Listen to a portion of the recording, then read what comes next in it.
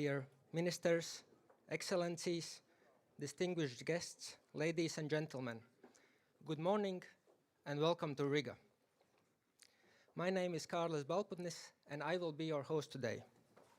Welcome to Navigating Energy Pathways for the Baltic Sea Region, organized by World Energy Council Latvia, the Ministry of Climate and Energy of Latvia, and the University of Latvia, in close collaboration with the World Energy Council global community. This event would not have been possible without the generous support of our sponsors: Latvenergo, Electric Power Research Institute, Electric Power Engineers, Konrad Adenauer Foundation, the Nordic Council of Ministers, Office in Latvia, Schwenk, the British Embassy in Riga, and Augsburg Materials. Thank you.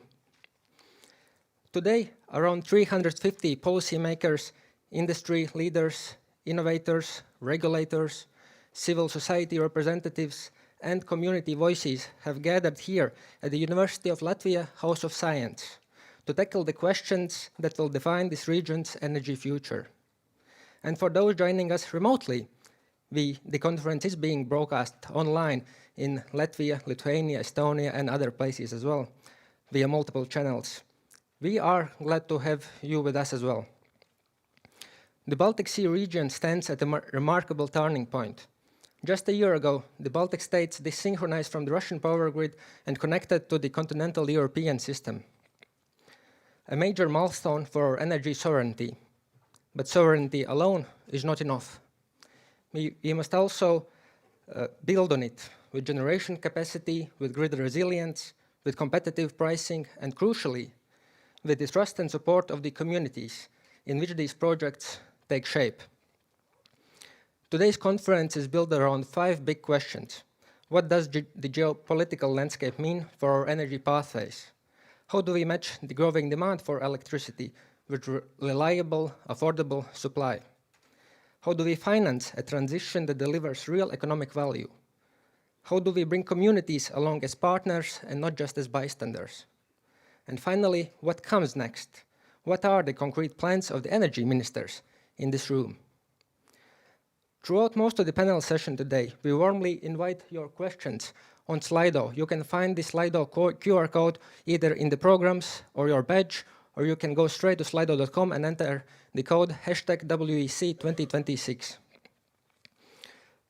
It must be noted that this event also is an important stepping stone towards the road to the World Energy Council Congress 2026 in Riyadh in this year, where many of today's themes will resonate on the global stage. But now, before we dive in, let me invite our opening speakers to set the scene. Let me first invite Associate Professor Olga Bogdanova, Chair of the World Energy Council Latvia, the driving force behind today's event. Olga, the floor is yours.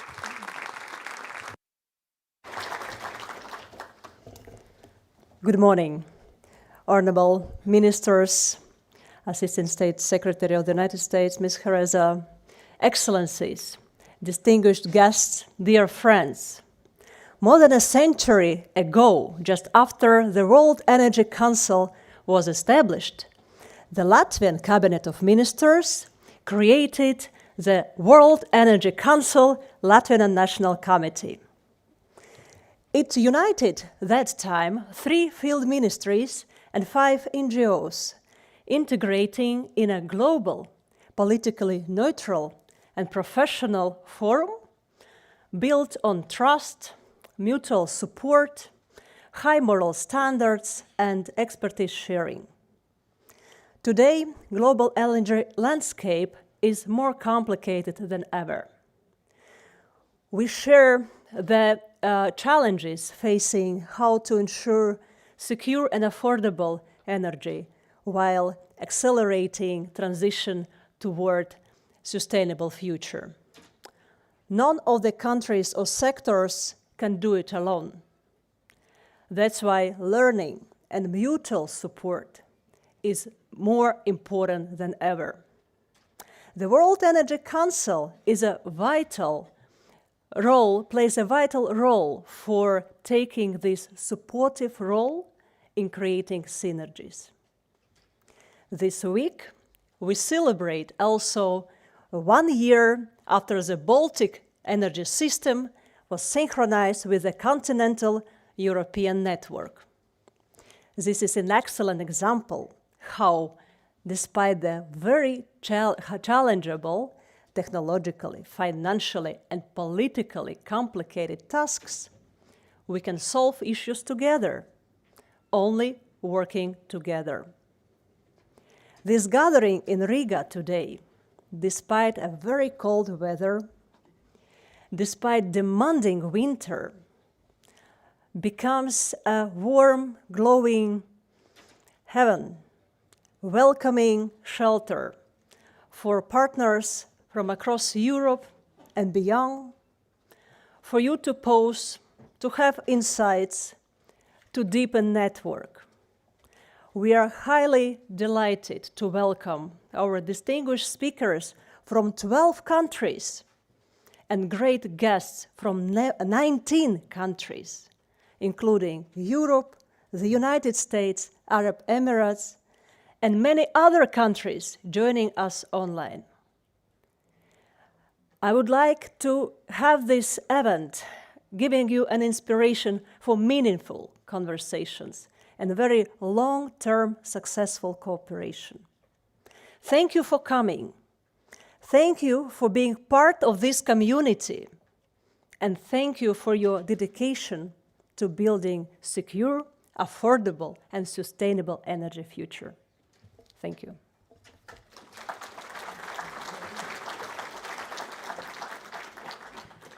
Thank you, Olga.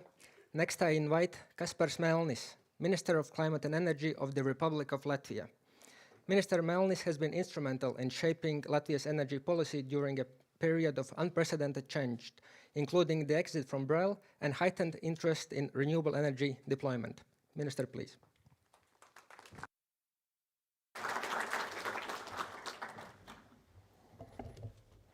Ministers, Honorable Assistant State Secretary of US, Excellencies, dear guests.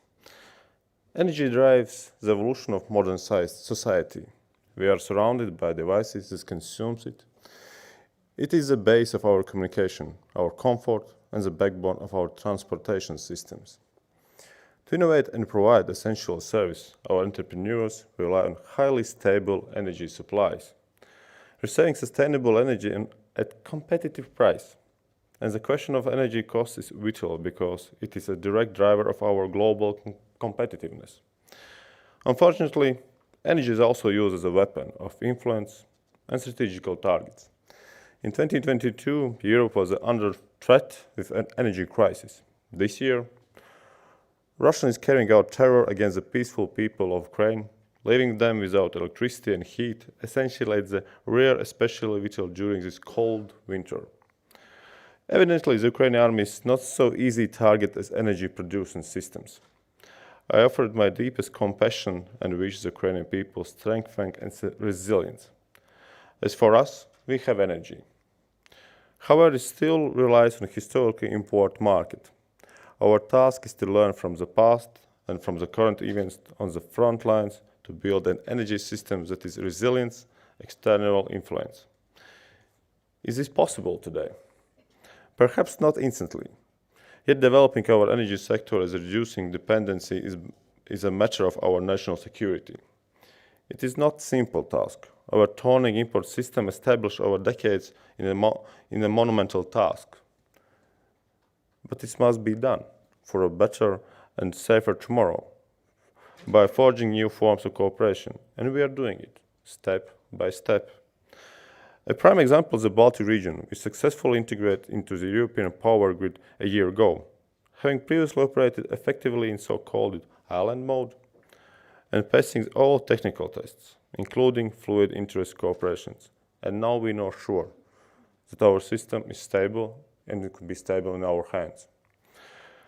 The development of energy in the Baltic region is vital, as is a sustainable advance of energy in Europe and in the whole world. The Earth is our common home, and we must pass it to our future generations, to our children, in a better state than received from our previous generations. Building a sustainable, secure world requires collaboration and integrity. The World Energy Council provides a perfect platform to turn these goals into reality. I wish you an exciting conference, rich with new ideas and new contacts. Thank you.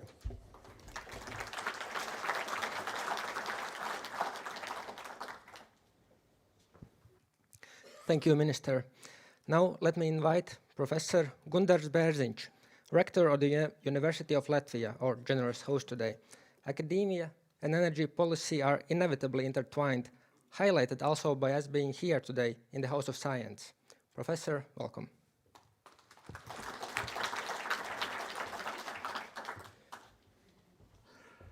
Distinguished guests, ministers, everybody who likes talk about energy and think about energy. This is a great honor for University of Latvia to welcome you here on this very topical questions and topical event You are here in a time in Riga when we have the coldest winter in 15 years. And then you understand that how important energy is, and we really appreciate that we have energy to be warm inside our buildings. And that's also part of energy resilience. Why we so much think about how to manage societies in this kind of weather and these kind of conditions. But this is only a small part. We are used to be here with this kind of weather long time ago, and we are ready for that. But there are other challenges we are not always ready for, and these are challenges of different new technologies which are evolving. Our grids not always are ready to take the loads, to have an access to supply and demand. How do we manage the supply and demand in this complex environment where producers of energy are ready to produce, society is not ready to do it, to take this particular businesses alongside their living spaces? This is a very important question for society. How do we work together with the renewable energy sector in our society, from one point? From other point, there are industry which requires more and more energy because we develop, because future is in electricity demand industries. So, and then there is a role of universities. And the role of universities, and the reason I believe you are here, is ability to think longer than election cycles. And I believe that's very important, not only because of technology, which requires long-term investment, but also because of societal understanding of importance of different kind of approaches to energy. This is not technological shift we are in. This is systemic shift we have to manage carefully.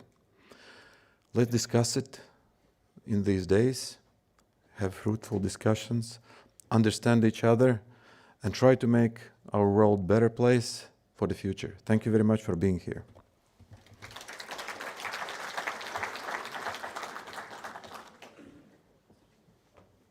Thank you, Professor. And finally, to place our discussions in a wider European and global context, we had very much hoped to welcome Agustin Delgado Martin in person today. Agustin is the Global Director of Innovation, Environment and Quality for the Iberdrola Group and Chair of the World Energy Council Europe. Unfortunately, he is unable to join us today in Riga. However, he has kindly prepared a video welcome to help us set the stage for our conference. Let's watch. Your Excellencies, distinguished ministers, honored guests, dear colleagues and friends.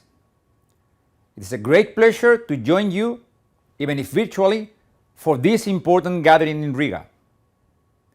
Let me begin by warmly thanking our Latvian member committee for hosting this year's conference, Navigating Energy Pathways for the Baltic Sea Region. Latvia is a valued and long-standing member of the World Energy Council community, part of our European family since the Council's early beginnings, more than a century ago. Your continued leadership today reflects what has allowed us to thrive for more than 100 years, bringing people together, creating space for dialogue, and connecting national priorities with global perspective. We are living in a world increasingly defined by disruption rather than stability. Geopolitics, climate impacts, technological change, market volatility, and social expectations are reshaping our energy systems faster than ever before. This reality is reflected clearly in the program you have today. Your opening session, Geopolitical Context and Global Energy Pathways to Achieve Enhanced Security and Affordability, could not be more timely. It recognizes what many of us are experiencing.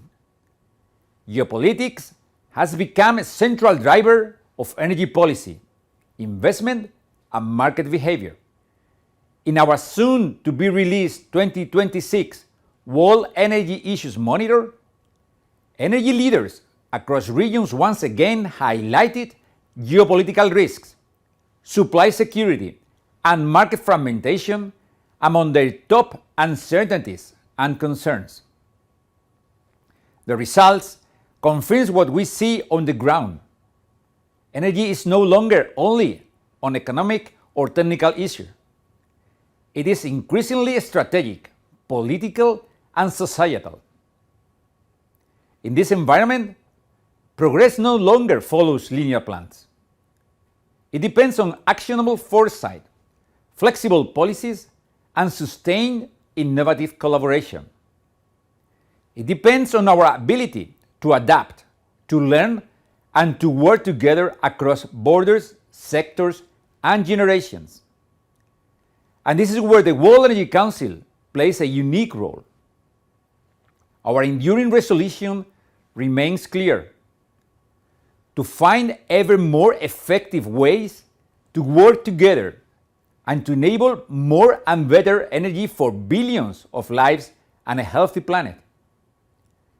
This spirit of collaboration and shared responsibility will be at the heart of the 27th World Energy Congress in Riyadh in October 2026.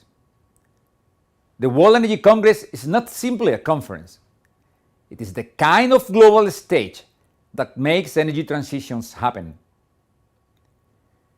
It is an opportunity for leaders across geographies, sectors, and generations to speak with one another and create practical solutions to build a future of more and better energy for all.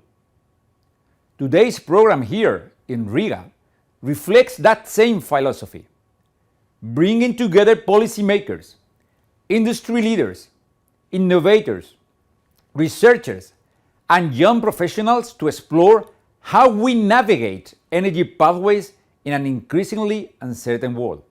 It is not easy to maintain independence, evidence-based thinking, and constructive dialogue in a context of increasingly politicized and polarizing energy debates. But this is precisely what the World Energy Council exists to do. Every country, every region, every community faces different realities, constraints, and opportunities. Our strength lies in recognizing this diversity and turning it into collective intelligence. I am confident that today you will address important topics and engage with complex challenges, from energy security and affordability to infrastructure, innovation, and sustainability, always mindful of the growing influence of geopolitics on our decisions and our systems. The Council brings together very different players, and that diversity is not a weakness, it is our greatest strength. In closing, let me thank you once again for being part of this community, for your leadership, your openness, and your commitment to collaboration. I wish you a productive, inspiring, and forward-looking conference. And I very much look forward to continuing this journey together, here in Europe, across our global network, and at the World Energy Congress in Riyadh in 2026. Thank you, and I wish you a successful event.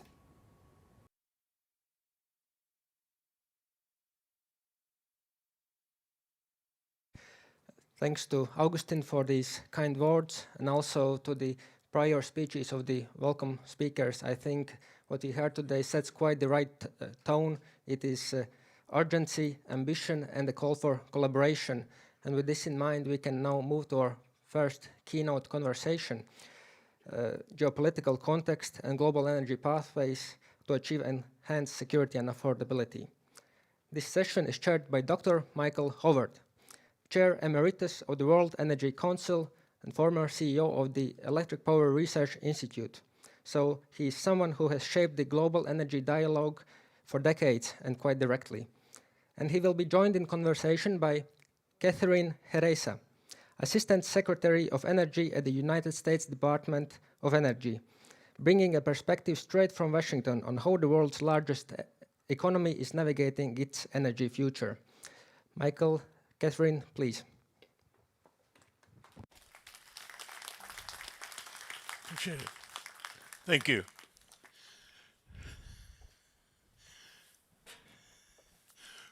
Good morning. Good morning. So good to see you. So good to see you. And too. it's good to see you too. We, it's interesting listening to the previous speakers. The one thing that really stands out to me is energy is fundamental to our basic way of living. It's fundamental to everything that we do.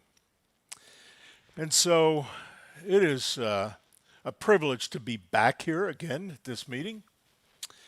It is an honor to be involved in helping to see how this conference has continued to be shaped and grow and really have some incredible discussions about the importance of energy. And so I want to thank the host here at the university. Thank you for really inspiring the next generation of energy leaders. And Olga, thank you for in the work that you're doing at the World Energy Council and the member committee here in Latvia. It's a great opportunity to really showcase some of the great things that's happening throughout the Baltics. And especially, I want to thank the Assistant Secretary, U.S. Department of Energy, the Office of Electricity, Katie Heresa, who I've known for many, many years, and I've worked with her in a previous organization, actually at EPRI. And I can say that Katie is dedicated to really helping to ensure that all of us, not just in the U.S., but globally, really has secure, reliable, and affordable energy. I mean, that knowing Katie, I mean, that is fundamental to who she is. And it is a real privilege to be on stage with Katie. What a treat. And thank you very much. So Katie, you've only been here just maybe, less than 24 hours, but you've already seen a lot, talked to a lot of people. Last night was a great event. Thank you to the UK Embassy for hosting us. And so kind of, what are your thoughts here? If you've been here for just a short period of time, and kind of give us some of your thoughts. Oh, great. Thank you, Mike. And thank you all for being here today. First, before I do that, I want to make sure that I express my great appreciation for the opportunity to speak before you at such an important gathering of international leaders in the energy sector. I want to thank our gracious hosts here at the World Energy Council Latvia and the University of Latvia, and recognize the many invited dignitaries. Specifically, I want to thank Energy Minister Mr. Kaspar Melnis, World Energy Council Chair Mr. Adnan Antmi, the Council Secretary General Angela Wilkinson, Session Chair Mike Howard, and Olga Bogdanova from the Energy Ministry. I also want to recognize the U.S. Embassy Riga and State Department team for their warm welcome. And first and foremost, I would like to recognize Lithuania, Latvia, and Estonia and your work with Poland on a historic milestone, the one-year anniversary of your exit from Brel and your synchronization with the continental European network and full energy independence from Russia. And so my experience so far has been quite amazing.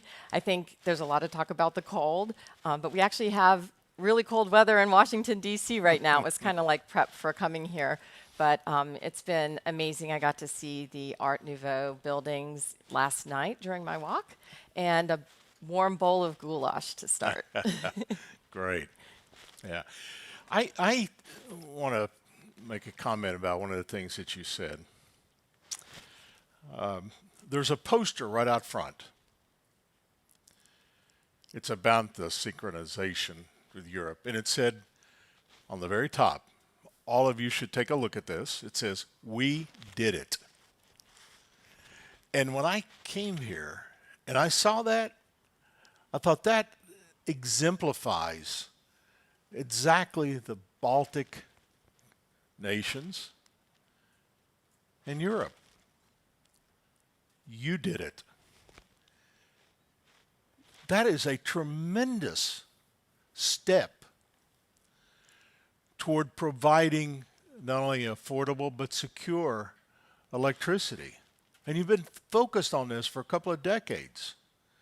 And I just want to recognize how proud I am of the team effort that was involved. And I know that the Department of Energy and the national labs were also, I've heard that a couple of times already in the last 2 days about the value that they brought and helping to work as a team with you to make some of these really important decisions. So I don't know, thoughts on that? Oh my goodness, it is, we did it. That's a great way. It's just, it really fires me up when I think of these complicated issues because the electricity system is so complex. It's all over the world. It's the largest man-made machine in the different areas of the country. And so being able to work together to figure out the technological issues, and it's just amazing that the countries came together. Our Pacific Northwest National Lab was really rock stars in supporting that effort. And to be truly energy independent from Russia is quite an accomplishment. But that synchronization is, it's not something that you can just flip a switch and do. It takes orchestration, planning, and from what I hear, it went off without a hitch. No one noticed that it happened except those that were focused on making it a seamless. I was giving a talk a couple of weeks ago and trying to explain this synchronization, and I was, unless you are really steep in the engineering side of this business, you don't really kind of grasp the importance of synchronization. What does it mean? Yeah. And so I was trying to explain it, and I said, well, these two systems have to come together, and they have to fit just perfectly. And milliseconds really makes a big difference. I mean, they have to, just like here, come together. And if they don't work, it's a really bad day. It could be a bad week, in fact, but it worked. And it's the team effort that I saw throughout the Baltics and the European community and the Department of Energy and the national labs and many, many other people who came together to make this work. And we're talking milliseconds. It has to just work. It's incredible.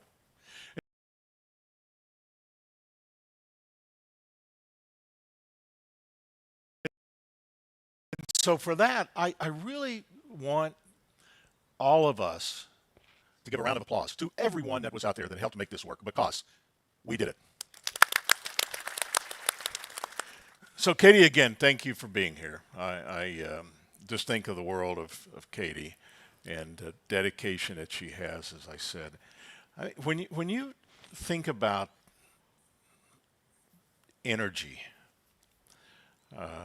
what are some things that, especially when we live kind of in a difficult place right now, but one thing that rises to the top for me is not only security, but also affordability. Affordability of energy, affordability of electricity. So what's your thoughts there? So when it comes to affordability, I think there are great pillars to think about. And we use the terms optimize, stabilize, optimize, and grow. And as I go to explain that, I think it builds off of the conversations that our Secretary of Energy, Chris Wright, had with the three great nations of Lithuania, Latvia, and Estonia in Greece in November, where they said that they would build on our commitment to affordability, to strengthening our security partnerships. And when I say we're going to stabilize, you have to stabilize the system. It's interesting when I think of that's where we started with this connection to the continental European grid. Well, in the United States, we might have a grid that's evolved over 100 years, but we are at a crisis in the US where we have a shortage of energy. We have an aging grid. And so what we must do is make sure that we have enough of the firm energy resources available to ensure that stability of the grid, that we have the transmission system that is robust that can deliver that. And then the second step is talking about optimization. So if we stabilize reliability, then we ensure that we optimize that as we meet that reliability metric, that it's affordable at the same time. And then from there, we can grow. We can grow smartly, and we can grow on that firm base that we have. So those are the three pillars for affordability. So let me emphasize here. Katie is responsible for the Office of Electricity in the U.S. Now, what that means is that she's responsible for the grid. She's responsible for thinking longer term about what we can do to ensure reliability and security and affordability and so on. That's a huge responsibility. Gosh, when you get up in the morning, what are your thoughts about the role that you play? And it's not just, for Katie, it's not just the U.S., but it's setting the example for everyone. Right? That's a big job. So what do you think when you wake up in the morning? Now listen, she doesn't know that I was going to ask that question, but why not? No, I think it's a great question.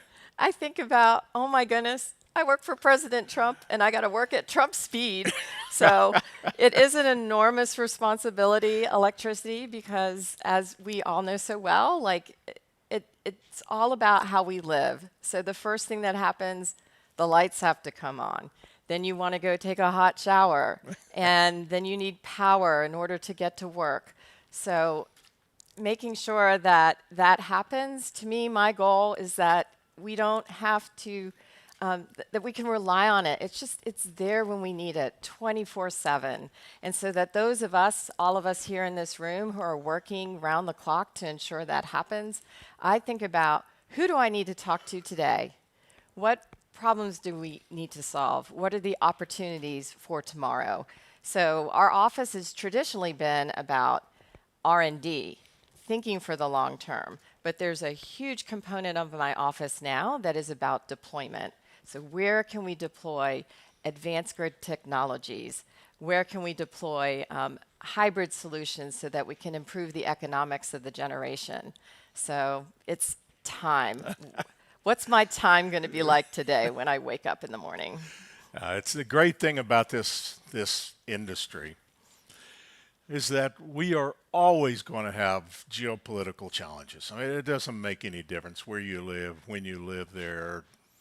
It doesn't make any difference. We're always going to have it. But what's so special about the energy sector is that we have a passion to rise above that, to be human and be thinking about how the value of energy, affordable energy, and electricity can make this world a better place. And I know that, that is so important to you and who you are and your character. How did you get there? It's an interesting journey, it is. It first started, I was with a group called the Edison Electric Institute, and an election of great proportions happened. And my friends convinced me that I should try it out, because I'm an engineer, and this policy, it was kind of like, what is that all about? But they said, Katie, you should go, you can lead.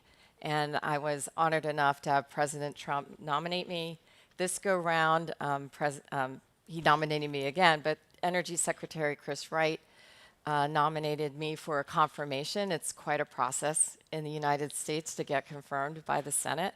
And that all happened where I got confirmed in October of this year. So the journey was through that political process, but it came from my curiosity and how does the grid work? And always being curious about that. I think every day there's something new that I learn about the grid. It's just so complicated, but it's fascinating to me. And every day as I learn about the issues and the opportunities before us, it just, after I wake up, that's what keeps me going every single day. It's energy. It's affecting all of us. Yeah. So thank you. It's it's just, for me, it's a real privilege to see every day how this industry works together collaboratively to really make this complicated system work.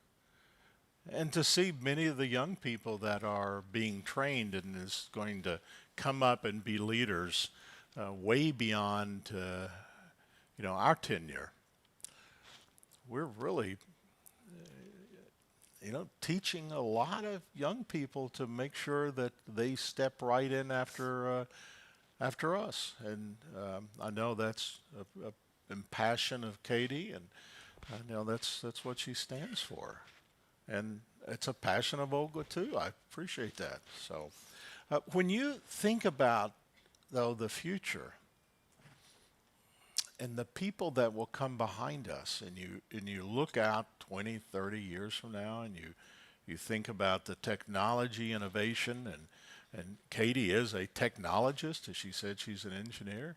I mean, what are some things that you see out there that you think are really going to make a difference in terms of the ability to do what we all want, which is, like secure, reliable, affordable electricity? What are things that you see that are taking place in the national labs and others that are really going to make a difference 20 years from now? Anything that stands out? Well, I think it's the people. I think it's those students that I'm going to get to meet later here at the university. It's the people that make it work, and without that, there's not much hope for success. So I think I have my faith and trust in the people who are going to make it work. And then from a technology standpoint, I've been in the business for about 20 years or so, and the research we were doing back then is now coming to fruition today.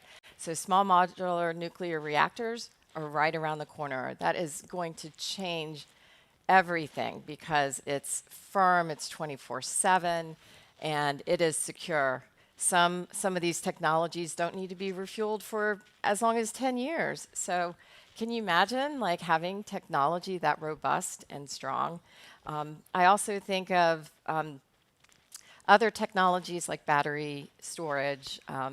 There's some non-lithium technologies that are also within years' reach, which can help us with stabilizing the grid even more and improve the economics tremendously. So I'd say those are the two biggest things that I have my eye on. And then I'd say a third might be in solid state. That's a little further out, but that can also create great efficiencies on the affordability side. I'm glad you mentioned solid state, because I was going to add part to it. The role of power electronics, I think, is going to be fundamental in helping us to do a lot of things that we're doing now. And so if you know my background, you probably know that I'm pretty passionate about using power electronics to solve a lot of the challenges that we face here. So I've got, they're supposed to send me some of your questions here, so let me just they're going to text it to me, and let's see if there's any other things here that want to jump in. How much time we have? 5 minutes. Okay. Oh.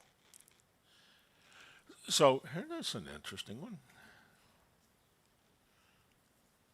It could be more philosophical, but we'll throw it out anyway.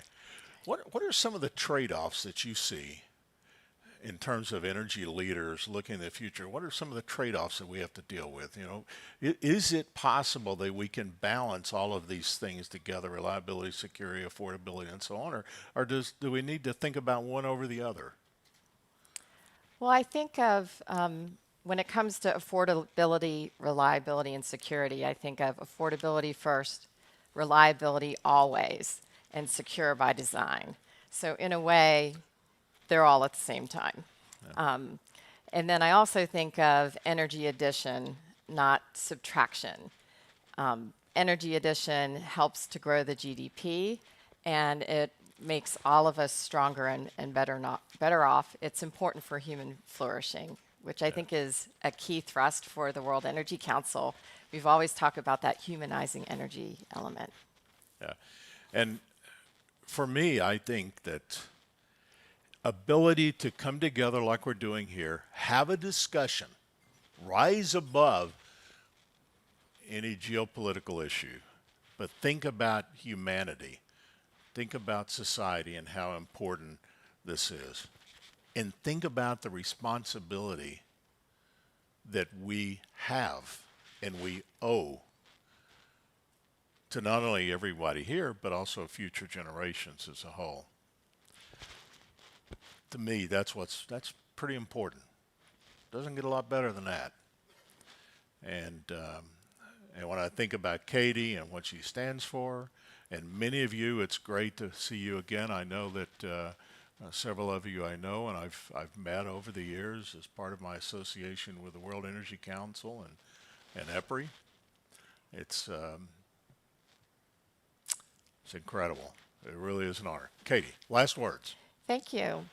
So I want to say I'm here as a partner. The U.S. is here as a partner. We very much are grateful to the partnership with the three great nations that are hosting this today, the university and the World Energy Council. Partnership is the key to the promise that energy brings for all of us. So thank you all for being here. I am so honored to be a part of this conversation, and thank you for your great moderation. Thank you. Thank you very much. Katie. Thank you very much.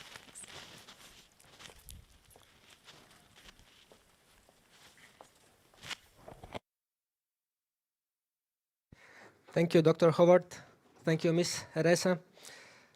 For a truly transatlantic perspective, I think a key idea that we can take away from this is the approach to building energy future through stabilizing, optimizing, and growing the energy system. I think that's something that really resonates. But now we can go to the first panel session of today, and for this purpose, it will ask a fundamental question: how do we meet fast-growing electricity demand while keeping the lights on and prices competitive? To chair this session, I am delighted to hand over to Dr. Olga Kurevska, State Secretary of the Ministry of Climate and Energy of Latvia. Dr. Kurevska is at the helm of Latvia's energy policy development and execution, so she's well-versed in balancing conflicting goals every single day. Ms. Kurevska, Dr. Kurevska, sorry, the floor is yours. Thank you so much. And welcome, everyone. Demand is accelerating. Grids are changing, and reliability expectations aren't going down. As energy needs rise and generation portfolios shift, the grid is being asked to do more, faster, with less room for error. Today's session is about meeting the challenge honestly, scaling clean power, keeping systems stable, and making sure transition is both fast-paced and seamless. We'll begin with two expert perspectives. First, on integrating renewables at scale using Iberian blackout of April 2025 as a case study. And then, on demand side, we will get better acquainted with the most talked about new type of consumer, the data center. Why and where and how they are being added to the grid. From there, we will open discussion on what utilities, hyperscalers and policymakers can do to ensure that power systems are capable of facilitating more complex generation mix, enabling large consumers to act as true system partners, and in the midst of all this, allowing markets to deliver electricity prices that are predictable, investable, and fair. I expect that you are as excited as I am, so please me join in welcoming our most distinguished panel. Mr. Francisco Lavron, Head of Energy and Perspectives and Policy, Iberdrola. Francisco? Thank you. Sorry. Yes, please. Mr. Andres Dureko, CEO of Enefit.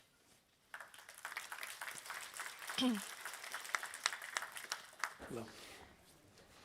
Dr. Martin Schackste, CEO of Latnergo.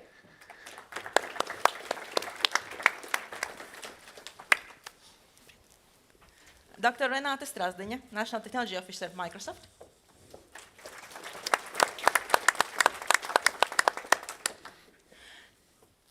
Morning. And Dr. Iman Lenoy, Director of R&D, RPRI.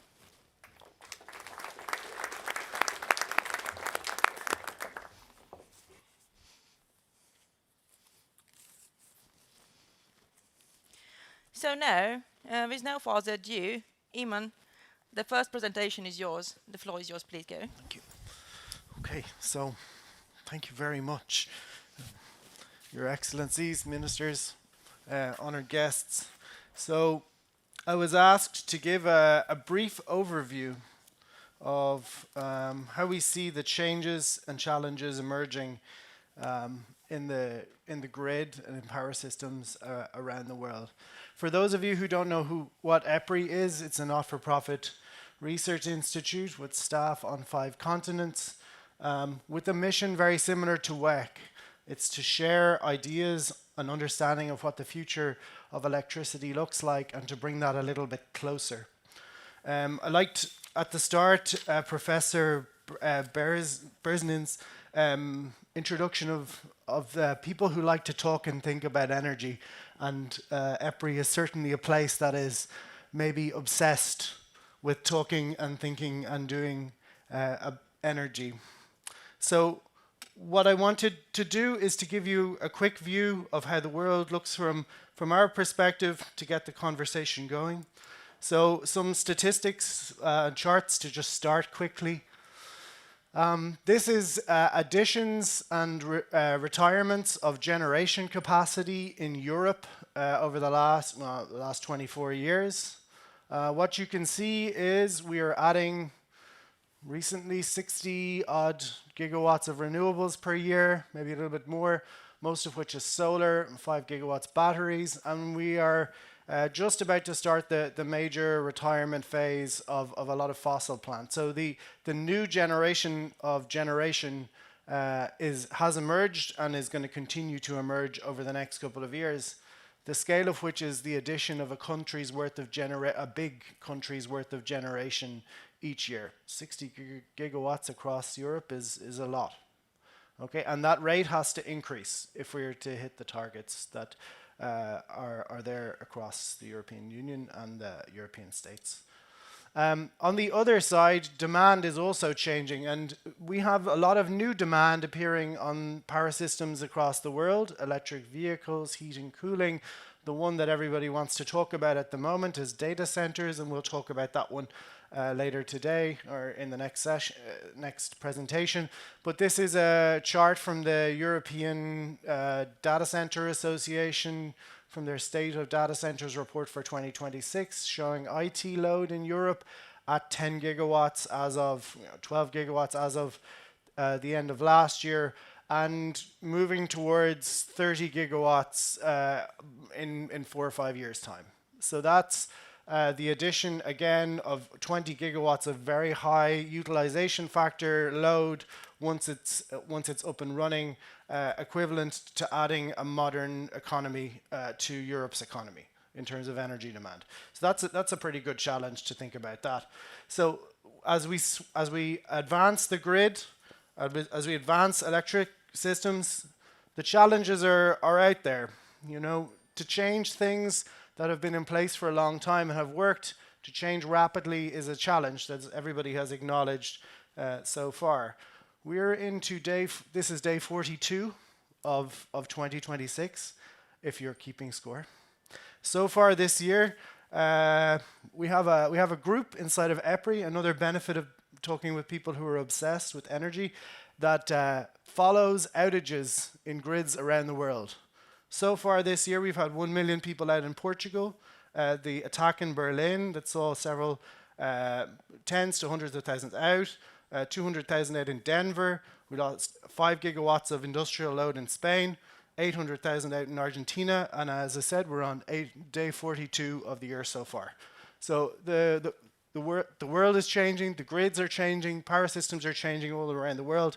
Different issues at play in each of those cases, be it climate, be it cyber, be it stability and reliability. All of those things present challenges for grids under pressure, under transition.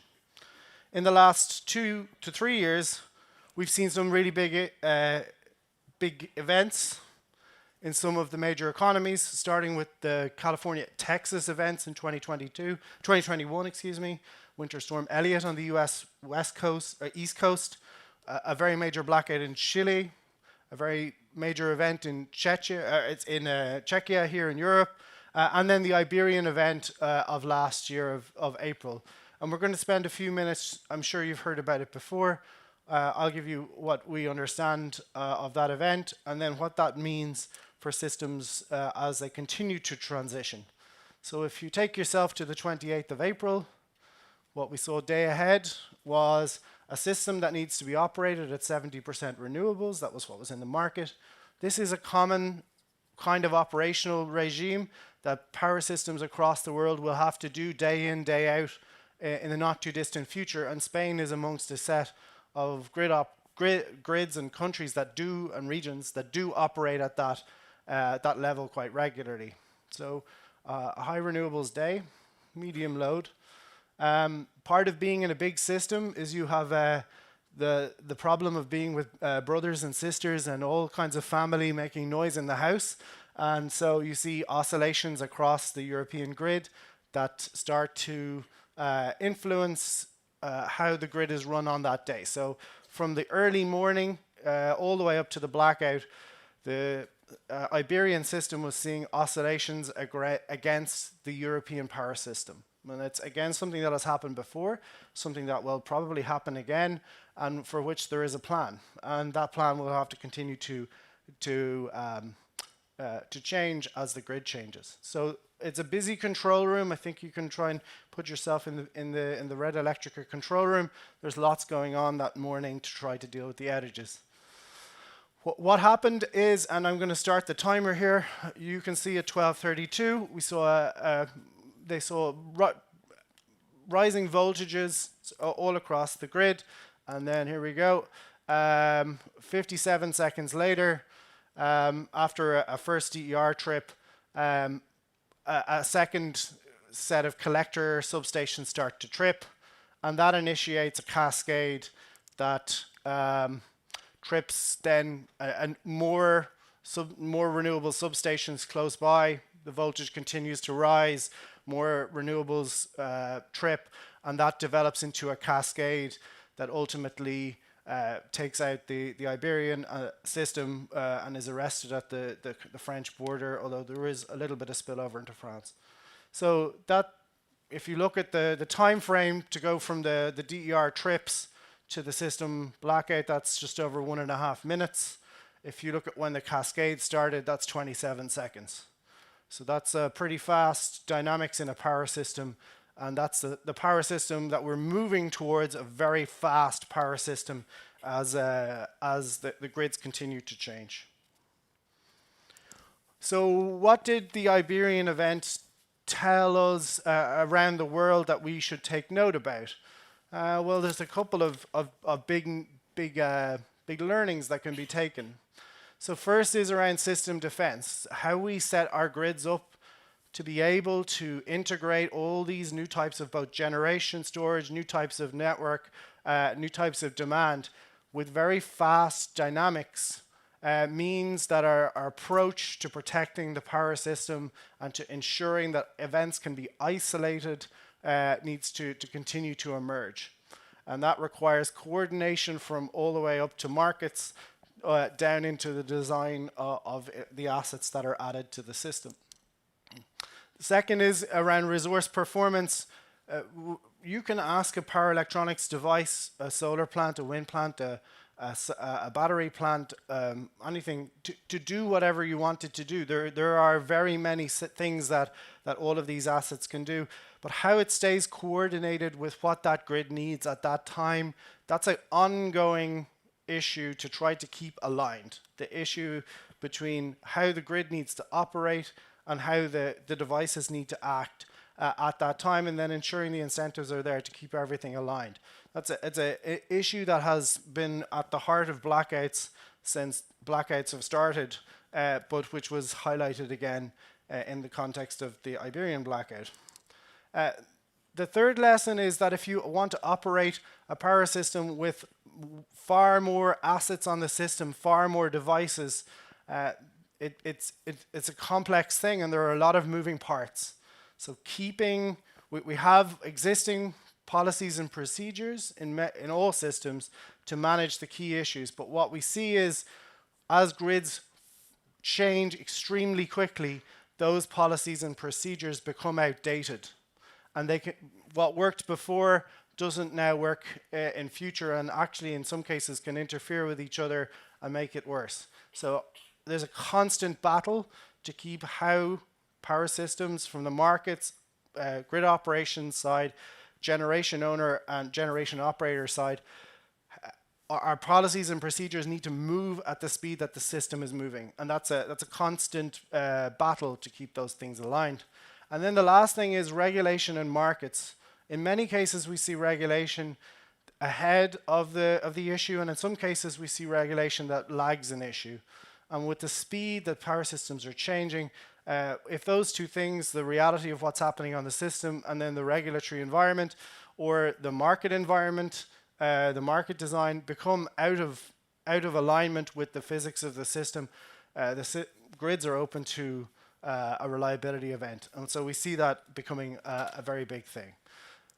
That means complexity and speed are the two names of the game that grids around the world need to address, and they need to do that with a new approach to, if you look at the actions needed, the top two things are setting ourselves up for load growth mode. Systems around the world have been relatively stable in the West, growing in Asia and the Middle East. But moving from a relatively stable operating paradigm to a high growth paradigm needs to change the engineering mindset. And that's one of the big things. And then on the bottom two, the tools and the training, we need the people, the skills. You hear about AI taking everyone's jobs.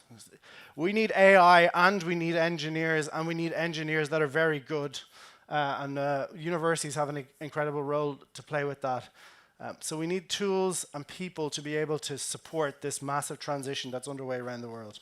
So that's a quick view from EPRI on what we see, particularly from the blackouts, and I hope that was useful.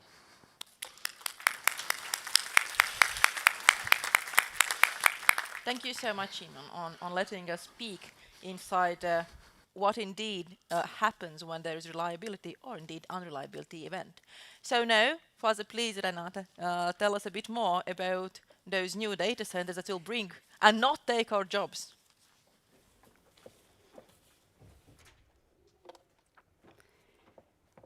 Yeah, thank you, Olga, for introduction, and good morning. You know, we can talk a lot about fourth industrial revolution and changes that are happening in the world, but when I'm receiving invitations like I received to participate in today's event, then I really understand that real changes are happening, because we are looking how to connect the dots among two big industries, and we need to have this dialogue. So I am definitely not from energy industry, and I was always keeping myself as far as I can do from this industry. But here I am, and today I will talk about AI and data centers and how we are relying on all what you are doing here.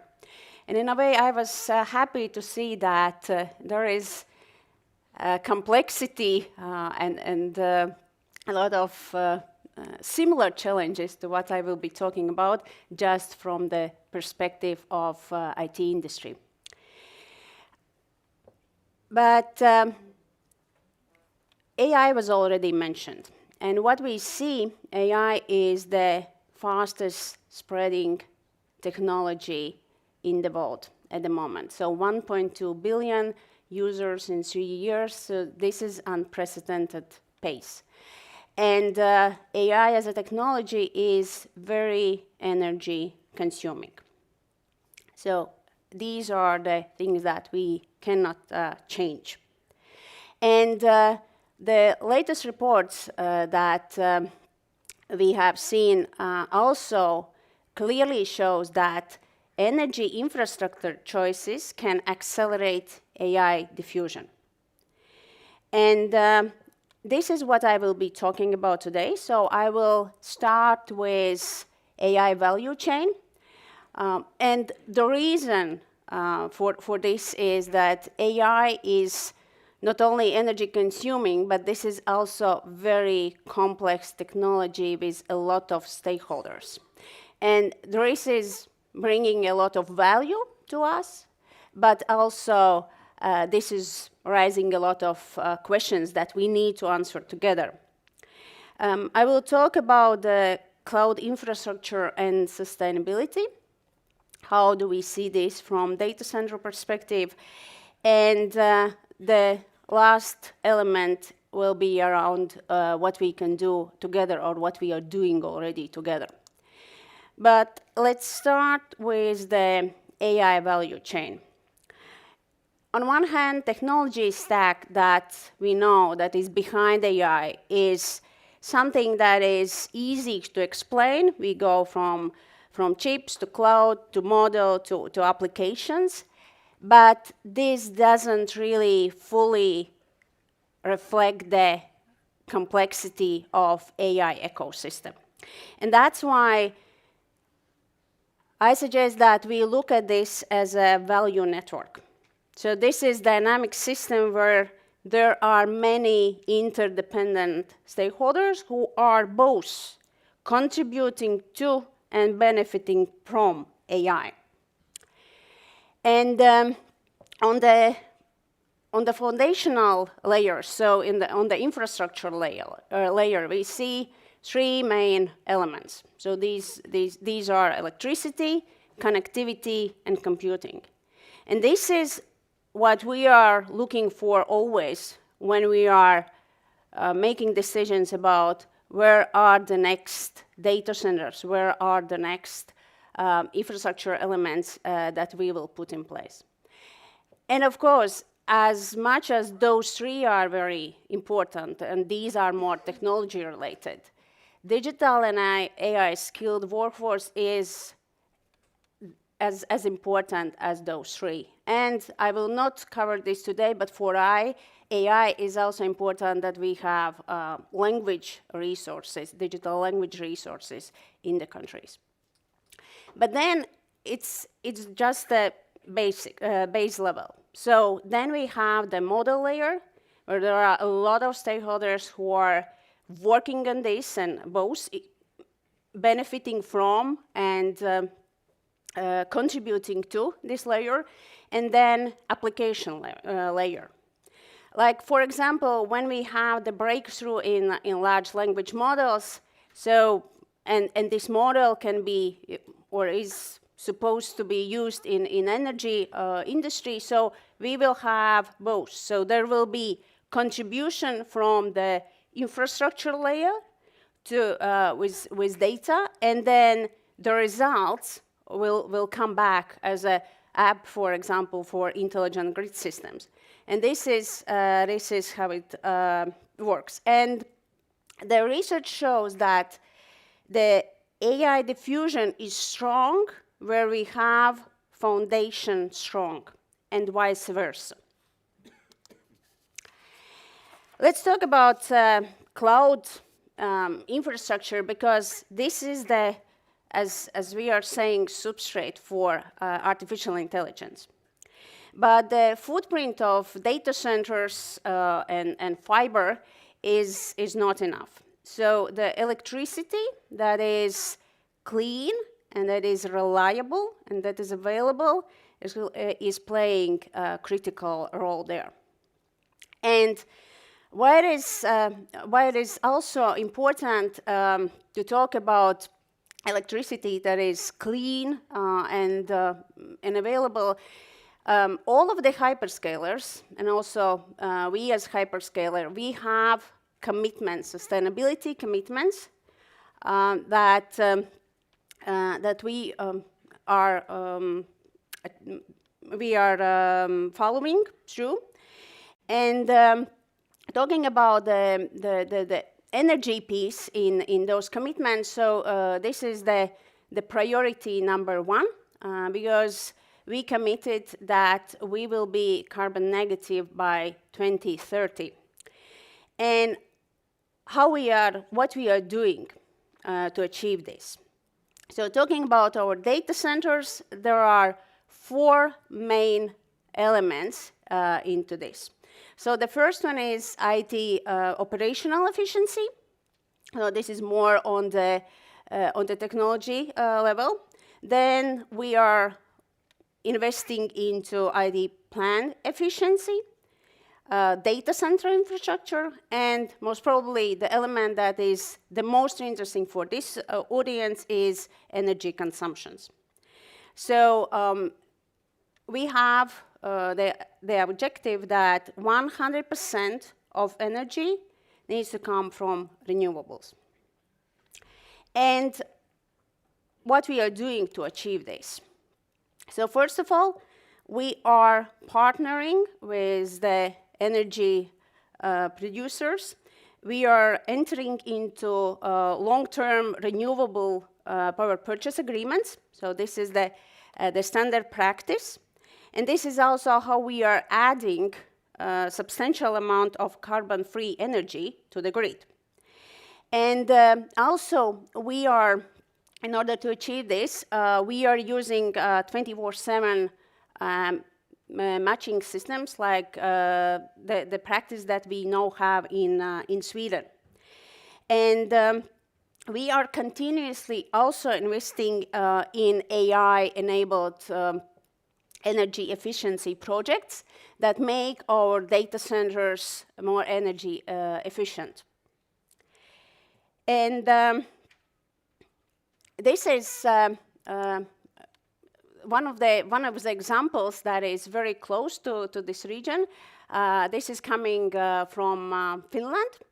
And this is the example where we have green energy that is used in those data centers, but also we are partnering with Fortum and using waste heat to supply the heat for district heating systems. And the question is what were the parameters, how we decided where to put the data center there in this case. So, and first of all, it was availability of green and sustainable energy. So this is number one. The second one was great connectivity. And the third, for this particular case, was that there is a proximity to district heating systems so that we can supply the heat there. And of course, as I mentioned already before, AI and digitally skilled people in the particular country. So this is the complexity of AI and data centers behind this. And I think there are no doubts that we are in the beginning of big change. And we believe that AI will be enabled by green and sustainable energy. And this will allow us all to benefit from this, both from the technology and AI results, but also creating our environment more sustainable. Thank you.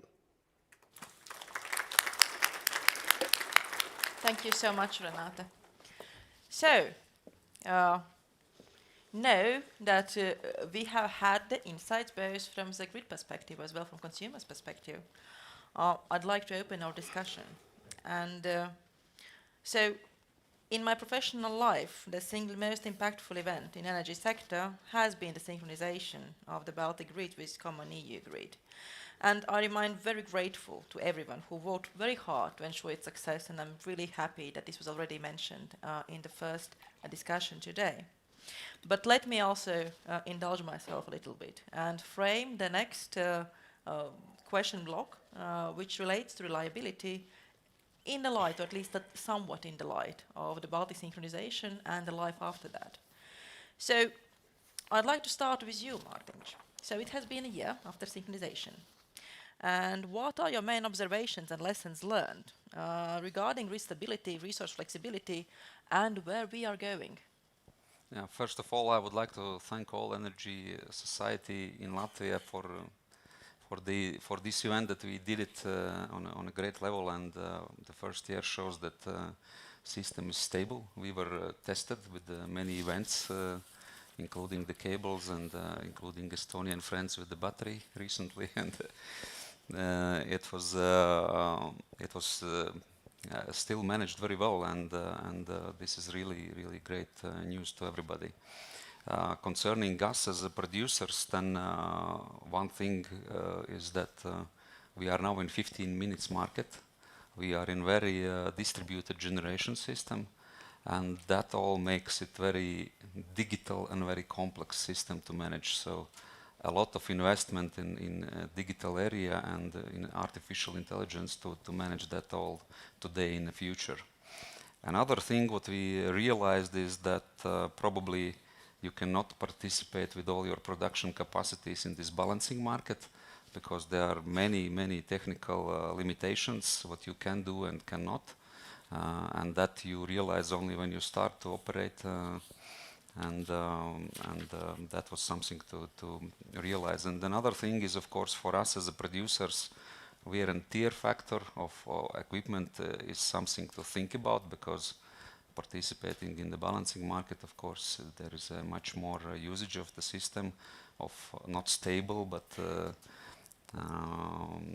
very sharp movements, and therefore you have to think about how to manage that factor. But the good thing for everybody is that battery systems have become very competitive, and I think we are installing in all countries in a fast pace these battery systems, which will make this system much more resilient and also cheaper in operating. Thank you so much. Andres, our northern neighbors, how do you see, how can we match deployment pace of intermittent energy with the grid management capabilities? And what are your future plans regarding the oil-shale power plants when we look at clean energy in future? Thank you, and good morning, everyone.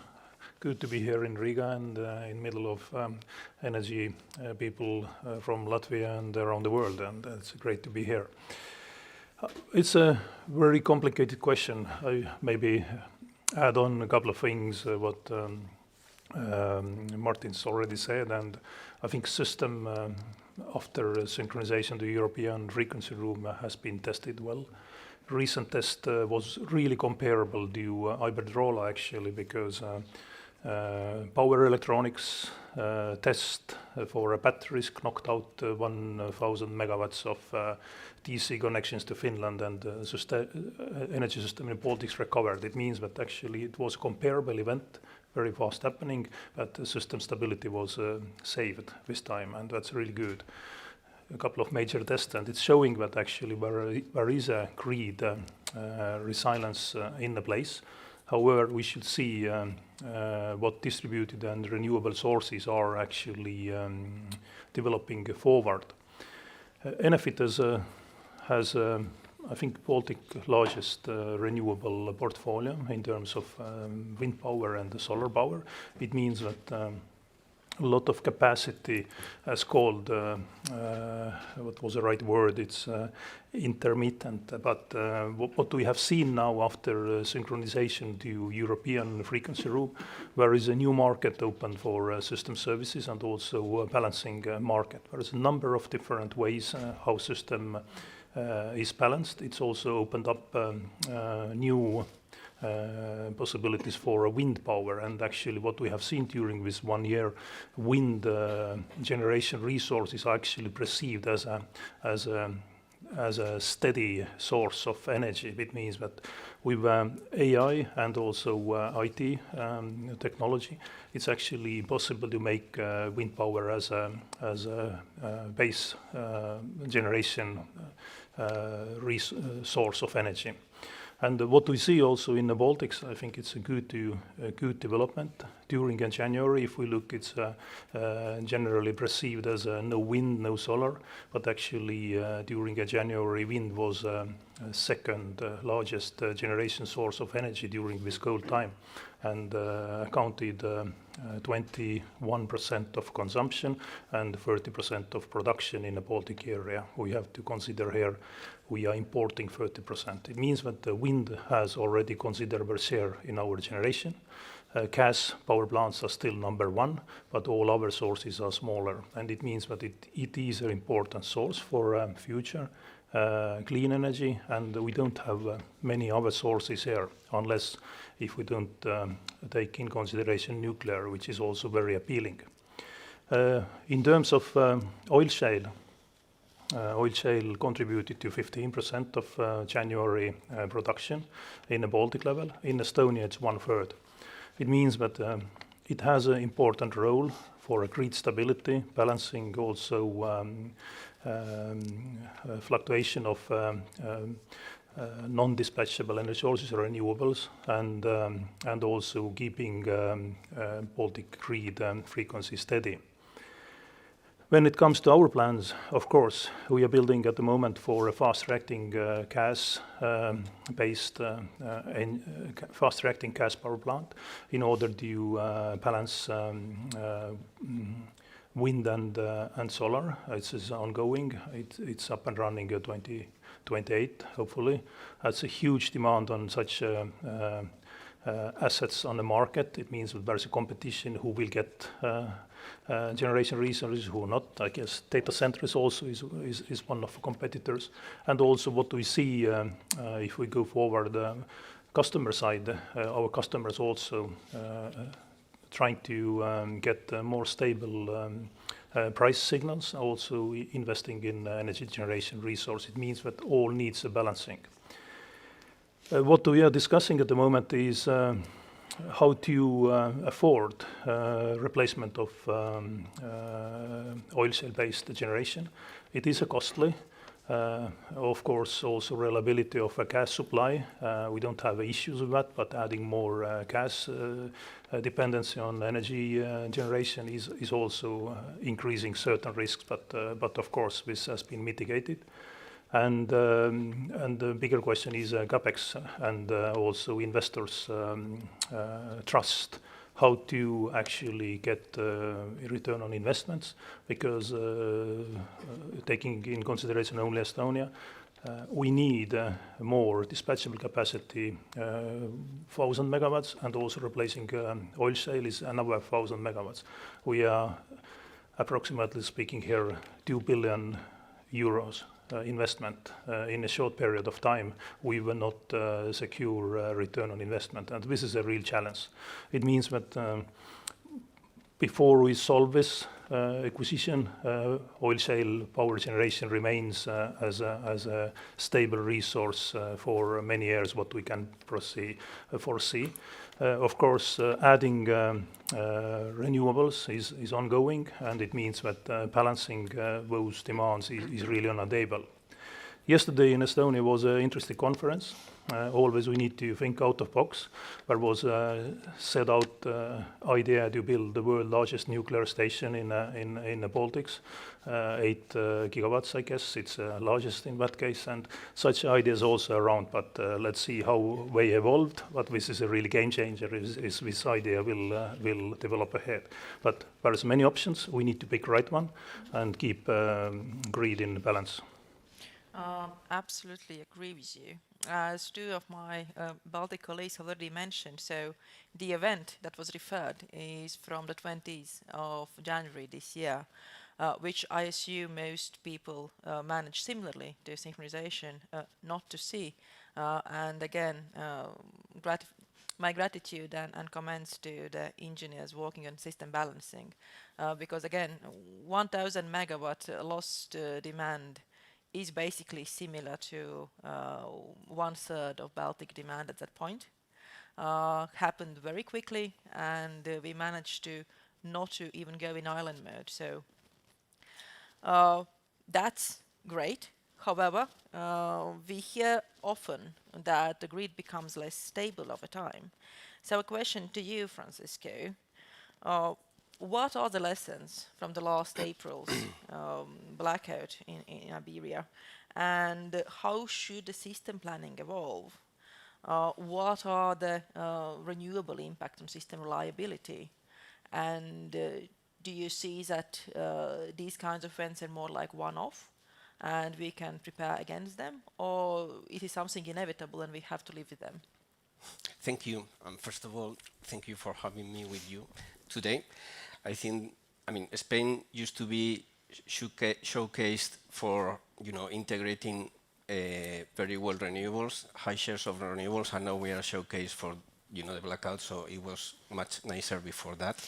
But, April 28th was a very relaxed day. It was very pleasant day, no hot, no cold, medium levels of demand, so everything, looked very easy. Now we know, and when I say we, is non-technical people, we now know that when you have a system with very low levels of demand, the system becomes a very large generator of reactive power, and you have to deal with that, and you have to absorb that reactive power to deal with the system. That is one thing. So let me go from the operating lessons, then to the long-term lessons, and then to the governance, let's say, lessons. I mean, the first thing is that in Spain we had system operation procedures that come from the early 2000s. They have been updated, but in a very light way. And now we are running to update them, to be more adapted to the high shares of renewables. I mean, in the early 2000s, we have shares of variable renewables close to, 5%. And now, as we saw, it was like 70% of renewables in that moment. And we were not prepared. Clearly, I mean, Red Eléctrica, the system operator, has been asking for updating these procedures and asking for investment to control voltage many times. And the regulator and the government said, "Okay, let's think more about that because we are very well." Okay, and that is one of the first lessons. The second lesson is that we have to be more aware of the difficulties of operating a system with high shares of renewables.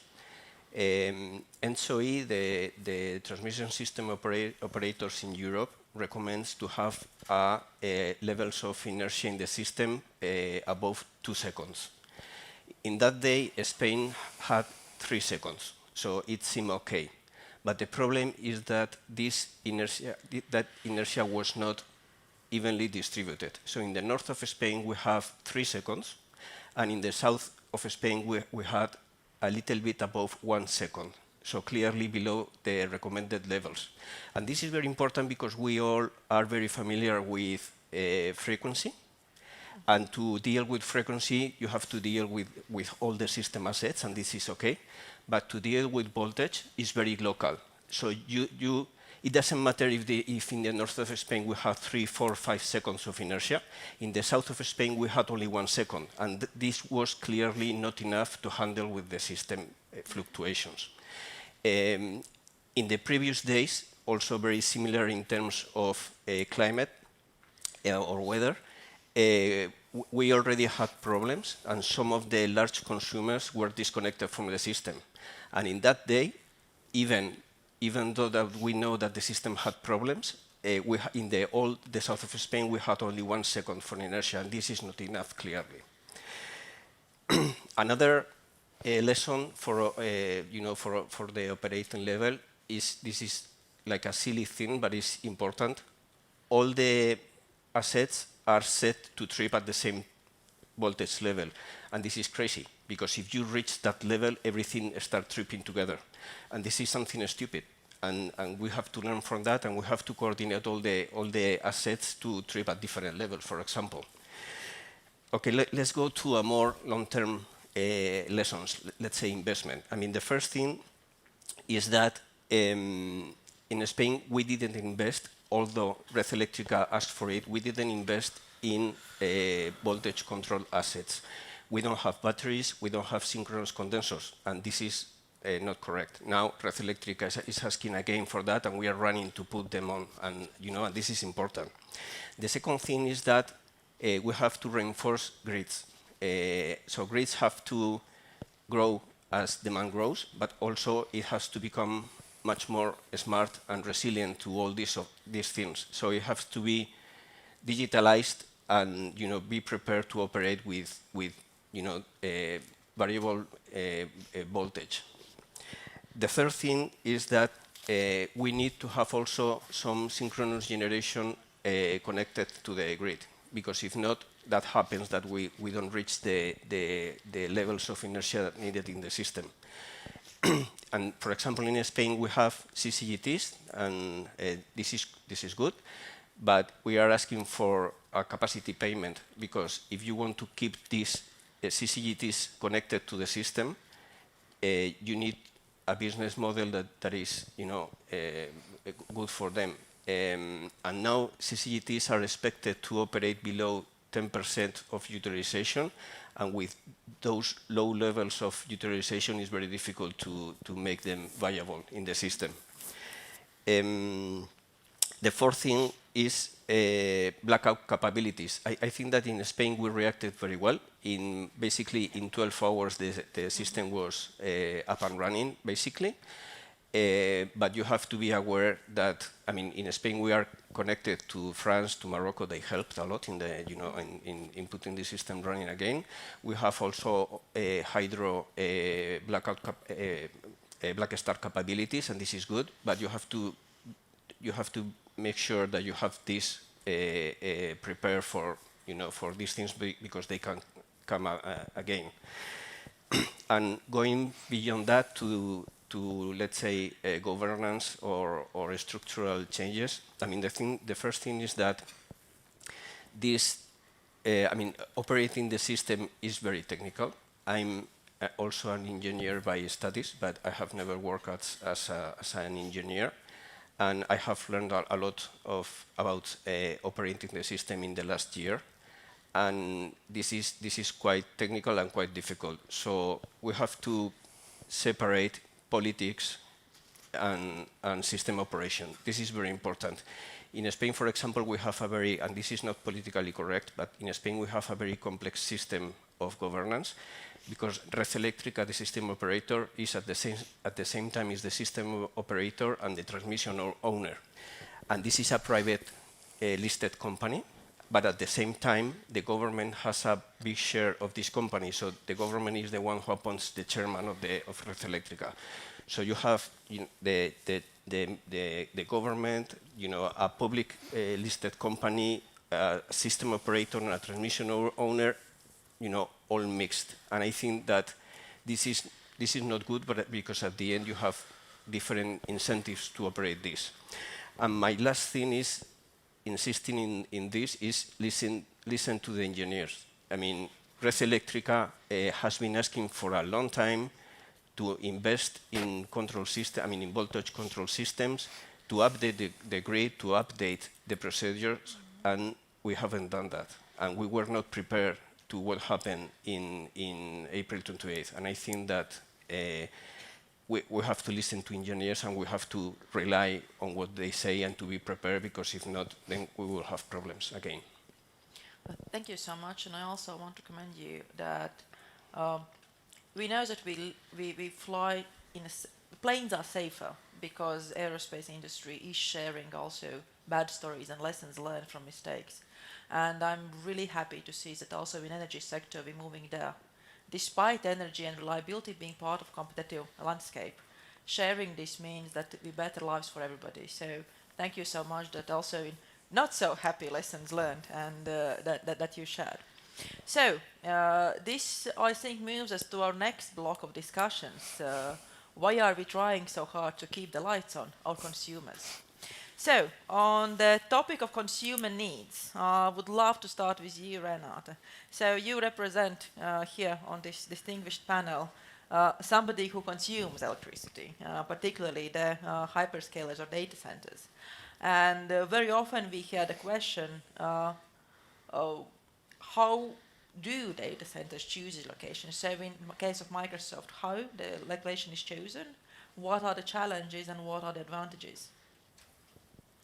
Yeah, thank you for the question, and you are very right. So this is a question that we are hearing a lot. And first of all, when we are talking about AI, so first element will be how much AI is consumed in the particular region. And not talking about one country, but really looking at the region. So this is number one. But then, as I already mentioned in my presentation, so the clean and reliable energy will be the fundamental element in the decision making. And because we have our sustainability commitments, we have regulatory requirements, and this means that also if you look at the map of Europe, then where we can see that a lot of renewable energy are in the countries where also our data centers are. So this is not coincidence. And then the next element will be connectivity, because this is critical, both for availability of services. Then the question is also about the latency. This one then will be decided based on what are the services that are run in this particular data center, and also business continuity. So this is another element that why the connectivity requirements are very strict there. And then I know that this is not really maybe so important and interesting for this audience, but the digitally and AI skilled workforce is again one more critical element that should be in the equation. And then for AI, digital language resources and digital data assets will be another aspect that will be taken into account. So it is complex. It's not only about, sometimes there is perception that if there is just clean and available energy, then this is enough. It is more complex than this, and this is the part of the decision making. Thank you so much. I'm pretty sure that everybody on this stage is very aware of the needs and demands of future workforce. So I'm really happy to be sitting here in Latvian University, which is one of the universities also providing, hopefully, a future workforce. Since pretty sure everybody is struggling to get and fighting for the best people. So again, interest in energy, come. I think we all have places where you are wanted. All right, continuing on consumer needs.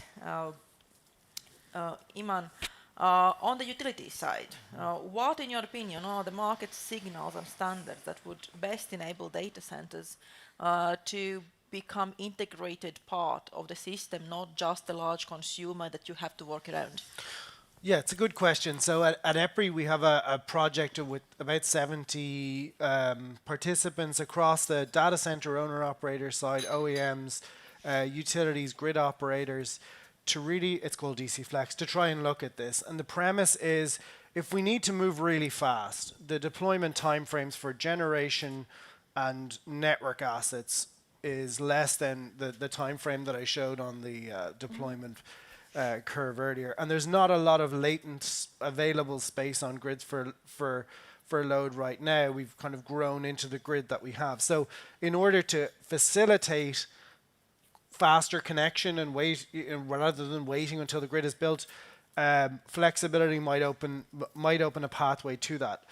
So we've been on this journey for over a year together with the 70 or so members of the project, and we've learned a tremendous amount. So we've learned, first of all, that the data center operators hold an obligation to their customers to be available all 24/7, 365, 5 nines reliability, and that core proposition to their customer sets in train a lot of the decisions that roll back into, well, will flexibility work for the grid? So what we're seeing is different data centers, even different data center owners have different data centers inside their portfolio, can do different things. Some are very focused on co-location providers. They own the building, they own the power supply, they don't own what's in there. They have an obligation towards their consumers inside, or the customers, to provide continuous power to the racks. So their options are outside of the perimeter. They have to go for power-based, so generation or storage or offset somehow to provide flexibility. Other, maybe AI training, we've seen places where compute flexibility can be provided. It's not a lot, quite honestly, but it is possible there.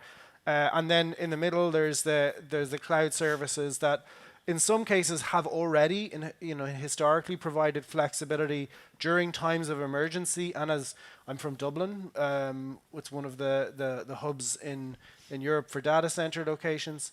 There are cases there where data centers are providing flexibility, again, through on-site resources, not through compute.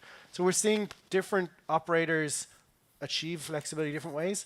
It's never for balancing. It's never for market revenue. It's never for ancillary service payments or capacity market payments. It's always for access to the grid.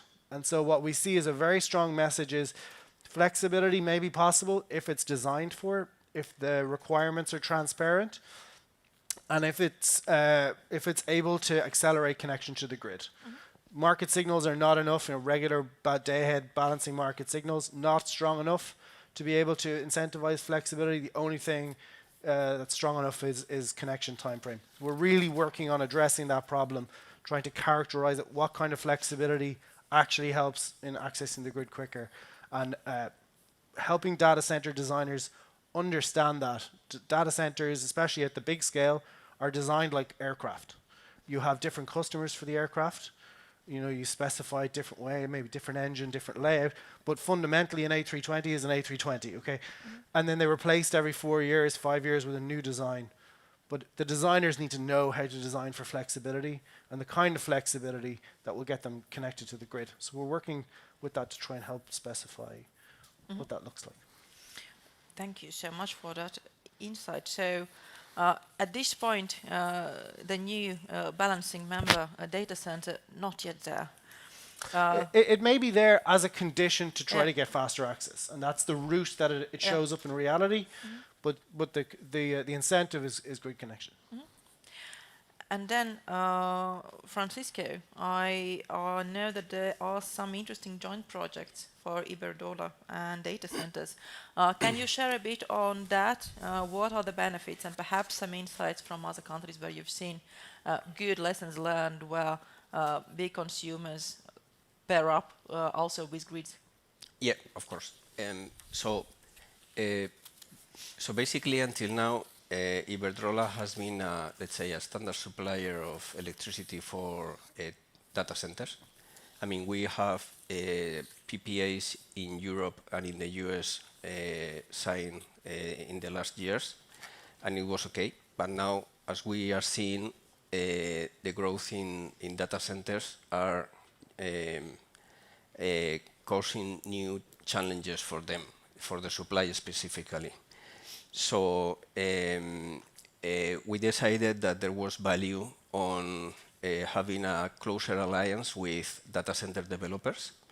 So first of all, we created a company. It was called CPD for Green, basically to help data center developers with their supplier. And the main challenge, especially in Spain and in other regions, is access to the grid. So, for example, in Spain, some months ago, the distribution companies were mandated to publish a capacity map of their grids. And basically, more than 85% of the connection points in Spain have zero availability. And the other 15% have no real industrial interest. So basically, the grid is completely saturated. So one of the things that we offered to the data center developers was what we call powered land.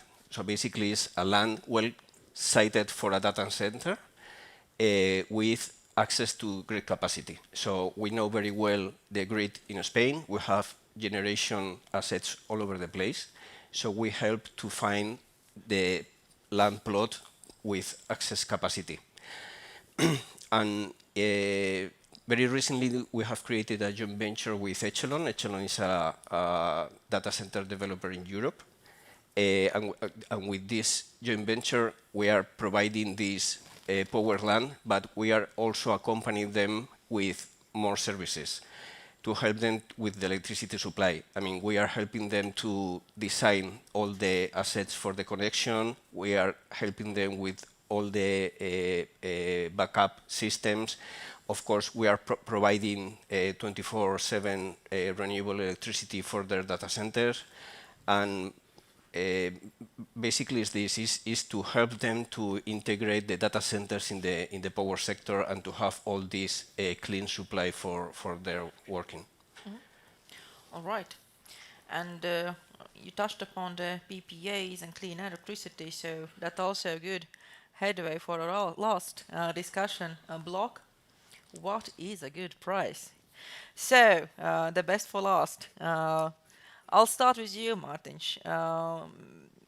Maybe you can give a quick rundown on the main drivers of electricity price today, and what is a good price, in your opinion, for Baltic industrial customers and citizens? First of all, I would like to say that for consecutive years we show that the price is dropping in the Baltic region, and also the last year price reduced, average price, so it's a good sign, and renewables help to lead this tendency. The good price, I would say, and if you talk about the sustainability, is that both parties are happy, the producer and the consumer, and you have to find this golden line where it happens.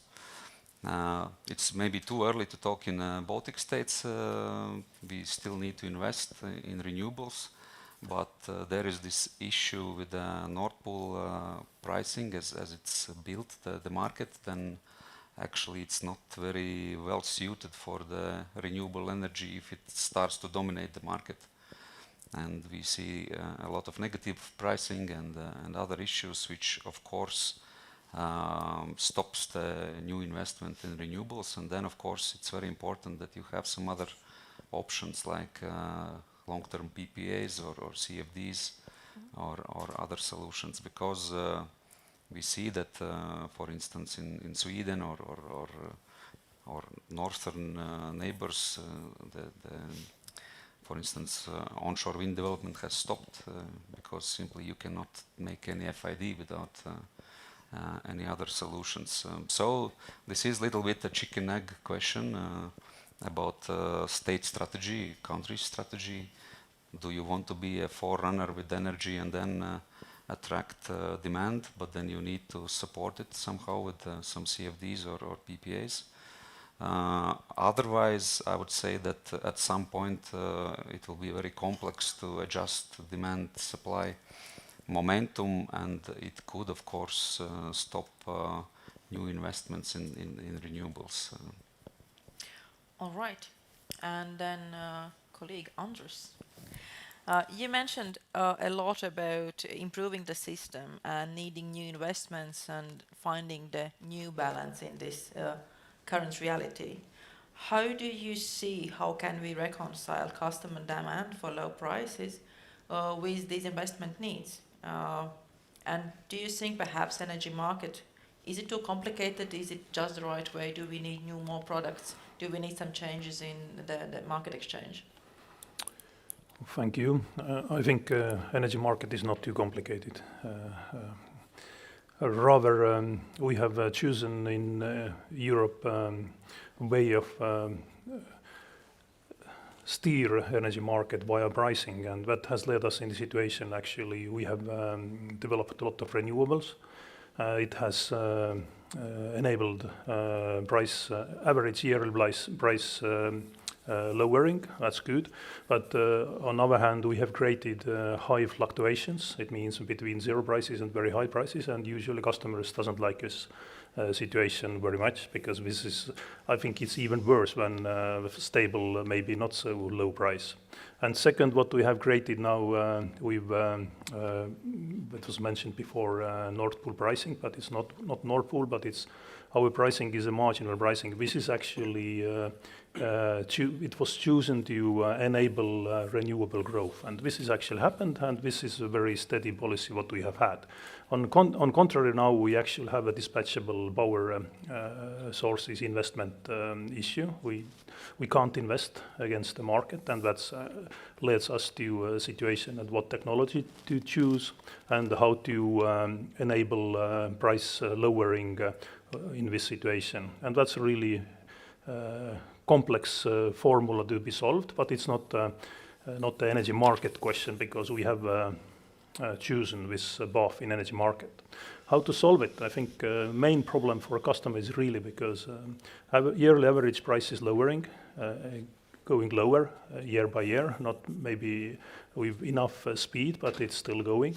But like January showed, there are spikes, which suddenly some industries are stopping production even and closing them down. Is it a good example? No, it's not good for economy. Is it maybe bad sourcing of energy? It can be, because there are incentives and financial instruments to hedge your energy prices, etc. But during summertime, there is very appealing negative prices, which everyone wants to benefit at, and that this is really finding a balance and for consumers. I don't think it's sustainable in that sense, because Baltic region is in energy deficit, and hopefully our AI consumption in the Baltic region also will enable also data center growth. It means that there is still a steady growth in the consumption side. It means that we need to invest in power production more. And like I mentioned in my previous part, during January, if we look back now, with a really high demand and deficit in Finland, Sweden, in the Baltic area, everywhere was energy deficit.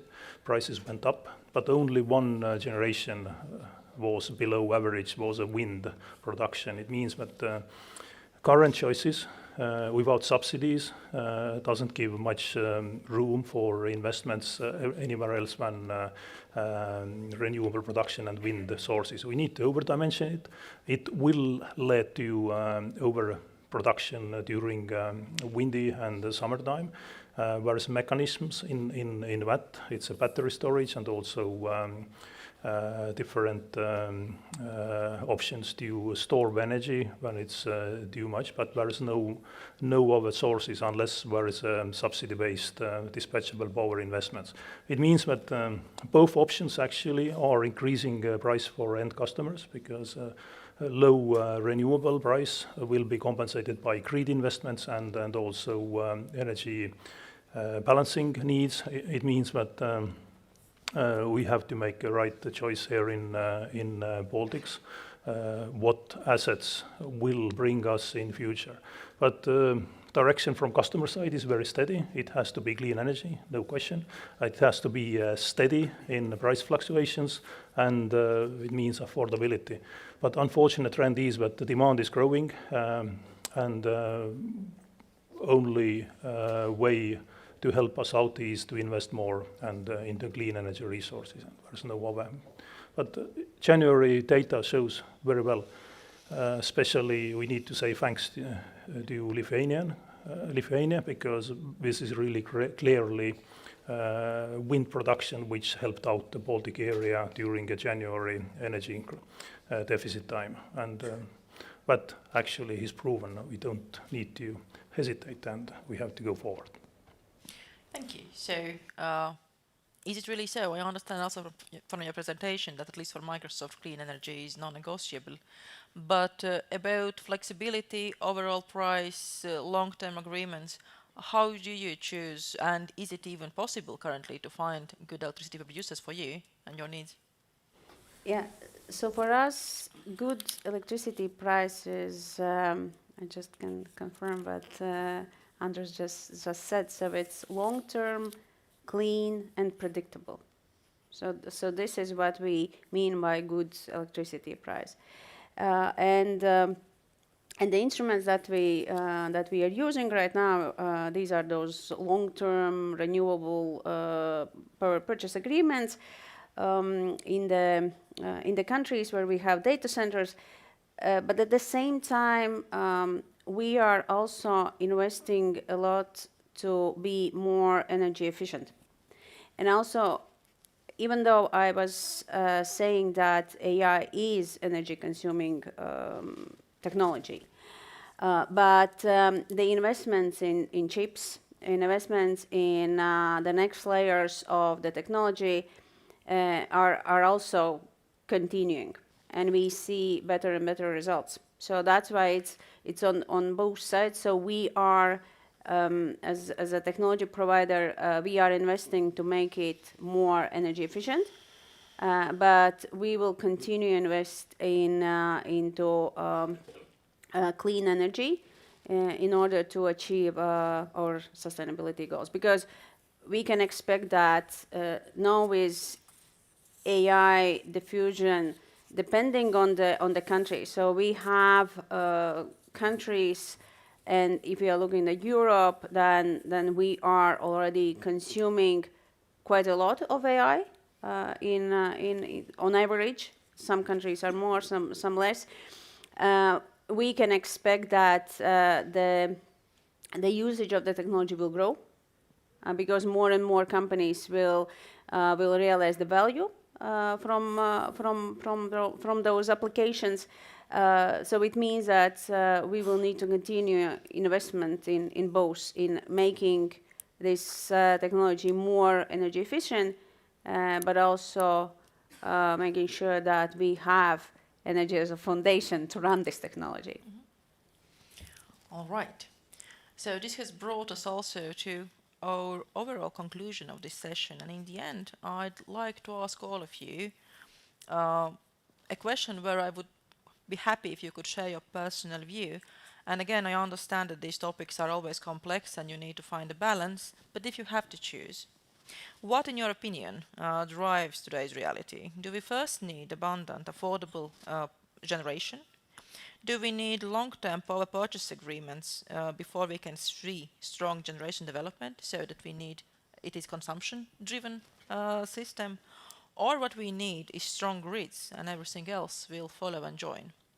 So if you have to choose, and again, I know it's a balance, but if you have to choose, which is the most important thing and which comes first? Please, Inon. Enjoy. No. I can't choose. So, more likely than not, there's an industrial revolution happening. And industrial revolutions happen where there's abundant and reliable energy. It's happened in Japan, it happened before that in England and in the US. You need power, you need energy, you need the way to transport, like they built the canals in England. At the same time, they built the coal and the iron industry. The one doesn't separate from the other, and that doesn't separate from the industry that grew out of that. all three need to go at the same time, and the core thing behind it all is people, well-educated engineers able to take risks, educated risks, not reckless. We've kind of gone into this mode of just doing analysis. So if there's one key thing that will help unlock all of these three things, it's people who are able to take educated risks, like what happened when the European energy system was largely built in the 60s, 70s. They're able to take educated guesses and built the system that lasts and served Europe very well. Same in the US, same in lots of parts of the world. So that's, to me, if I have to choose one thing, I would say that's the thing, and then they would address all three of those issues that will come together. Those industries are able to coordinate to make things happen. All right, so people, but for industrial revolution, you need abundant generation. So you need abundant generation, you need a way to get the fuel there and to the consumer, and you need an off-taker. It's like a stool, like the table, right? You can't have no I stairs. understand. Yeah, okay. So I put down your vote for generation. Yeah. But people, I understand. Yeah. I share your opinion, obviously. Please, Martin.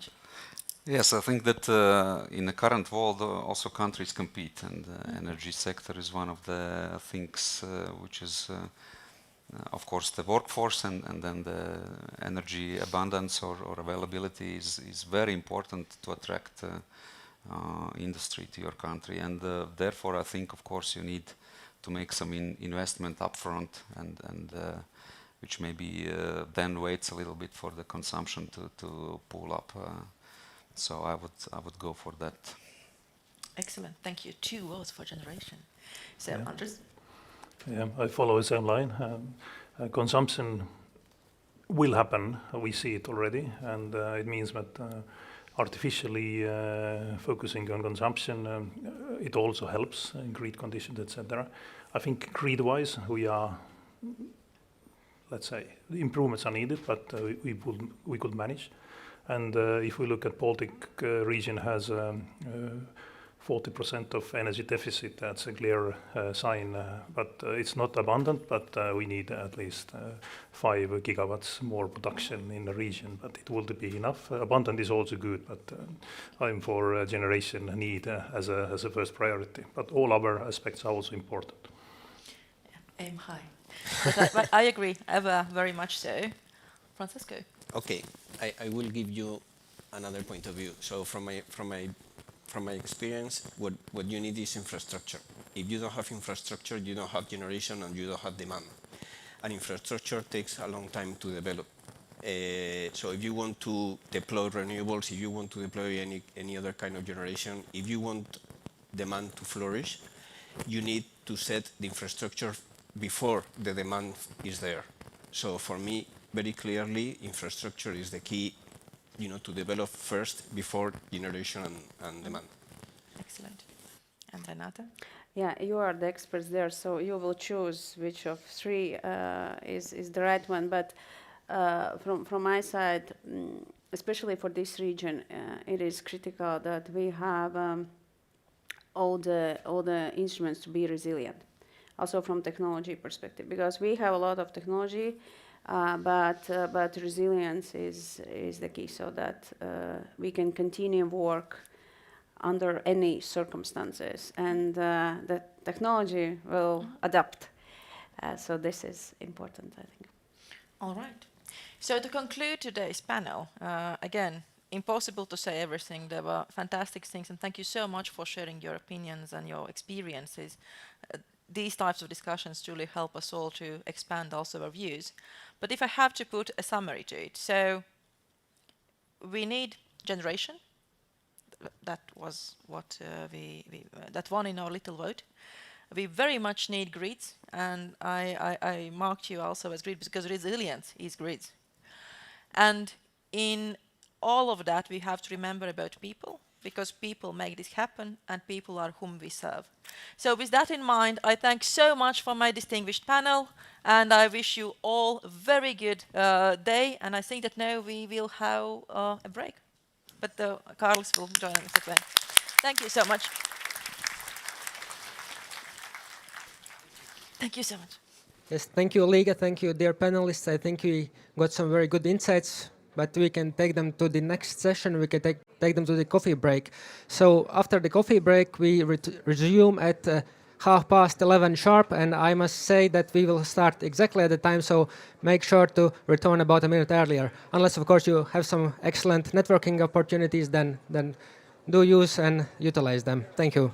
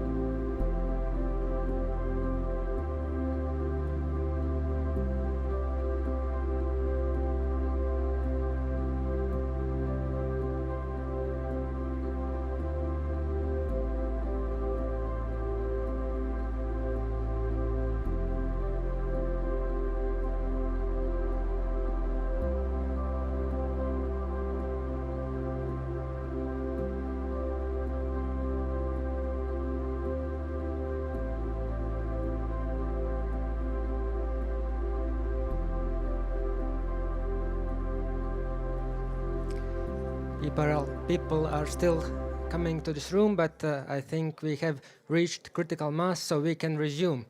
So welcome back, everyone. We now move on to part 2, which tackles the money question. How do we finance the energy transition in a way that delivers real economic value and not just green labels? To lead this discussion, I invite Professor Gundars Bērziņš, Rector of University of Latvia and our host today. Professor, the floor is yours. Thank you. Thank you everyone for being here again. And I would like, before everyone comes, I would like to start with a few remarks of my understanding of previous session. Nobody sees engineers as long as there is electricity. But today's discussion, what we have today here is everybody sees bills at the end of the month. And that's what we're going to discuss today, how the actual technical things are developed and how the money can be combined with the possible need to develop our business, need to develop grids, need to invite in investment, a lot of different needs, different perspectives. And our today's distinguished panel is excellent for discussing this issue. And first of all, I would like to invite Paulina Berzicka, Head of European Investment Bank Group Office in Latvia. She is a driving force for developing this Baltic office. So, where is floor? Please come and join. Please speak here. Good afternoon. Thank you so much for this nice introduction. I have prepared some slides. But we first introduce everyone and then... Thank you very much for being here. And as I said, Paulina is the one who actually manages all the Baltic office of AIB. Great job. No, we have opened a dedicated office for Latvia. Dedicated office for Latvia. So, 100 billion? 100 billion was the investment of the EIB globally last year. And in Latvia, we invested 381 million. It was a record year. So, thank you very much for being here. Thank you. And please take a seat, and I will invite all the panel, and then you give us a speech. Great. I have a presentation. Yes. Thank you. Kim Stangman, Renewable Energy Portfolio Development Manager, INCA, investment arm of IKEA.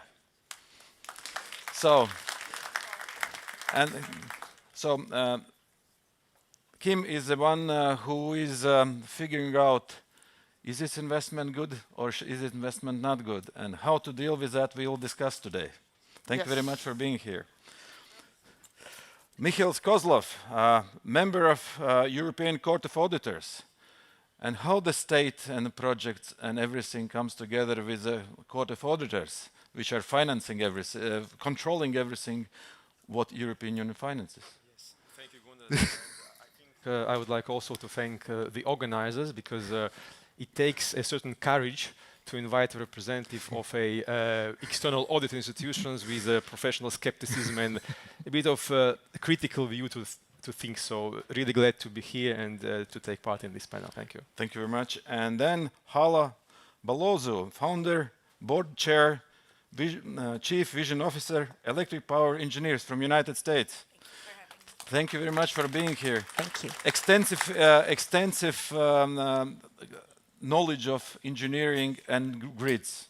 Absolutely. And we need in our panel someone who balances economical side with a real technical expertise. Thank you very much for being here. Alda Ozola, Vice President, Chair of Public Utility Commission. Thank you very much for being here. Alda is the one who is always putting brakes on. Balancing, I would say, balancing carefully. On those who wants to have higher prices and those who wants to have lower costs.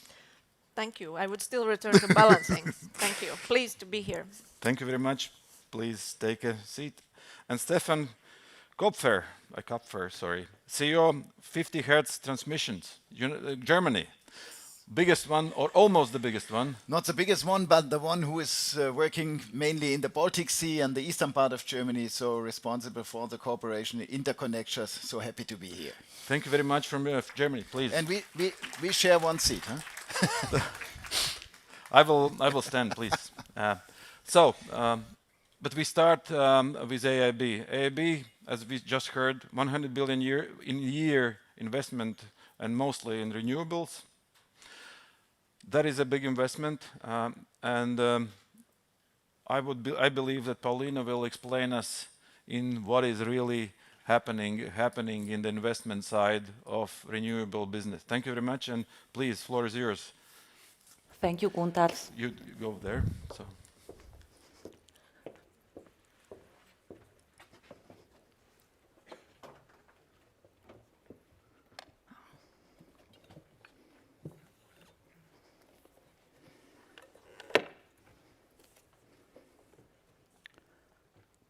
Thank you for the very nice introduction, and thank you so much for the World Energy Council for having me today. It's really a great pleasure, and I am humbled to be speaking today alongside such distinguished panelists. So let's start what we will talk about today. I have a few topics to address. What is Europe's climate bank? What is the European Investment Bank? Who are we? What are the challenges of the green transition? How can we address them?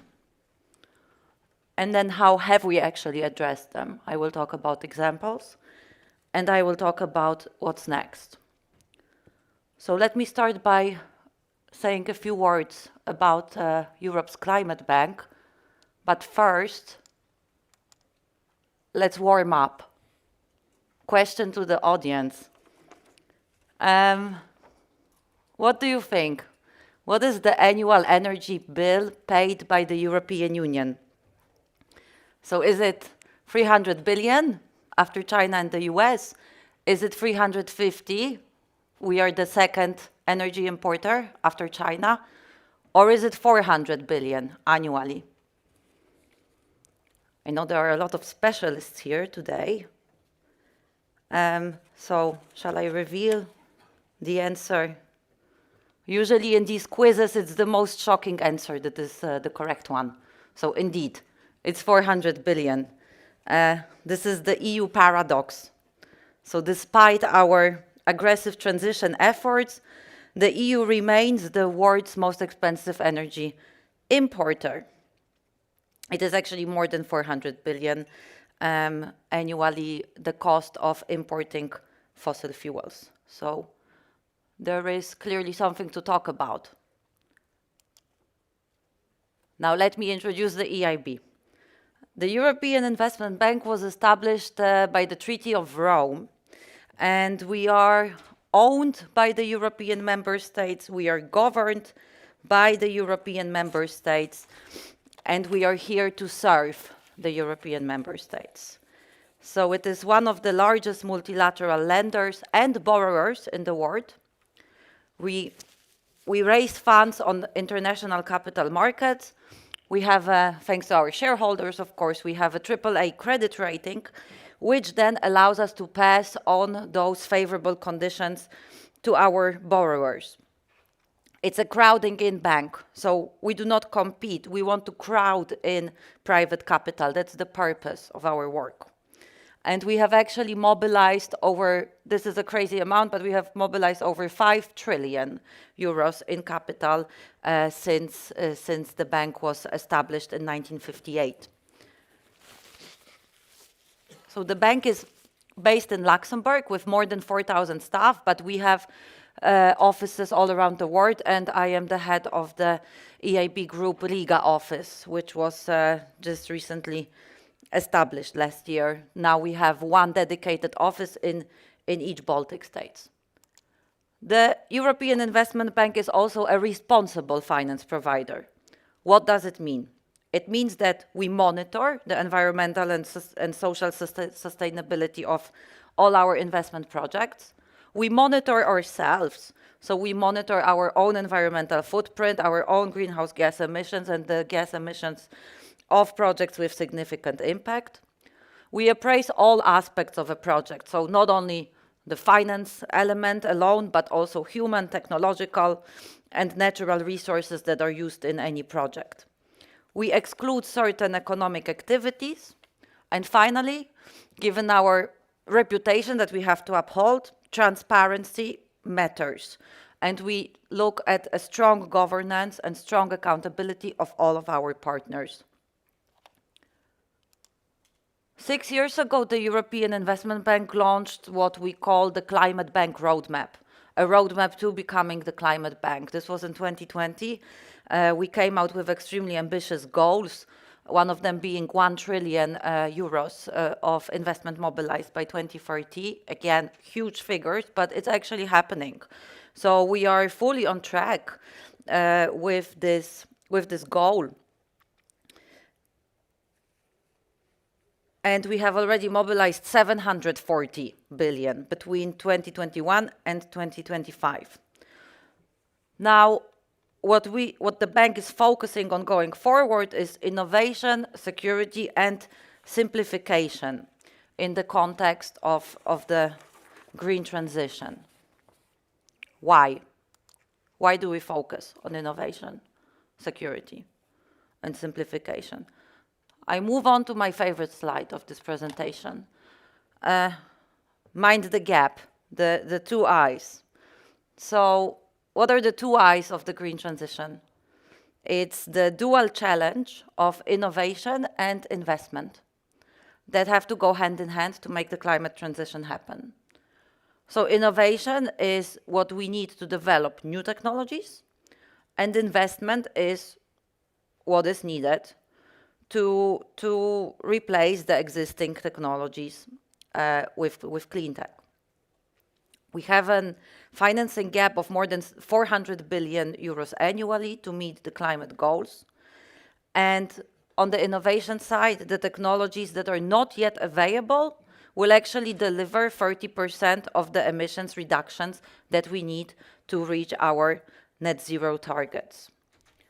And we need to tackle both aspects, both the innovation and the investment aspect, to close the gap, strengthen our industrial base, create value jobs, and foster resilient supply chains.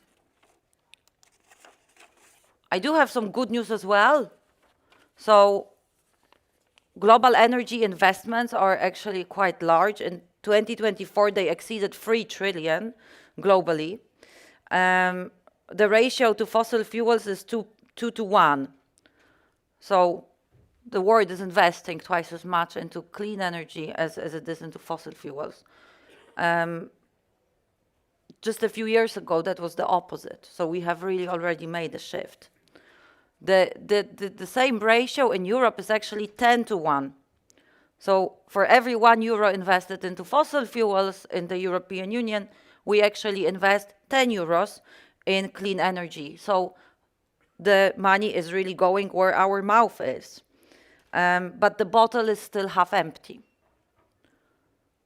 It's good news, but it's also not so good news. So the half empty bit is that we still have 400 billion of an investment gap annually in the European Union alone to meet our 2030 climate goals.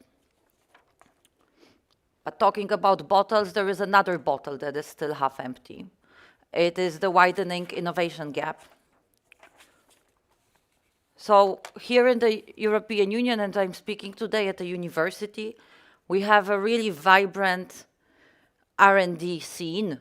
We have a long-standing tradition of research and development, scientific excellence, technological breakthroughs. And the public and private investment is supporting the R&D system.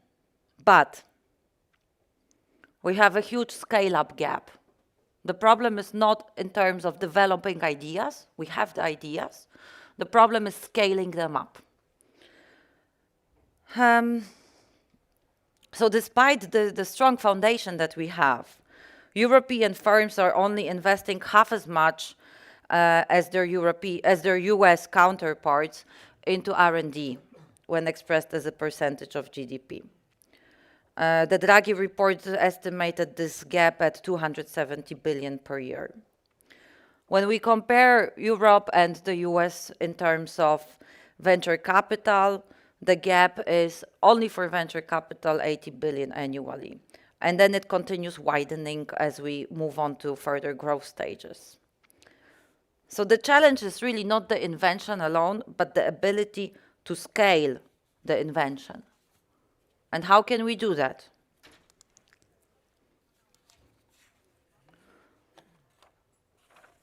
To address a dual challenge, we need a dual approach. Typically, risk investors are not patient, and patient investors are risk averse. So what we need is a player that combines patient investment with risk appetite, and this is where entities like the European Investment Bank come in. Our role is to support both emerging and mature projects. And indeed, we are supporting. We are a patient investor. That means that we provide patient capital with long maturities, long tenors. We wait for a return. It is not a fast food type investment. We are able to sit it out and wait for the returns to come. And we have invested over 150 billion in the last decade. I have a lot of numbers here, and the numbers are huge. But let's just say last year alone, 60% of EIB's investment went into the green energy transition. And we are talking about 100 billion annually. So the money is really going where our mouth is. But we are not only supporting these huge infrastructure projects and solar plants and wind farms, we are also supporting innovation. So this is the risk appetite that I was talking about. The EIB is not only Europe's climate bank, it's also Europe's innovation bank. We are the biggest venture debt provider, for example, in Europe, which not many of you may know. And we have, this is my second favorite slide, we have a financial product for every need. And I know that this may look very crowded, but what I'm trying to show is that across a company's growth cycle, from inception and seed stage all the way to full financial maturity, there is a dedicated European Investment Bank group product that will serve its purpose. And we are talking about the European Investment Bank Group, so that includes the European Investment Fund, which is the biggest venture capital and private equity investor in Europe, investing in equity. We also provide guarantees. We provide loans to banks that then pass on those loans to SMEs. We provide project finance, corporate loans, and public sector sovereign loans. So we are really covering everything there is to cover across the banking spectrum. In terms of innovation, we have launched the biggest ever program for financing innovation in Europe, and we are going to invest by 2027 70 billion euros specifically into European innovation. So we have spoken about innovation, we have spoken about investment. What about security? Obviously, security is not forgotten. So when the Repower EU initiative was announced, the EIB also did not stand still, but we supported the goals with 30 billion in additional financing that was later actually increased to 45 billion to be invested until 2027. This is about our security and competitiveness, and this money is going into real projects that reduce Europe's dependency on fossil fuels from Russia, making the European economy stronger and more resilient.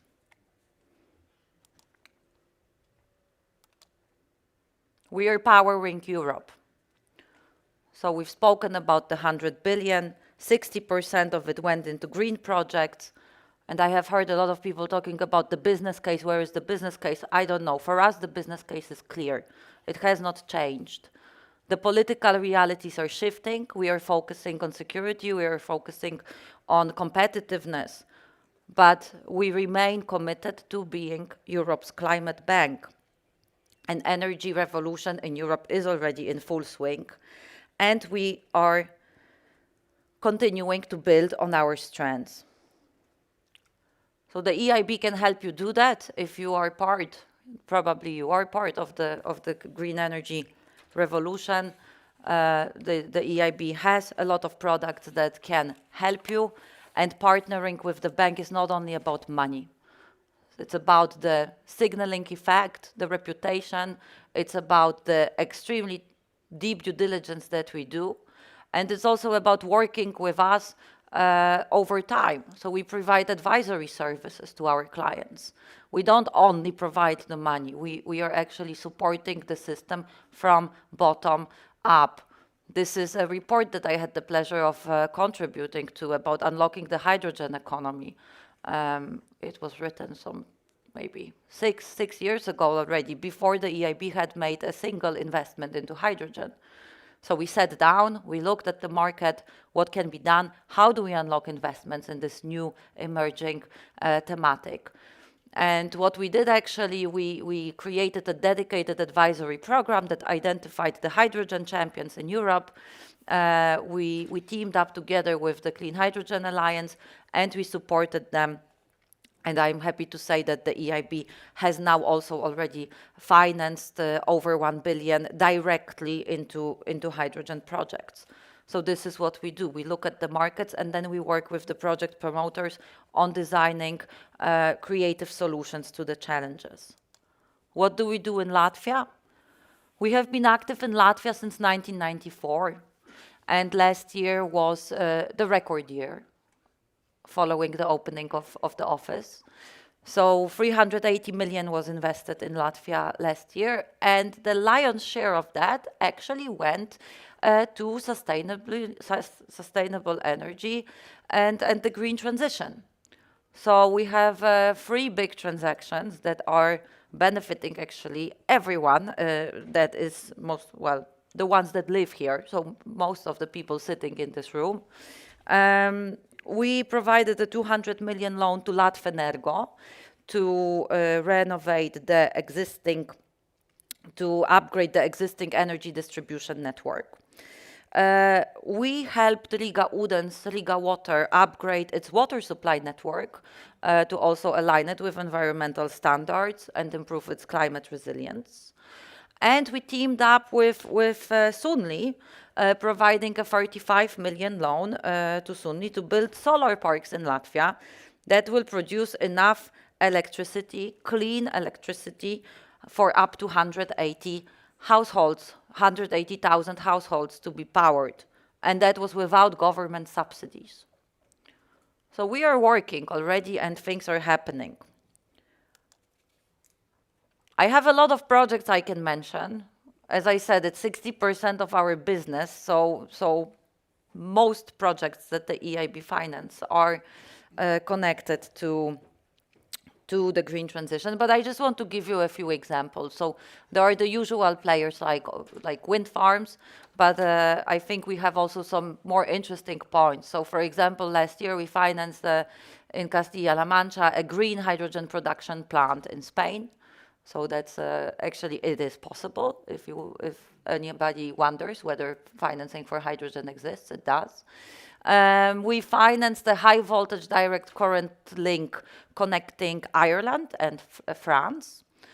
And we have all sorts of projects. So in Poland, actually, you probably have heard about the large offshore wind farms in Poland. We provided only last year 1.7 billion to offshore wind energy projects in Poland alone, backing the biggest wind farm in Europe. And in Lithuania, for example, last year we backed the largest Baltic onshore wind farm with a 100 million loan. So what is next? we have this new strategic orientation. So I spoke about the strategic orientation from 2020, October 2025. So just a few months ago, we came up with a concept to consolidate our role as the climate bank, to make sure that whatever we do is aligned with our security goals and with our competitiveness goals, as well as radically simplifying the process in between. So we are focusing on scaling up clean energy supply, boosting efficiency, and making sure that the European Union is competitive and decarbonized. And I think we are slowly coming to the end. So I think the most important point I want to leave you with today is that private investment, I am talking from the perspective of a public investor, but private investment is the name of the game. So a decade ago, about 60% of the investments into renewables, into green energy, were coming from the private sector. Today, it's about 50-50. So, of course, the public sector is doing more, but we need to mobilize more private sector investment to make sure that we bring this unified strength with multilateral borrower lenders like the EIB together with private investors. So what we have learned in the key sectors in the last years of investing is that what really works is supporting from a public sector side the initial stages of a company's, of a project's development with grants, maybe with feed-in tariffs, and the role of the public sector is really important at those early stages to absorb the risks. And as we move forward, as also the investment size increases, we need to mobilize more private sector capital. I leave you with a few thoughts, food for thought, but I think we will have questions. I will not take over the role of the moderator. But just to think about how can we close the gap through smarter financing? How can we crowd in more private capital? How can we tackle the scale-up challenge, the one I was talking about at the beginning? The ideas are there, but then we don't scale up. And what should be the role of public financial institutions? Lending, blending, advisory, or anything else? Let's have a chat. Thank you so much.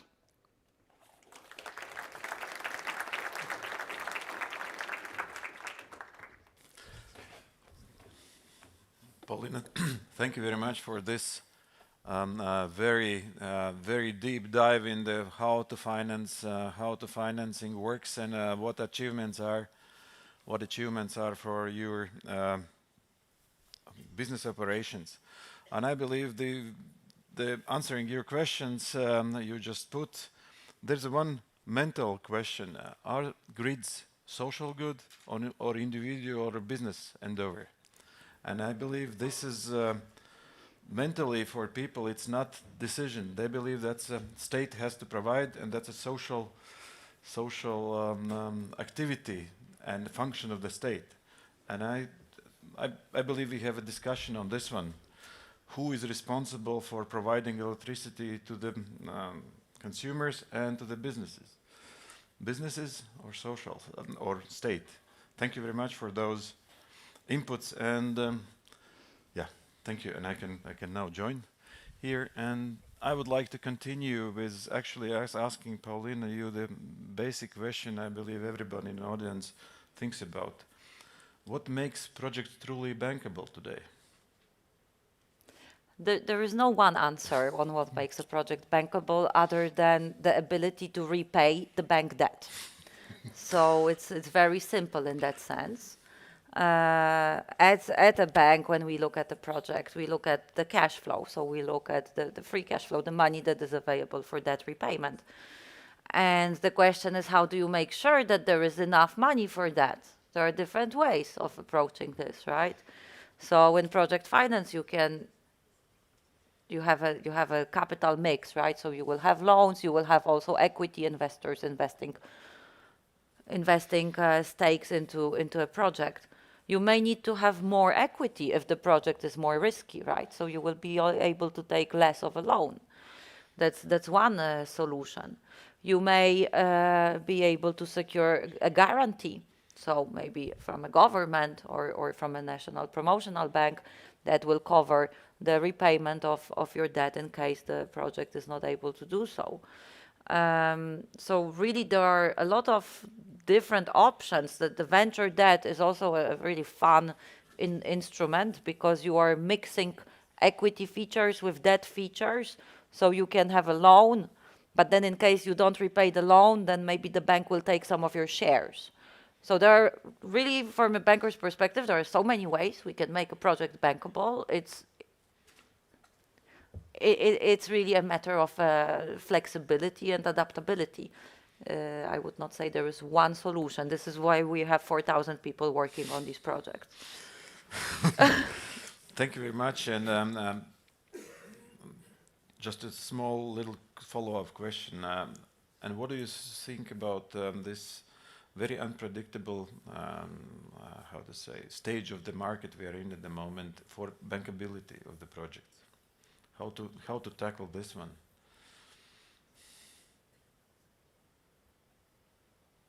In what sense? Fluctuation of prices. Prices are very. We don't have PPAs in the system yet so much. Yes, we are looking at a number of options. So one thing we've rolled out is a power purchase agreement support program. So actually we are helping out corporates with this, providing guarantees. Obviously, you may need to try as a project promoter to secure some kind of price range for your project. And well, we have solutions. We are working on them. Thank you very much. And now we go further to the panelists, and maybe you can introduce yourself a little bit, and then the main question. But I would like to go to Kim. You are working in really investment, also in investment stage. You represented IKEA investment arm, and you are in front of the curve in point of view as company who invests in renewables much more, even not expecting clear regulation or clear price guarantees. Why you do it, and what's your business thinking behind it? Why you did it?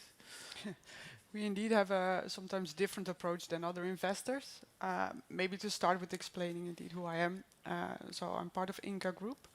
Inca Group is the largest franchise owner of IKEA, so IKEA is widely known. And I'm part of the investment arm of that group.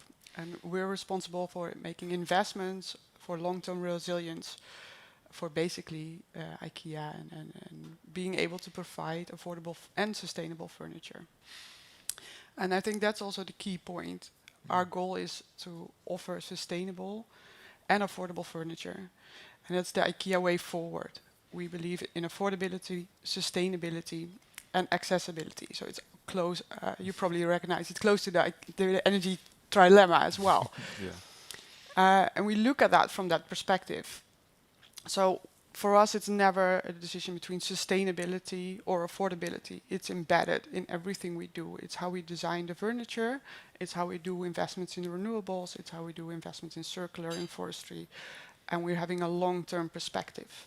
So we want to be there for generations to come. So I think it's also what Paulina mentioned. It's not a short-term look on your investment, but it's a long-term. And we believe that investing ourselves directly gives us that opportunity to be more in charge of the cost, in control of the cost, having accessibility, and that gives us an advantage. And that's why I believe it's a good idea to invest in renewable energy and other sustainability. Thank you very much. Just a small follow-up question. And what was board's decision when they have to make this risky decision to be ahead of the curve? What was the thinking behind it? And because that is a risk, what you are doing, and you're hoping that it will bring results. Is it unanimous decision? How was the decision-making process? Yes, so maybe good to point out, we are not stock market company. Yeah. So we're driven by our core values, so that helps. We're actually owned by a foundation.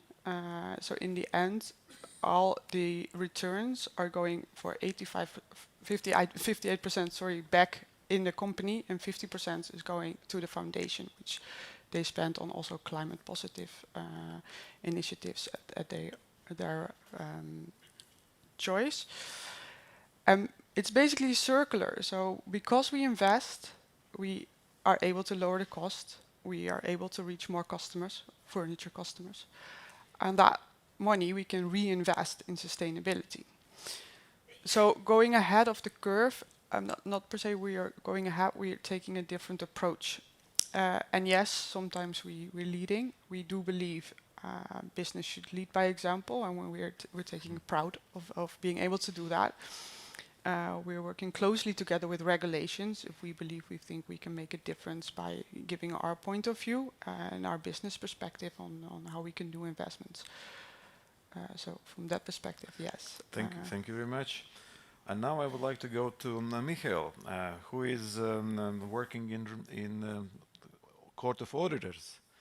And I have a very specific question for you. Where does the system break? EU design, national implementation, or project selection? Yes, thank you, Gundas. I think this is a very good question. By way of introduction, our role is to bring to the events like this a bit of realism, because what I hear is we all report on our individual achievements, but the numbers can be sometimes very cruel. And from our work at the Court of Auditors, we are based in Luxembourg, we see that although we have achieved 3 main energy transition targets in 2020, this is a fact, but we found that we were helped quite a lot by the COVID crisis, by some other considerations. On 2030, again, we are on track, but it's not unconditional. There are at least 3 conditions that we see. First of all, that all current policies have to be implemented and financing has to be invested. All the planned, kind of announced parts of the investment and policy should be enacted. But more importantly, I think more efforts are needed. And this is what is recognized not only by us, and this is not only what we see in our work, but I think it's also recognized by the European Commission, by the International Energy Agency too. So, and then the question is, why isn't it the case?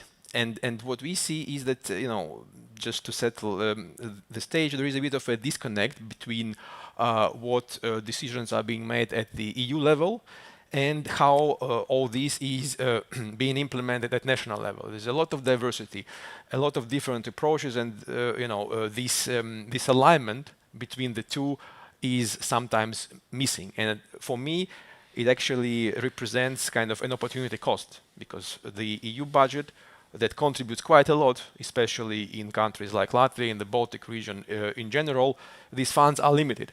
So we basically, if we don't achieve what we have decided to achieve within the given time frame, within the given budget, it's an opportunity cost. And I think that this approach has to change. We have to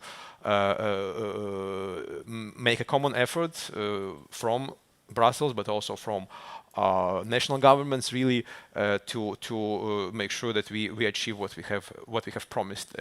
This is just to settle this, the stage. I have a couple of more specific examples when we come to another round. Okay, just one more small follow-up question. EU has now said that simplification is the most important thing. What about accountability? Well, I think the question boils down a little bit to this regulation. Yeah. Do we over-regulate at the EU level? And I think we have to here come back a little bit to the idea of the internal market. We have to create, actually, there's no other choice, an internal market for energy in Europe. And it's still not the case. We are way behind for various reasons. So I don't think that we are over-regulating. What I hear more is the obstacles linked to, for example, permits. Permits is not an EU level issue, it's a national issue. I hear issues about gold plating. again, at the national level, gold plating of environmental rules. That's what we are seeing now in Latvia, I think, in the local discussions. So quite a few, elements to move on. They are cited as obstacles coming from bad Brussels bureaucrats, but in fact, we have to look deeper and understand where these obstacles actually do come from and really tackle them. Thank you very much, and that was very interesting perspective. And now I would like to move to Hala, who brings us engineering perspective after this financing perspective and control perspective. Now we go to engineering perspective and American understanding of this grid development. And my particular question is, are electricity markets structurally outdated to today's technology already? They are. I'm done. Just a little bit about me. Yourself a little right, bit. No, absolutely. I have a lot to say, so please stop me if I go over. So I'm Hala. I'm the board chair, founder, and chief vision officer of Electric Power Engineers. As CEO of this company, I've built it from a couple of people to 750 globally. Very highly accredited power systems engineer, about 80% are power systems engineers, working on solving the world's most complex energy, particularly electricity problems. This is important to understand my perspective, where I come from. My experience has been in the US, mainly, now globally, going through deregulation from vertically integrated to deregulated markets to energy markets to all of the above and seen of it, all of it come through. Early in my career, I worked with the investment banks like the EIB, like World Bank, and USAID, when we had USAID. And worked together with the big fours on renovating and architecting electric markets in developing countries. And I learned something very, very important then. It was something I carry till today.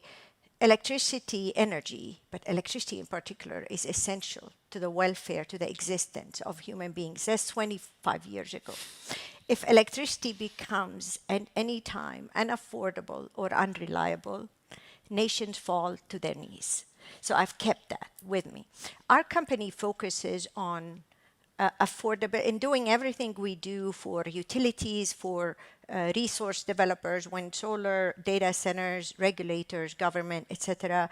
But with one thing in mind, making sure we deliver reliable, resilient, affordable, flexible, sustainable, and where possible, clean energy. I want to say it's all of the above for financing. It's not one or the other. You don't choose one or the other. In my view, today, the energy markets are outdated. And our regulatory construct is outdated worldwide, in the US as well, and I'm not the only one talking about this. Why? Deregulated has served its purpose, but now is not serving the ability to build a system holistically because we're siloed as deregulated.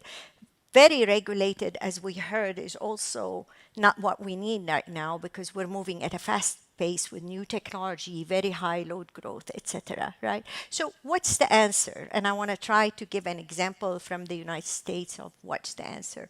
The answer is to think outside the box, not think about how, understand that regulatory always lags behind technology, and technology is moving at a very fast pace. It's not just renewable energy, it's people, how we use load behind the meter, it's very different.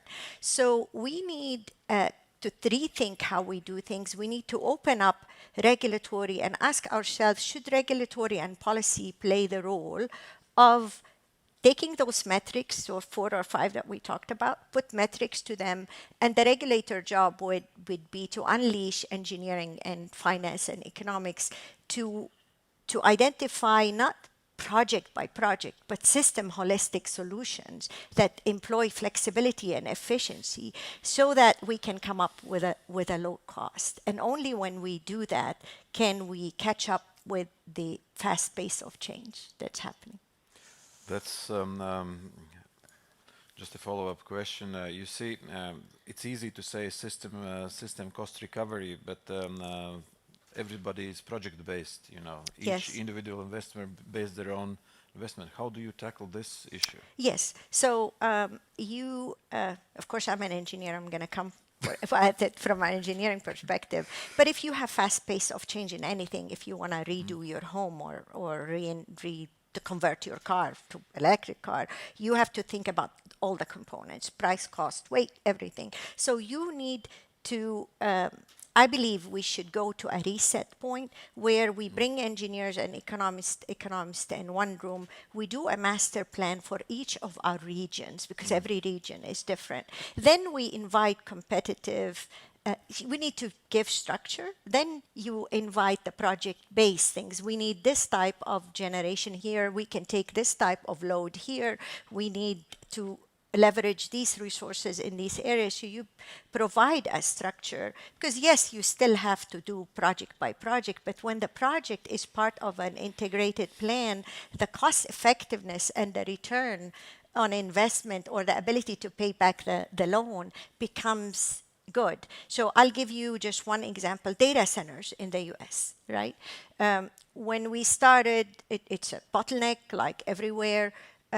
They navigated towards one type of utility, which we call electric co-ops. Why? Because electric co-ops are kind of vertically integrated, but they're not too regulated. They're based on a board decision. So data centers made deals with the co-ops along with pouring money in to help modernize the grid, to reach into the customers' homes, maybe provide batteries to provide more flexibility. So overall, you can see how all this together made the cost impact on the customer a lot more attenuated than it would be if we were to just say, let's connect them and let's build generation over there and let's modernize the grid separately. Thank you very much. You basically said that governance is very important to manage this kind of a system approach. Thank you very much for this perspective. And then I should move to regulatory, which was mentioned very often as one of the very important parts. And Olga is responsible for regulations in Latvia for the power. And I would like to ask very specific questions. Where do tariff structure unintentionally block investment? Well, that's a specific question, but let me take a step back and get back to what the functions of a regulator are. Yeah, indeed, I'm chair of the board of Public Utilities Commission of Latvia, which is an energy regulator, and I'm also vice president of the Council of European Energy Regulators and also in the OECD network of economic regulators bureau this year. So let me reflect maybe in the wider sense how regulators see these challenges that other fellow panelists also just touched upon briefly. Regulation or economic regulation is probably what you, well, we are in an academic building now, but it's not exact science, you know, because it always depends on the exact situation, on the policy framework, on different aspects, and the regulators are always trying to carefully maintain the balance between the interests of utilities and producers of renewable energy. On the other side, we have consumers, and then affordability, of course, comes into the picture. So many things to keep in mind, and then trying to carefully balance. And I myself trained as economist, so not engineering, but we have good engineers usually also and lawyers in the team. So getting back to the question on the tariff structure and probably also why that is important. Indeed, if you look for the bankability of different projects and also financial sustainability of different solutions, then how the tariffs are designed for the network use indeed is a very crucial factor. And for us as regulators, what we aim to achieve ideally is that the cost structure is reflected into the tariffs. It's not always what is practically possible. That is our ideal. We try to get close to that because that is probably the long-term sustainable signal that is guiding investments, funding. That's what we believe, and also trying to kind of avoiding some financially or economically unviable projects that can happen if you have like feed-in tariffs or other type of solutions.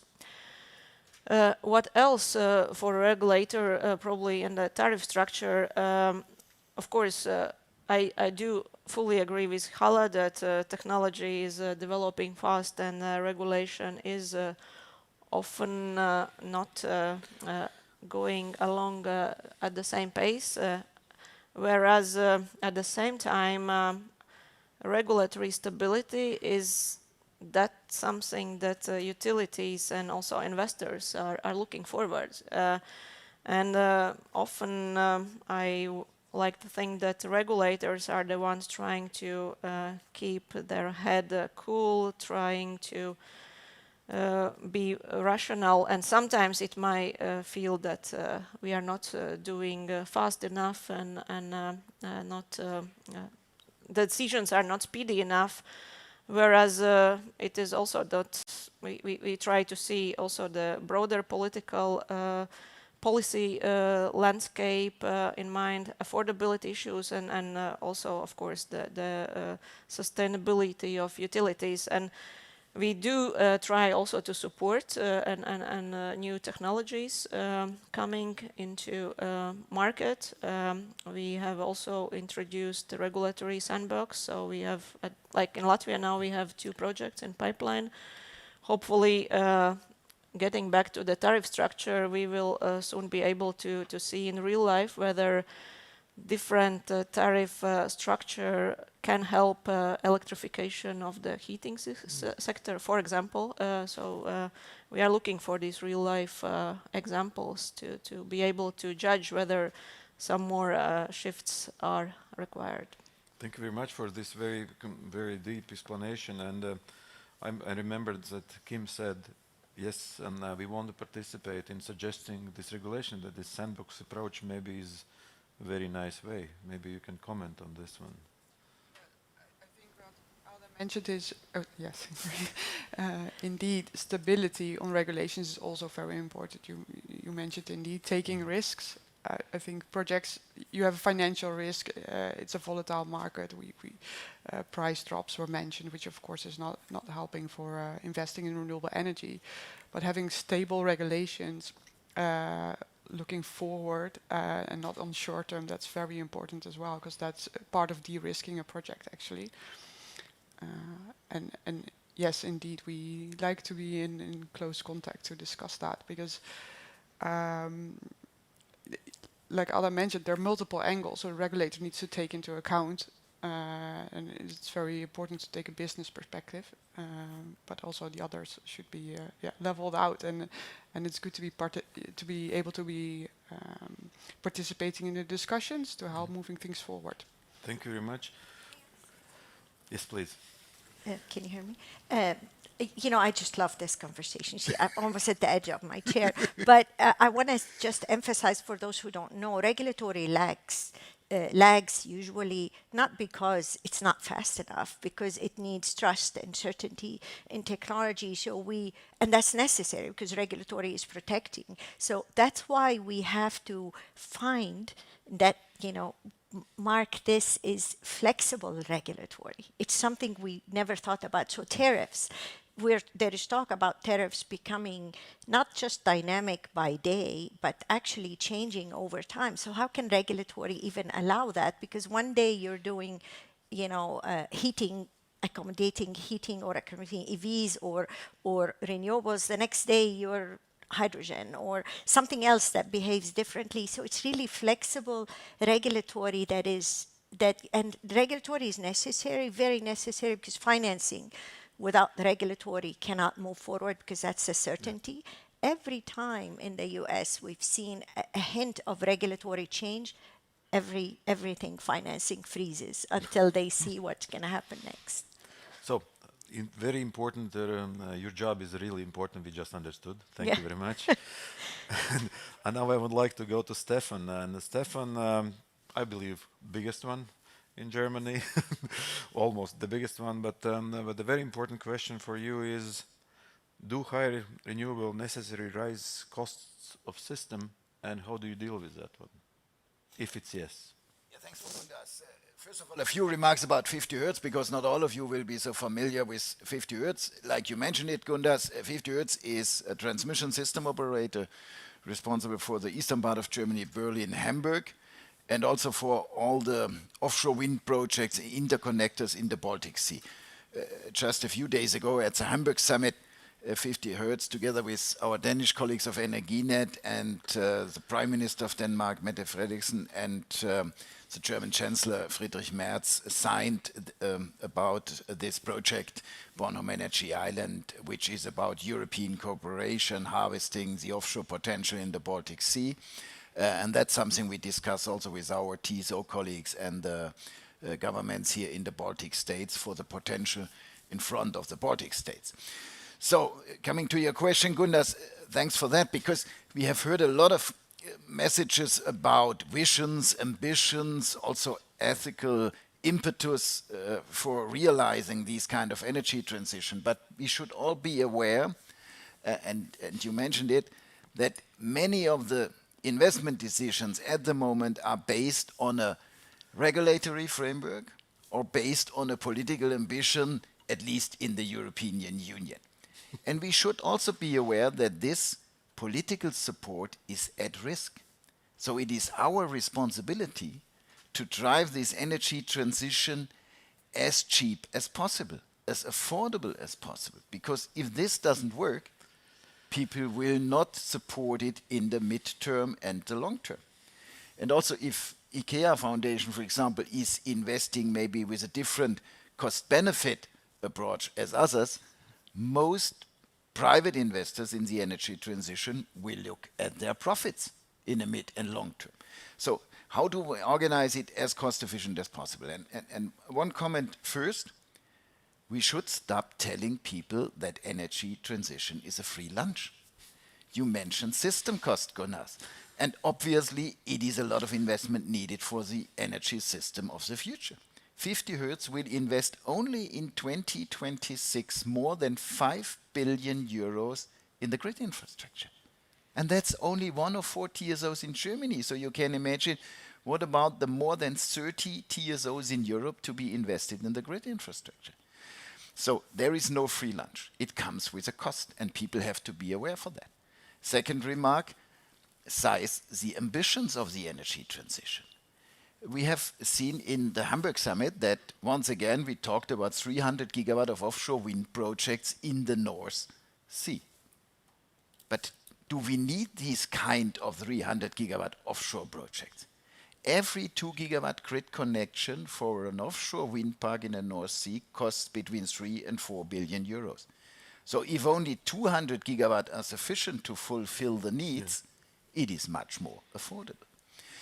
And the same with the grid expansion onshore. Yeah? Do we really need all the grid investments we have discussed in our grid expansion development plans, in our 10-year network development plans at the European level in the last few years, when at the same time the electricity demand in Europe is nearly flat. Of course, it will increase due to data center, but if we are not able to secure the industry in Europe, electricity demand will not grow as much as we would have expected a few years ago. So always think about it from a new perspective. And last remark, not to talk too long, last remark, please always have in mind that most players in this energy transition are investors with an interest of profits. Don't misunderstand me, I'm a capitalist. So I'm fine if someone has profits. But these people normally tell to politicians in parliaments they do it for tackling climate change. They do it for the society. And maybe that's another reason they have in mind that they do it for society. But at the end, they do it also for their own profits, which is fair. But what we should have always in mind when we discuss grid connection requests of battery storage companies, for example, when we talk about grid connection requests of onshore wind investors in the future. And only when we are able to manage the energy trilemma of sustainability, affordability, and security of supply, which was a relevant topic in the first panel today, then we are able to guarantee that there is public support also in the long run. Very, let's say, interesting perspective on how you framed it, and I believe to speaking the truth is more important than to speaking about illusions as well.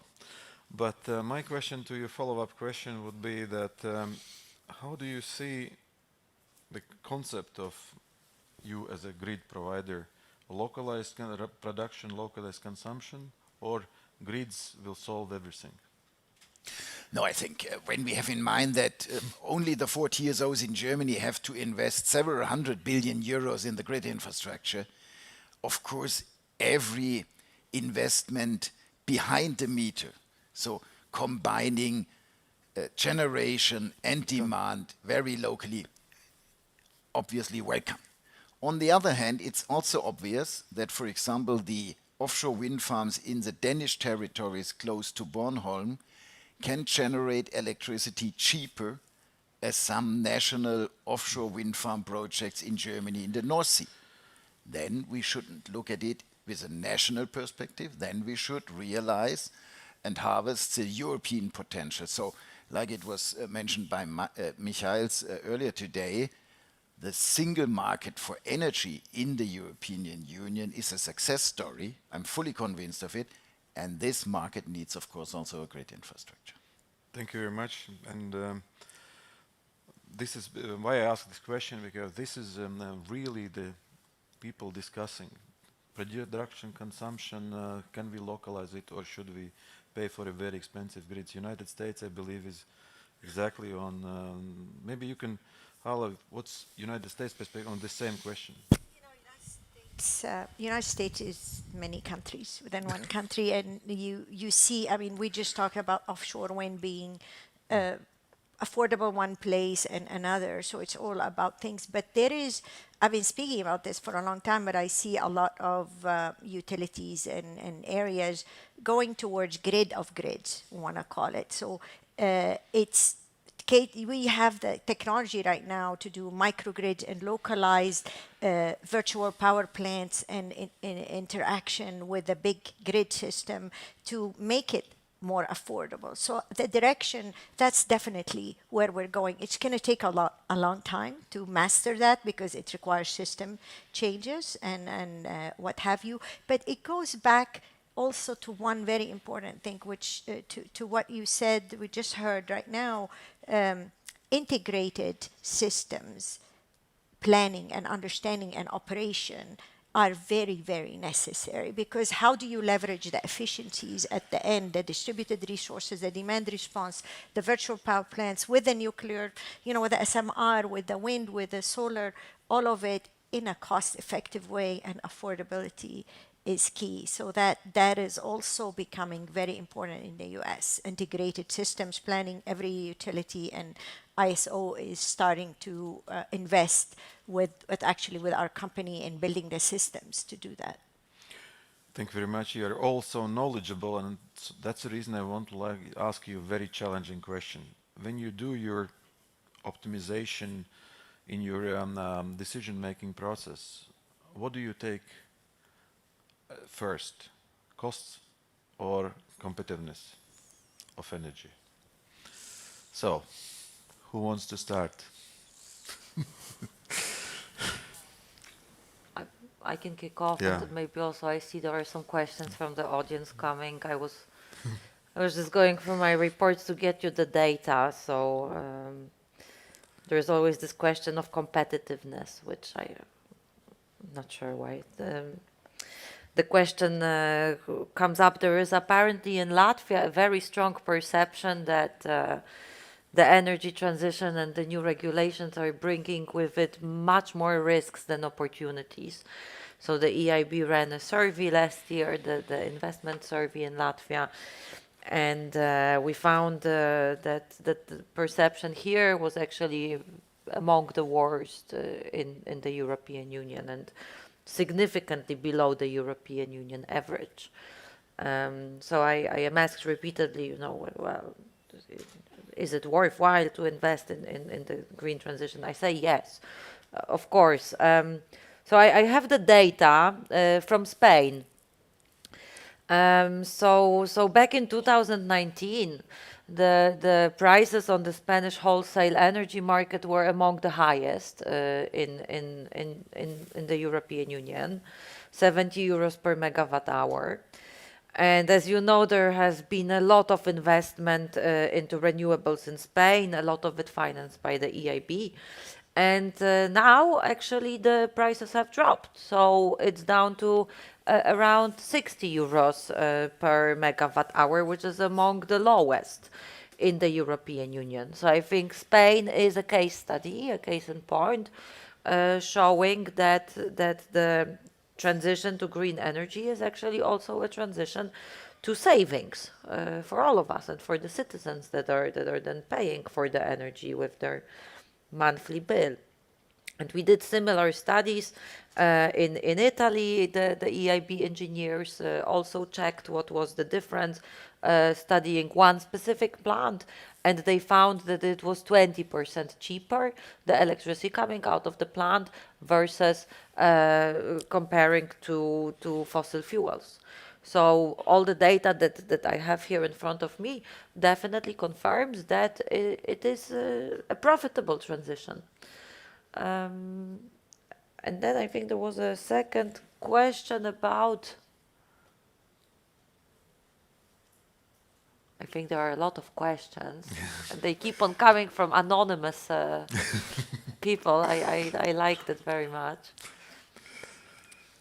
So, but you maybe read the questions. And we can Well, so if the EU gets the largest energy bill, does the renewables and following of the environmental targets disappoint us? No. So the answer is no. We are not disappointed. We need more. We need even more to complete this energy transition to become this powerhouse in the European Union. And we need investments into grid. I think everyone here has been mentioning grid investments. Actually, the European Investment Bank financed half of all the grid investments that happened in Europe last year. And grids are probably the missing link in this transition. So the EIB group believes that they need to be financed, and we are trying to increase our investments as much as possible. We already have a record, again, all the numbers are record breaking, but EIB lending to grid investment reached a record of 11.5 billion in 2025, which is half of the investments realized in Europe last year. The number of cables, the length of the cables that we are supporting is actually longer than the circumference of the Earth. So it's a lot of investments, and we will continue investing in those grid investments. So thank you very much. I just wanted to give to Stefan because grid was mentioned. What could you comment? Yeah, I fully agree with Paulina, and that's obvious that every additional kilowatt hour based on renewables is normally the cheapest way to produce additional kilowatt hours. But we should have in mind that also other investments are needed to stabilize the situation. So we have additional flexibility needed in the system. So we see investments in battery storage systems. We need backup capacities in many countries. Germany just get the state aid approval by the European Commission to invest in 12 gigawatt of additional gas power plants. So also this has to be financed. And of course, we need a lot of investments in the grid infrastructure. The grid fee of the TSOs in Germany has doubled in the last 3 years. So obviously, cheaper generation comes with higher needs of financing for all the additional system costs we have, and that's something we should have in mind. You asked Gundas about the situation, do we look at the competitiveness? And of course, when we do grid planning in Germany, of course we look at the effect on the grid fees for consumers. And if I said it has doubled, of course it is our interest to look is the remaining redispatch volume, which comes with a cost as well for consumers, cheaper as the investments needs in the grid infrastructure. And we have seen strong price increases in assets, in civil works, in other things to realize these kind of grid projects. So often redispatch and accepting redispatch is cheaper for society as investing in additional grid infrastructure. One last remark about these questions about the Baltic states and Germany and the memorandum of understanding for an interconnector transmission line in the Baltic Sea. Yeah. This is still on the agenda. I just met your minister outside of the room a few minutes ago. And we will see in Paris once again at the IEA meeting discussions between Germany and the Baltic states. What can we do to realize it? Also, the TSOs are working on that. We will have a meeting tomorrow here in Riga to discuss next steps. And I'm fully convinced that harvesting the offshore potential in front of the Baltic states will only happen if there is a grid connection to a country like Germany, which is short on renewable energy. The electricity demand in the Baltic states will never be strong enough to need all these generation capacities, so you need a grid connection to maybe Poland or Germany. If this is not the case, it will not work. Thank you very much for your answer. And then regulators are in play. Yeah, when hearing the word that the grid fees have doubled, I immediately wanted to comment because, of course, also in Latvia and Baltics, that is an issue that the fees have increased and probably also will continue a slight increase, though not steep. And that is, of course, linked to the need for investments and infrastructure. And normally, those costs are recovered through fees, through tariffs. However, with this massive need of upgrade of the grid and expansion in some countries, not all costs can be covered through tariff, and there is a need for public funding. Also, the EU has been already there, and we are looking also at the next period for the EU funds, and so far already it has been a great contributor also for Baltic countries when we look at the investments that were required for the synchronization with continental Europe, and also some other investments. So that has been of great value, and that's what we see, because the end consumer cannot cover it alone, because of course even the renewable electricity is expected that the wholesale price should go down steady. Still, the final bill is something, total cost is something that both household consumers and also industrial consumers are looking at, and then we get to your question about competitiveness. So, thank you very much. And United States is where public money is not always available. That's right. And where the real market prices are always more appreciated than public support. How do you deal with this same question? Right, and your question on cost and competitiveness is very important. Just to lighten up the mood, I went back to 1990s. I'm at Texas A&M University, and I just learned there's one more Aggie here at least, which I'm very excited about. It's a small world. Engineering economics blew my mind, and I love this discussion. It's engineering and economics. It's the whole world revolves around it. I have to say, first, the cost versus competitiveness. I'm just going to tell you, in the US, there is a lot of study by national labs. I put a paper at the SIGR too that said that really has study behind it that shows that competitive markets, let me talk about competitive markets, not competitive bidding, have not really decreased the price to the end consumer. That's one train of thought.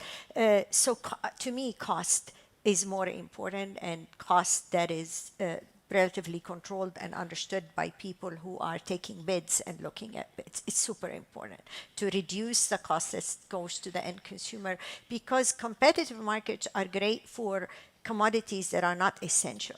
But when you're talking about energy that is essential to people, that reliability, people can die at homes, they cannot go to school, it's very, very important. So maybe just in the interest of time, maybe I'll just answer this one to give room to others. All right. Thank you very much. Michaels.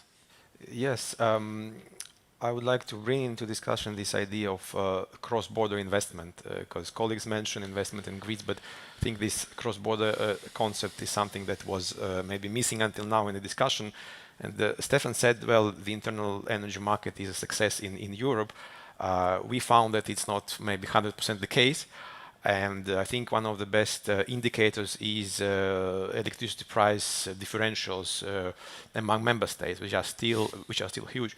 And exactly to bridge these gaps, there is a need for more cross-border projects, more interconnectors.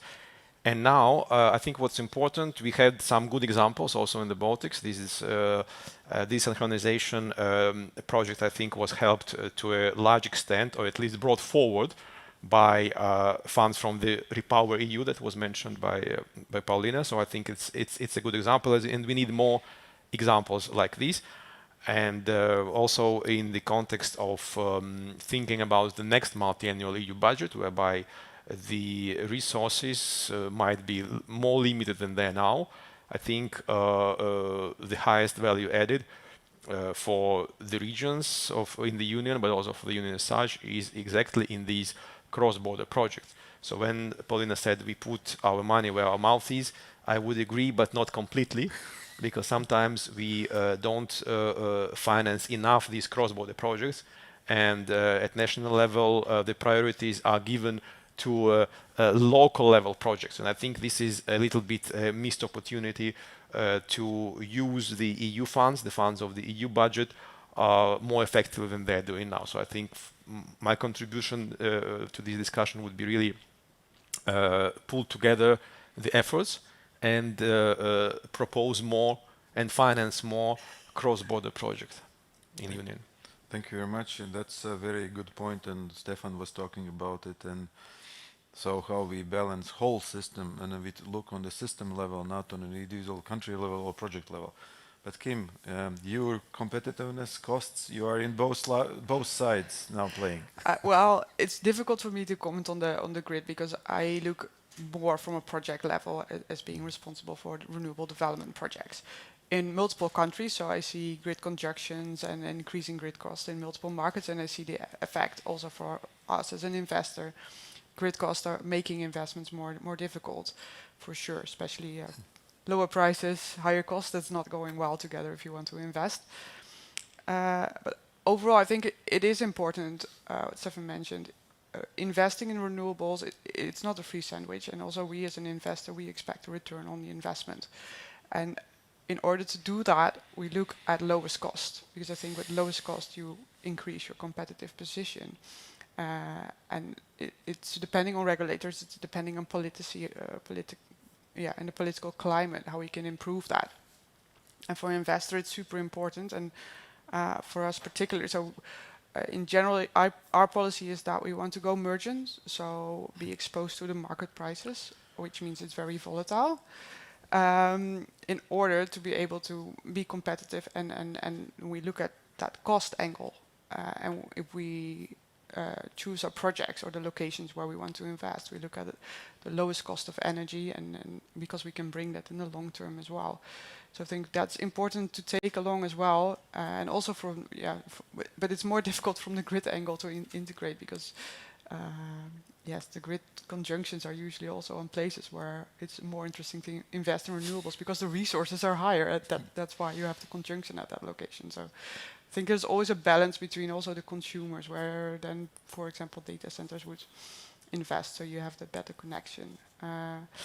For the grid conjunction, we invest in hybrids. So if we have a wind farm, we add solar to that. So it helps a bit on the grid balancing. So I think that's also quite important to do. We also look in battery solutions, indeed, only connected to the renewable energy resources, solar and wind, also to help from the conjunction perspective. But that's, I think, small on the big scale of the discussion. Thank you very much. And now to finalize, I have, each of you, from your perspective, I would like you to imagine what will be the 3 biggest bottlenecks for the next 3 years, what we have to solve. Each of you from your perspective. Paulina. I can answer in 3 words. Grid, innovation, investment. Okay. And I really like that you, in your presentation, and now bring up innovation, because from the economics point of view, without innovation, and if you import everything from other countries, from China, then your GDP, balanced out in short term very badly, but in the long term, of course. But innovations, local innovations, I think. Thank you very much for bringing this up. I think we really have to refocus a little bit on innovation and not only talk about these massive scale projects, because to actually make this green transition happen, we need some breakthrough innovation, and we need to find new technologies that will help us. Thank you very much for bringing this up. So, Kim, let's go that way. Grid conjunction is a major challenge, definitely. It's difficult for us to contribute in solving that puzzle, but it will be really necessary. And I think the same what we would require is stable political climate for investments in the long or near future to the long future. Almost one is technological challenge, one is social challenge. It's a combination, right? It's everything together. Thank you very much. Michals. Yes, I think I would bring in the governance challenge from from where I am. We see that governance of these major EU policies has to become better. Perhaps we need in some areas a bit more Europe.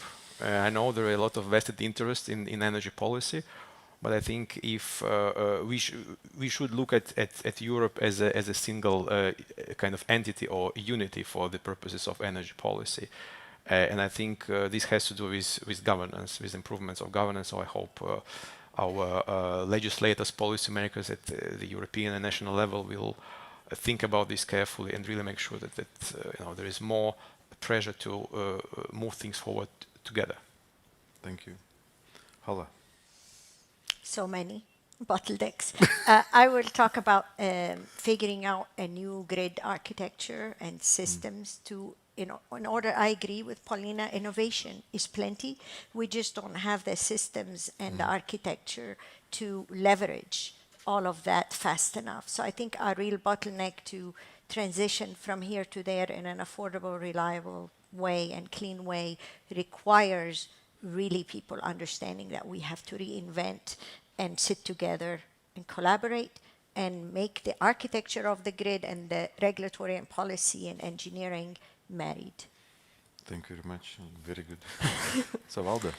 I'll continue with Hala's and Michal's points on the governance and flexibility, or basically trying to, from my point of view, to summarize how to make the system future-proof, because we are not sure. Also, Stefan mentioned whether all these policy goals and activities will become real, or it's just on the paper, these visions, and how fast different technologies or data centers will develop. And so what we need is to have this flexibility built in, so that the system is future proof, whatever comes, and with a sound regulation.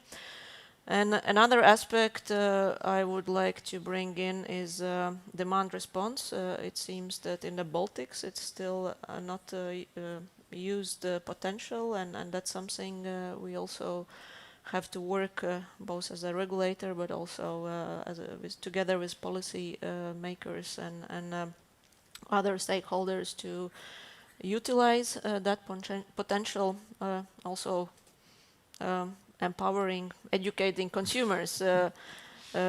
There are plenty of opportunities for them that electricity market provides, although Hala doesn't believe that it's functioning properly, but it is evolving. The market is evolving, but they do not always know all the options and opportunities that are there, including the industries as large consumers. So there is something to look for. Thank you very much. And Stefan? I will mention one word which is maybe a little bit surprising, and that's the first bottleneck is lack of patience. We are really not patient enough to realize this energy transition, and I will explain it by two examples, and these are two bottlenecks. One is people. Everybody knows the labor force is limited, skilled labor force is limited, so making this happen is really a challenge when we talk about civil works. And the second bottleneck is supply chain. Can you invest how many kilometers of cables, of transformers, of other assets we need to make it happen? So one last remark, be careful with this new idea of buy European. You can imagine we as a critical infrastructure provider, we are really interested in buying European. We buy our cables in Italy, Sweden and Denmark. We buy our converters by companies like GE Vernova or Siemens Energy. But of course, if we want to realize the project, we will maybe need transformers from South Korea, a democratic Western country. Is it a good idea to exclude them in the future? I don't think so. So let's really think about it if we do tighten once again this bottleneck of the energy transition. Thank you very much. We have a very distinguished panel with a deep understanding of concepts, deep understanding of systems, and I really appreciate all your input, and I believe audience was enjoying this discussion because the knowledge provided was really deep and great. Thank you very much. Just to finalize, from my point of view, capital exists, technology exists, systems have to be thought about, coherent governance have to be there, and strong delivery have to be there. We have something, we are missing something, but we are on the way. Thank you very much. Thank you.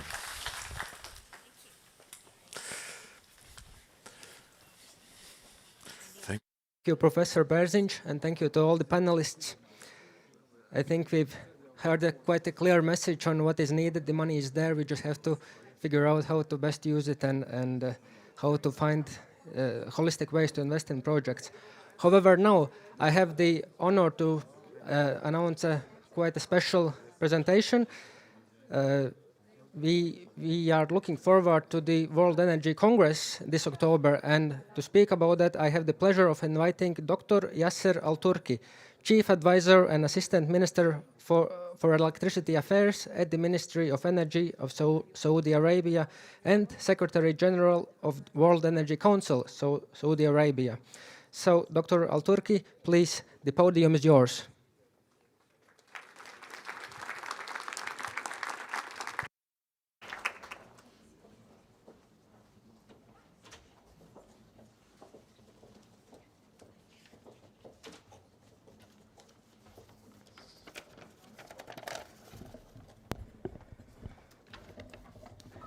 Excellencies, Ministers, distinguished guests, ladies and gentlemen, members of the World Energy Council community, it's a great honor to address you today as we continue our collective preparations for the 27th World Energy Congress, which will be convened in Riyadh, Saudi Arabia in October this year. For more than a century, the World Energy Congress has stood as the premier global platform, bringing together governments, industry leaders, innovators, communities, and experts. It has consistently enabled strategic dialogue and helped shape the evolution of global energy systems. Today, it remains the most influential forum for advancing collective thinking, diverse perspectives, and practical pathways toward a secure, sustainable, equitable, and inclusive energy future. As we gather with our valued partners, it gives me a great pleasure to extend a formal invitation to you. The member committees of the World Energy Council have long been active and essential contributors to the Council's work, and this engagement is more important than ever as we confront the profound transformations reshaping the global energy landscape. The Riyadh 26 Congress, held under the theme Inspiring Transformations, Delivering Transitions, will provide a comprehensive and forward-looking platform to examine the structural shifts underway across global energy systems. Guided by the vision and ambitions of Saudi Arabia's Vision 2030, the Kingdom is advancing significant efforts across all energy domains, including renewable energy, clean hydrogen, digital innovations, and efficiency throughout the energy value chain. Riyadh, where heritage, modernity, and ambition converge, will offer an exceptional setting for this important global gathering. The 2026 Congress will serve as a global platform for showcasing pioneering initiatives, exchanging expertise, and exploring expanded opportunities for cooperation and investment. On behalf of the Kingdom of Saudi Arabia and its entire energy ecosystem, it's my privilege to extend a formal and cordial invitation to all of you to participate in the 27th World Energy Congress. Your presence and contributions will be instrumental to the success of this milestone event. We very much look forward to welcoming you in Riyadh and to working together in shaping the next era of global energy transitions. Allow me now to present a brief video capturing the spirit of Riyadh and the vision we are preparing for the 27th World Energy Congress.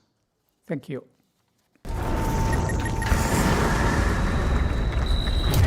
At the heart of global energy, Saudi Arabia proudly welcomes the world as the host of the 27th World Energy Congress in Riyadh, 2026. The theme Inspiring Transformations, Delivering Transitions reflects our collective journey beyond redesigning energy into real action shaping tomorrow.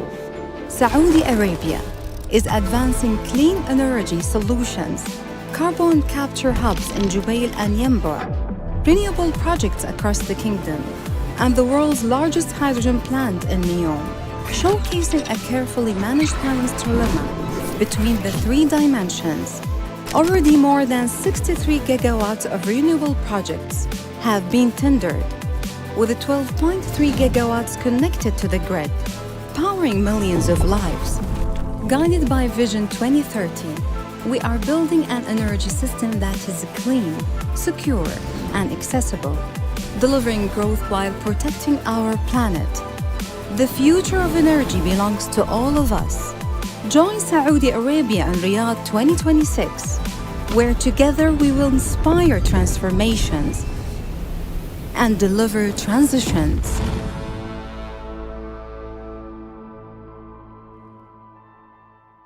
Thank you. And we look forward to seeing all of you in Riyadh, inshallah.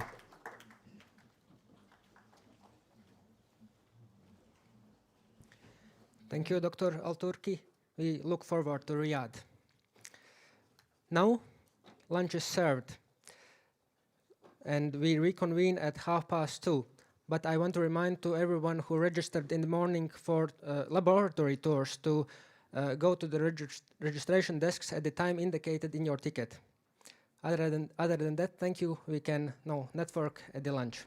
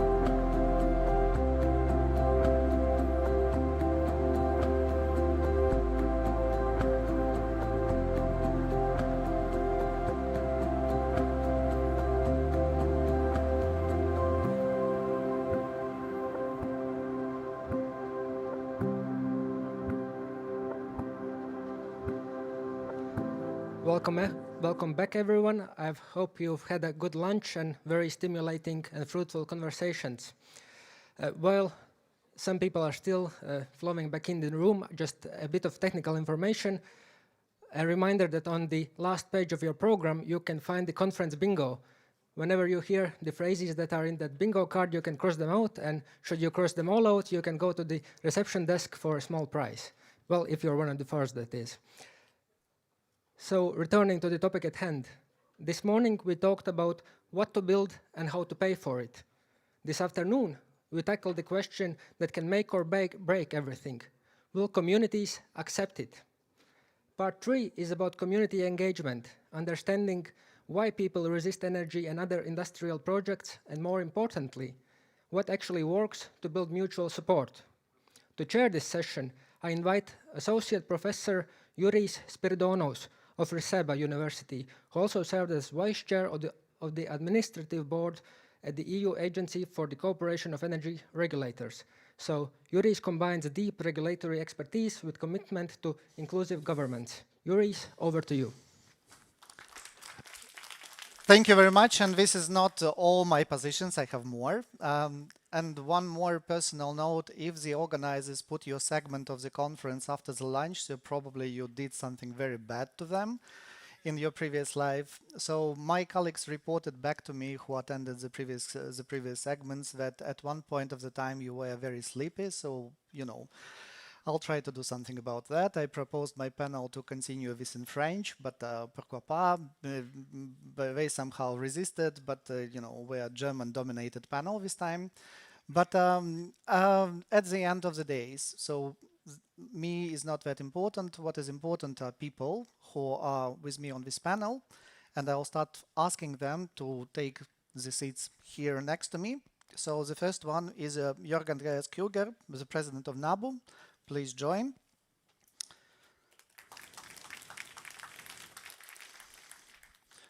Burkhard Verklenitz from E.ON, CEO of Processes.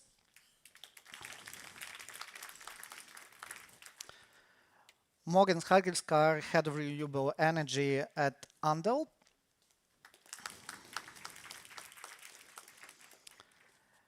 Reinhard Schneider, COE of Schwenk Northern Europe.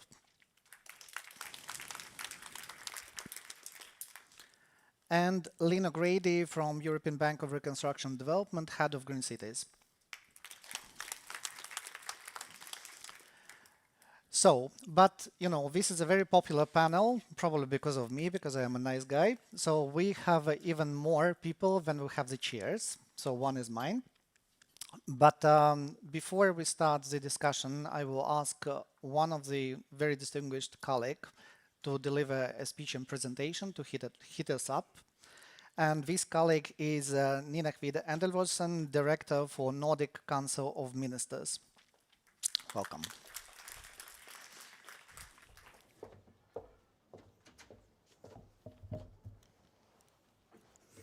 Good afternoon.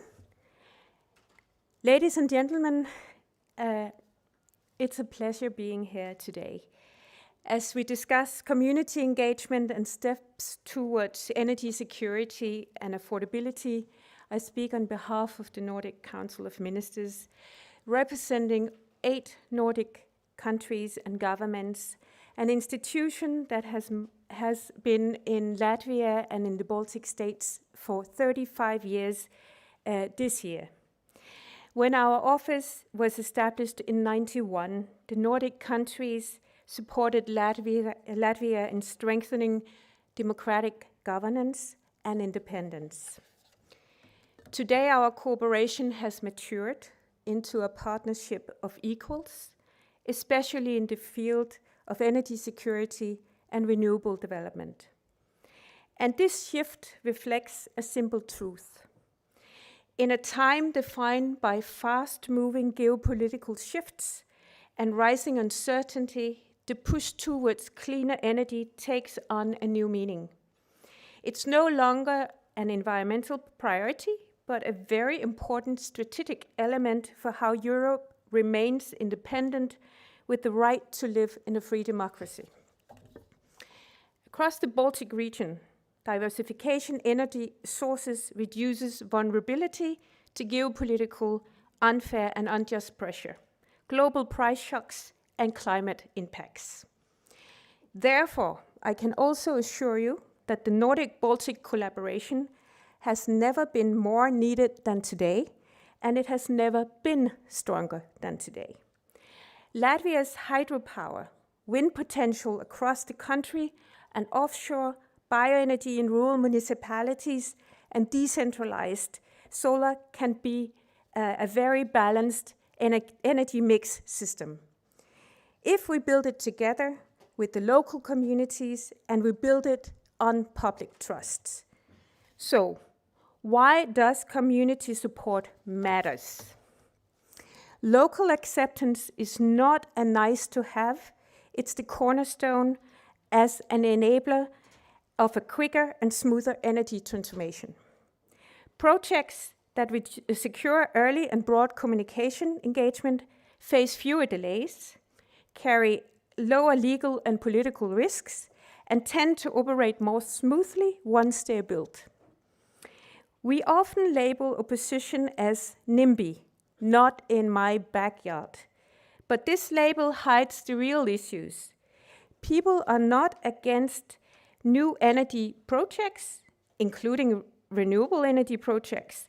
They are against feeling excluded, against uncertainty, and against bearing the cost while others take the benefit. Concerns around land use, noise, visible impact, priority values, or environmental disturbance are legitimate. And the most important concern is lack of democratic engagement. Decisions are taken elsewhere, but the impact is felt locally. I would like to say a few words about the principle that defines the Nordic way of building strong and successful community engagement. I would like to stress that we are not perfect and we have had many uphill struggles as well. It's a difficult path to tread.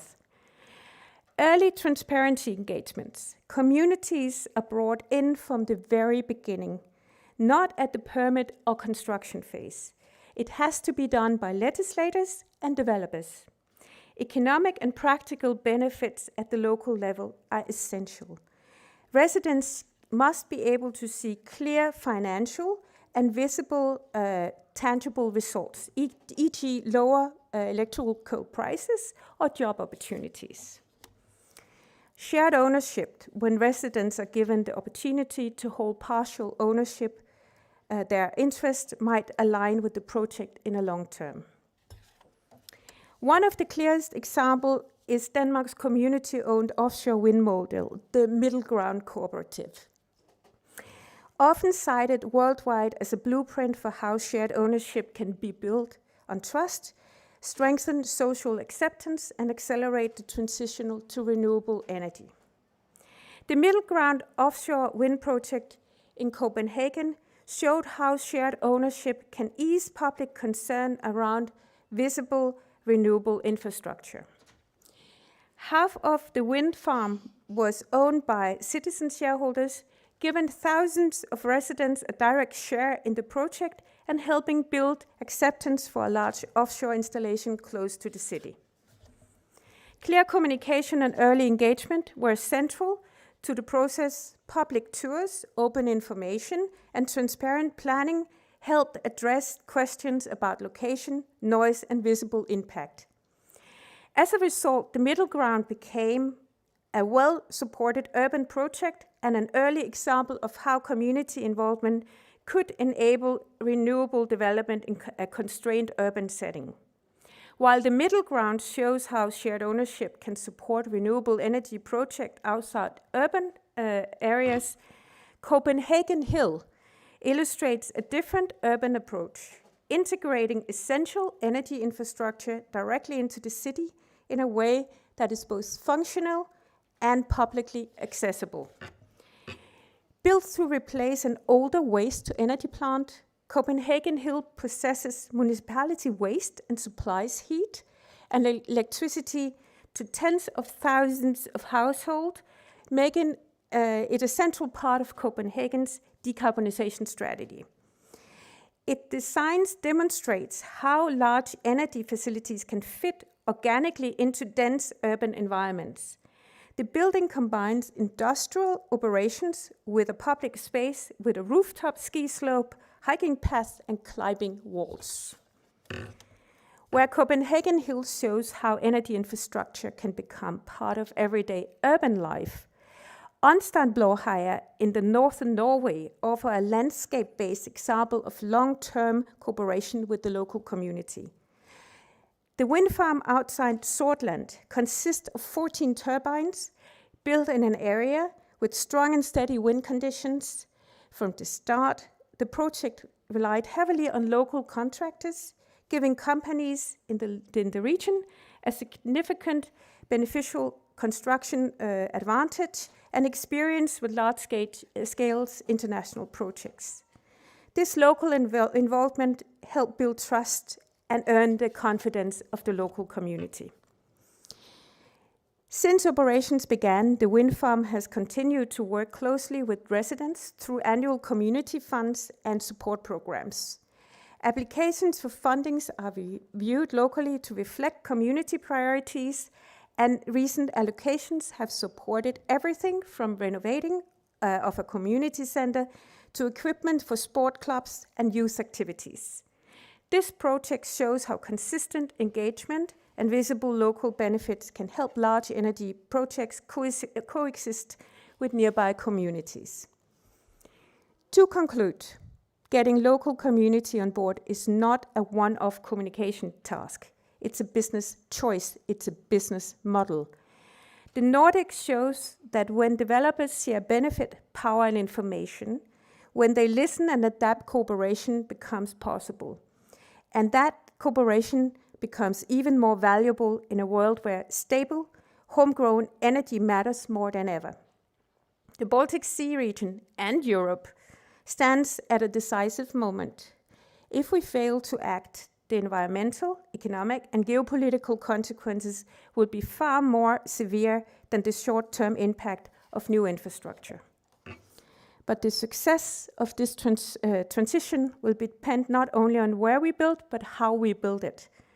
If communities are engaged early, if municipalities are empowered, and its benefits and risks are shared fairly, acceptance follows. As we strengthen the Nordic-Baltic Energy Partnership, the message is clear. Resilient energy systems are built when communities choose to stand behind them. Thank you.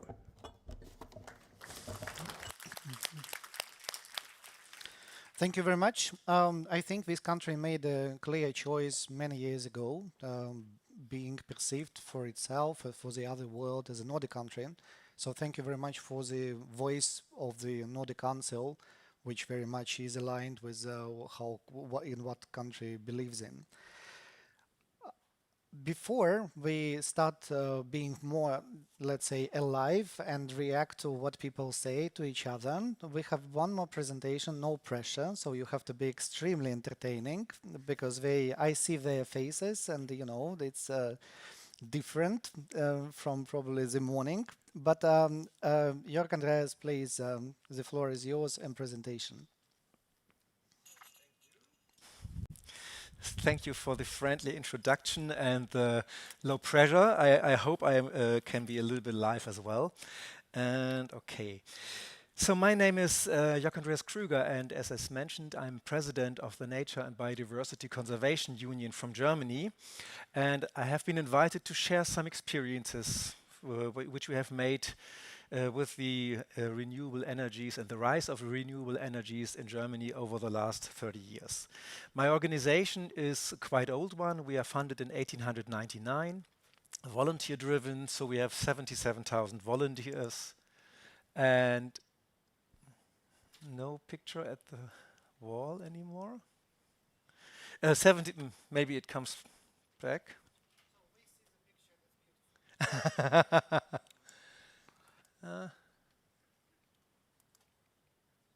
No? Okay, maybe the colleagues from the Technic can support us here. So we have a structure with 77,000 volunteers and 2,000 local groups. And that means we are quite everywhere involved in the discussions around especially wind farms and solar parks in Germany. And for the last 30 years, we have always had the goal of make renewables so nature compatible as possible. We have to accept, and that is the first important point for us, that a wind farm or a solar park is at the beginning is always something which will have an impact on nature and maybe on the society as well. And so there is no big frustration coming from that, but you have to accept it. And whenever you start discussions with it's not so bad and it's not that.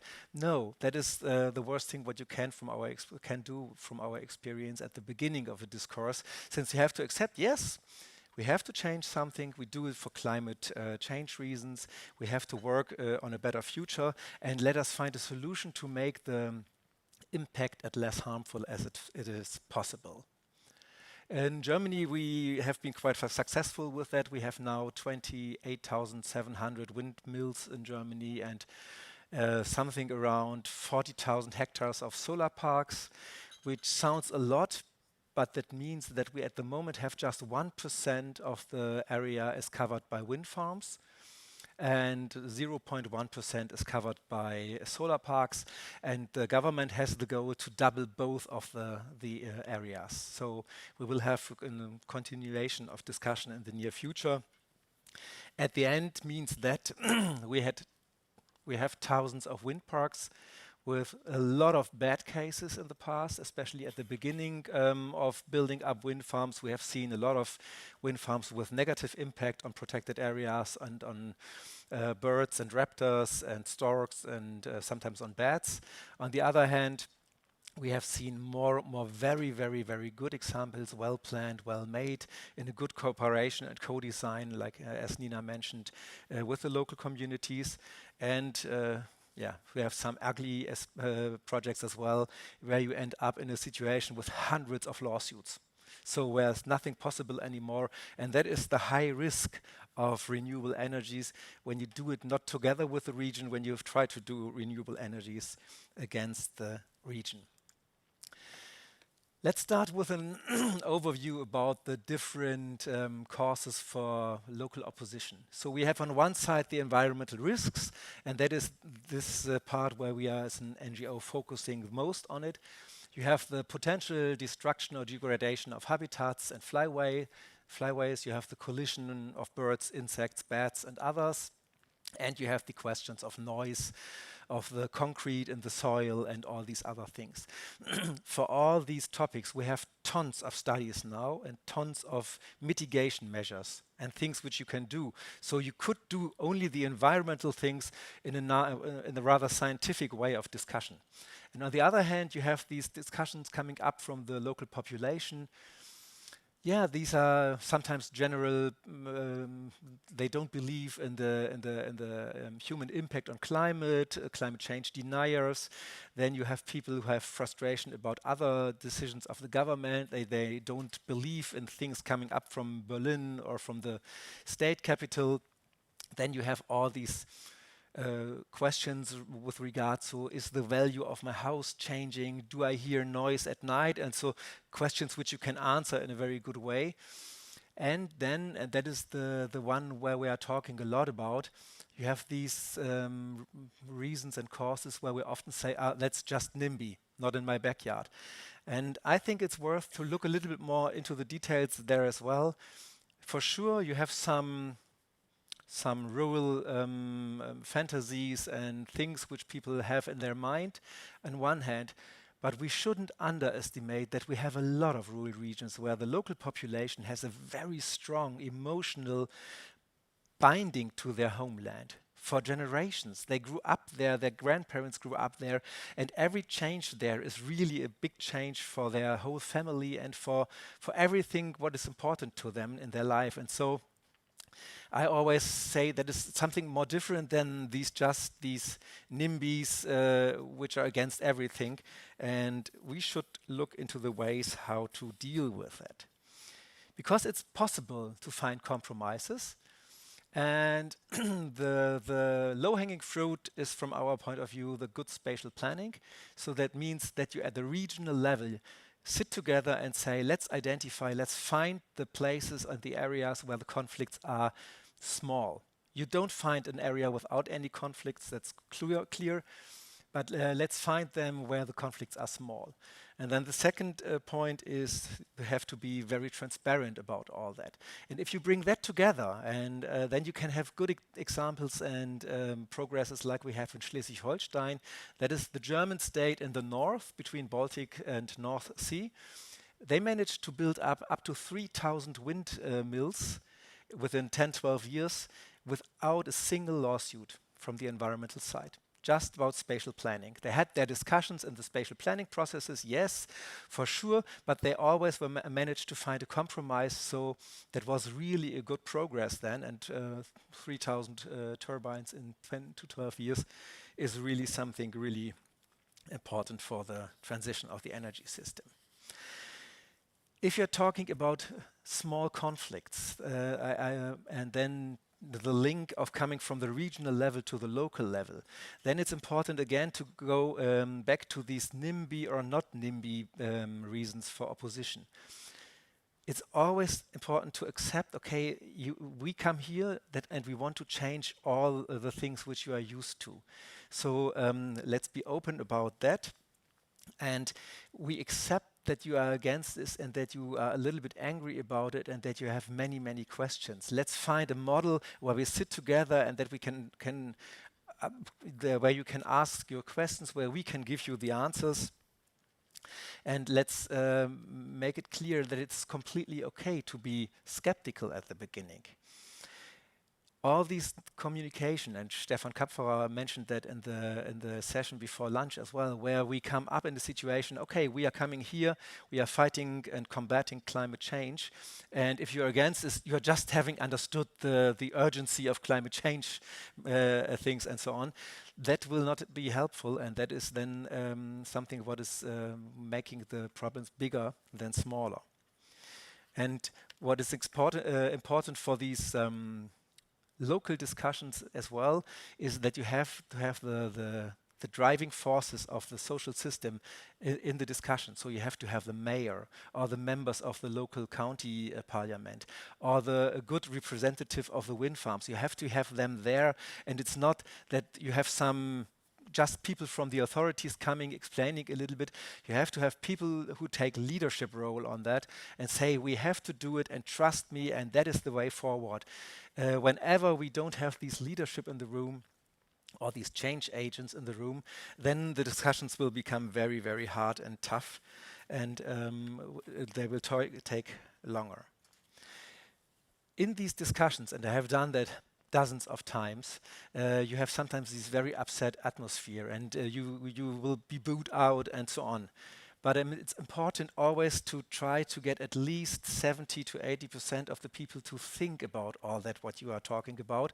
You will maybe not reach out to 100% agreement, but I mean, you have to have, or your goal has to be, from my point of view, that you have at least 70 or 80% of people who said, yes, it is maybe a good idea, I don't like the change, but under the circumstances, it is important that we do something, because then your democracy at the local level is stable, then the mayor is not in danger to lose the next election, then you will not end up with hundreds of court cases, and that is the goal which we all have to have. And in these transparency and openness is as well the case that you have to co-design, like Nina mentioned.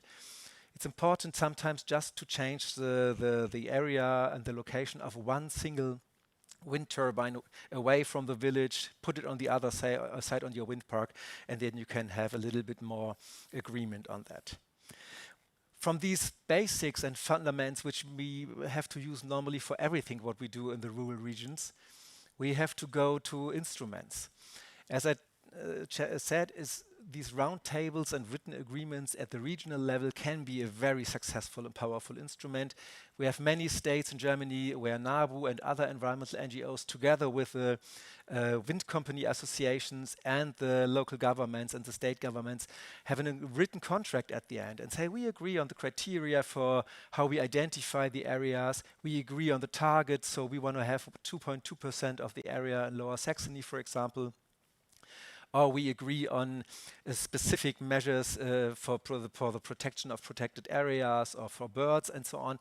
That is very, very helpful. This helps to have a very positive calming down effect on the environmental side in the local communities. And then in the stakeholder dialogues, it's important to really get input from outside. And in Germany, we built up a competence center at the national level for nature conservation and renewables, where you can call them and ask them for advice. They send you some scientists for your stakeholder dialogue in the public and the local village. They can provide you or give you hints for good facilitators. It's important to have good facilitators for such a local dialogue, otherwise it can really run out of everything. And so I think here for the discussions in the Baltic states, these kind of competence centers and expert platforms can be a good next step here for the discussions. And the last point is, especially for these kind of people who have really a deep link to the landscape, invite them to help with the compensation. So very often you build a wind farm and then you say, okay, we reforest an area, or we have to build up a hedge or something. Invite them, make it a public event. Let them feel that they can do with their own hands something for the future of their landscape that makes them happy and helps helps for the discussion about the wind park, but helps as well the mayor for running the society a little bit in his village. So think about these not only co-design but co-implementation of tasks.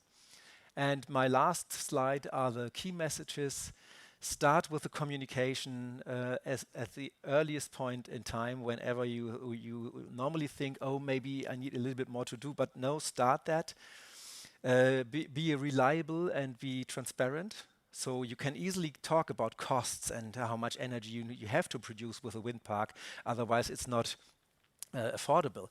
But I mean, be reliable then when you say, okay, I have to have this farm with this amount of energy, and then you can't come up half a year later with the doubled amount of energy. And then last point, use and the pool of experience, invite all the people from the regions to take care of their landscape and bring all the information to you in the planning process here around the project. So thank you very much for this. I'm looking forward to a good discussion, and I hope we will learn a lot for the ways here in the future in the Baltics. Thank you. Thank you very much. So basically now you kind of answered all the questions of the panel, so we can go. But we have 1 hour, and organizers of the conference provided me a very exact list of what I have to achieve during this conference. So by the end of our panel, all wind parks are being built, no problems at all. So everything is solved. So whatever was not solved for 20 years will be solved during the next hour. So that's, again, gentlemen, no pressure. But let's start with kind of analyzing that slightly and step by step. So one thing, so Ion Burkhardt works in many regions, right? And and you kind of see different approaches, different realities in all the regions you go to. Is it really very different, or the kind of the roots, how it's composed, opposition, position, resistance, dialogue are more or less the same everywhere? First, I think you missed all the topics for and tasks for this session. Not only solve it for Latvia, also for Germany, please. Yeah. So I liked very much, and I learned a lot from you, Jörg Andreas, by your presentation. And what we experience, not only in different countries that we are, but also within Germany, very different situation, and between, and maybe also time-wise.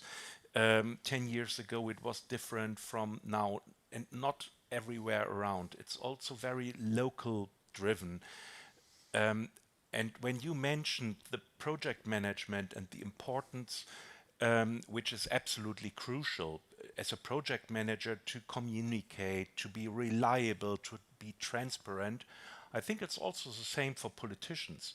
So we all are voters and we all give politicians a mandate. And so 10 years ago, 5 years ago, it was a clear mandate: go for energy transition, care for the climate, go for decarbonization. So, and if we vote this government, we also need local and regional politicians to strive for this and to be also transparent and communicate and take the lead, as you mentioned. If you have a local or a regional politician who says, yes, we are for 100% and not even 2045, even 2040, but not here, then you should not wonder that you have not in my backyard discussion. So this opportunistic approach to say, and you find it very often in the same political party, and I have recognized it within all democratical parties in Germany, that you have the global ambition and complete different local approach. In some cases, even from the same person. This is really astonishing. Striving on the transformation faster and more ambitious than everyone else, but not in this area here. And then you hinder as a voter, as a citizen, of course, then you are against. Therefore, you need also the transparency and the leadership as a politician, and as a party and as a government, and then we as society need to accept it. So we as E.ON have changed our business model completely from a fully integrated utility company producing from conventional power plants energy, meanwhile completely for the energy transition, for grid and infrastructure and customer solutions in many European countries. And we depend on the energy transition. Without energy transition, we are lost. And we changed ourselves, and the same is also necessary a bit from society. And then, of course, it comes, as you mentioned, to the necessary buy-in, to participation, to transparency, also from us as a utility company, to be open and transparent. And we learned, I think, also a lot, maybe you know it better than our internal view, that the approach maybe 10 years ago was maybe more, we need to get the things done and don't discuss too much with the publicity. On the other hand, there also should be, I think, somehow a limit in the possible right for blocking things. And we spoke a lot now about photovoltaic and especially windmills. We have this problem also with grid connections. Even in an existing grid, if we need to expand the existing grid, that we have court cases against it and are not able to connect a wind farm to a grid because the capacity is finished and finalized, and more than 10 years of law case against just an existing overhead line. This is hindering, and therefore also society needs to limit somehow the possible blocking rights. It is the binding of the people to the land, yes, but in some cases we need also to see society. And if we want to have energy transition, then we also need to make it happen. And on the way, we need to integrate, and we also need to balance who earns what, and the people who are affected by the impact needs to benefit somehow, but should not have the right to block anything. Yeah.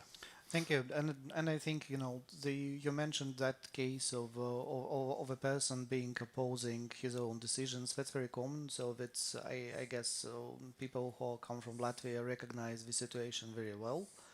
So I think I think there are a lot of similarities of pattern. Yes, there may be some specific narratives, like it was explained in presentation, something which is very particular for local community. But at the end of the time, the kinds of the principal scenario of the role play is the same, right?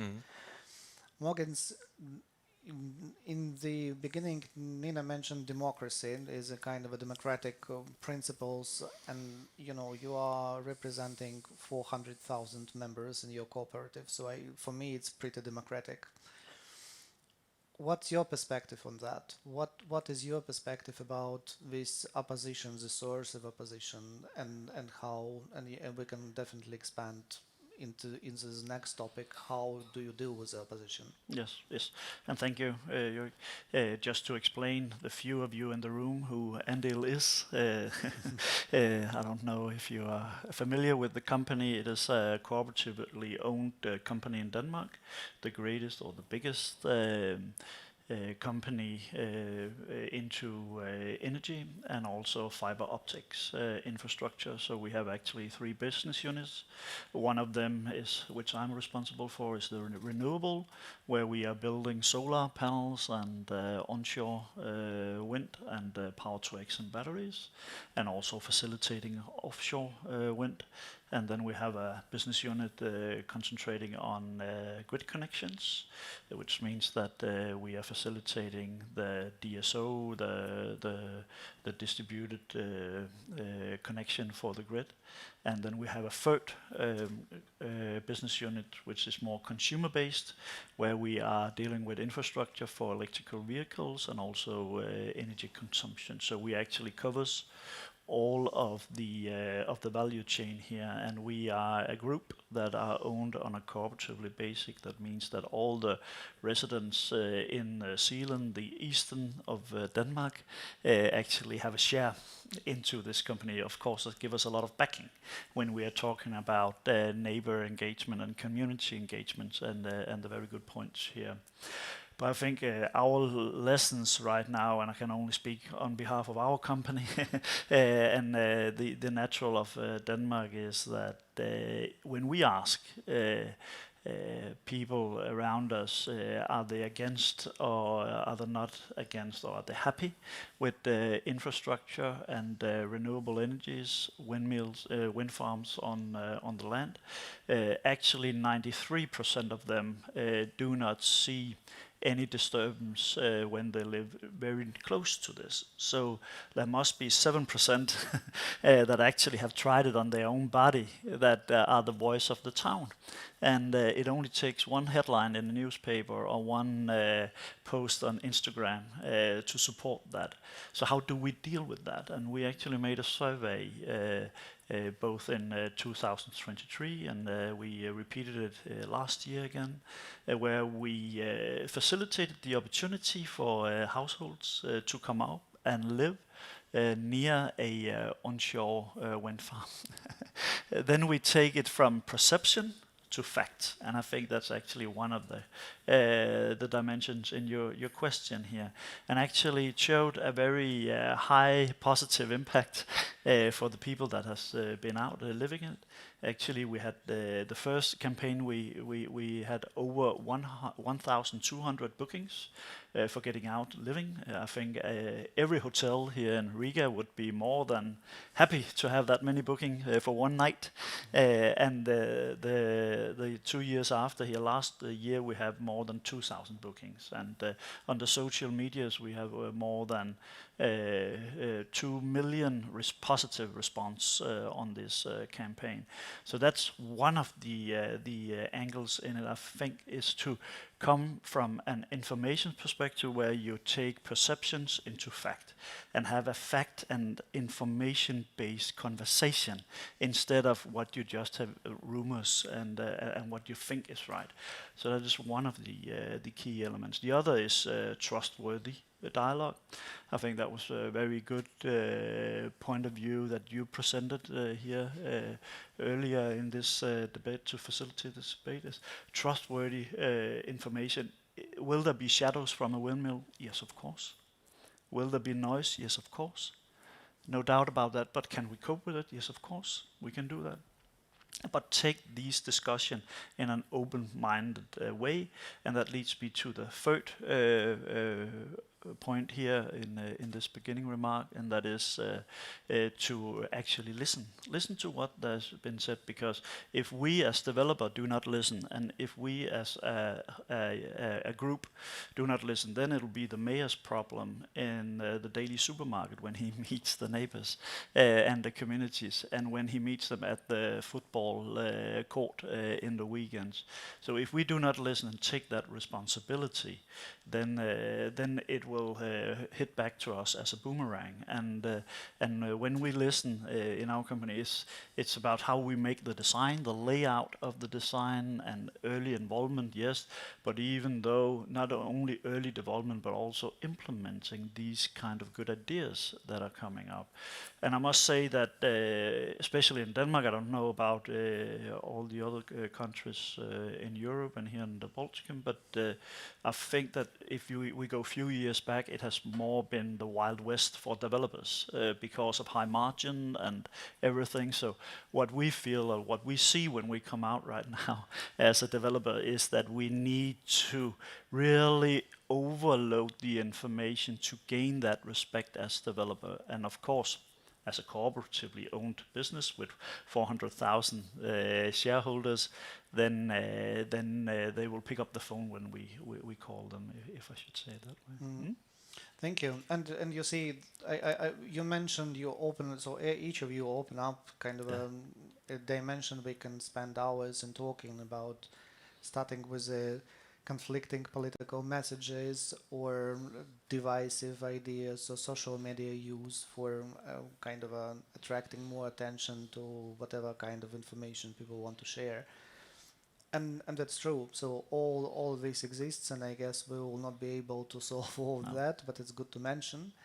But here is one enterprise which works in Latvia, and Reichhold, you represent that enterprise, which is strategically important, not just for municipality attached to that, but for the country itself, as a very big energy consumer, as a company which is also very much connected with our hub infrastructure, so seaports of Latvia, and as far as I understand, somehow switch to cooperation with you, and all that together. So you are important for the country nationally, but how do you deal with local issues? How do you cooperate with the municipality locally?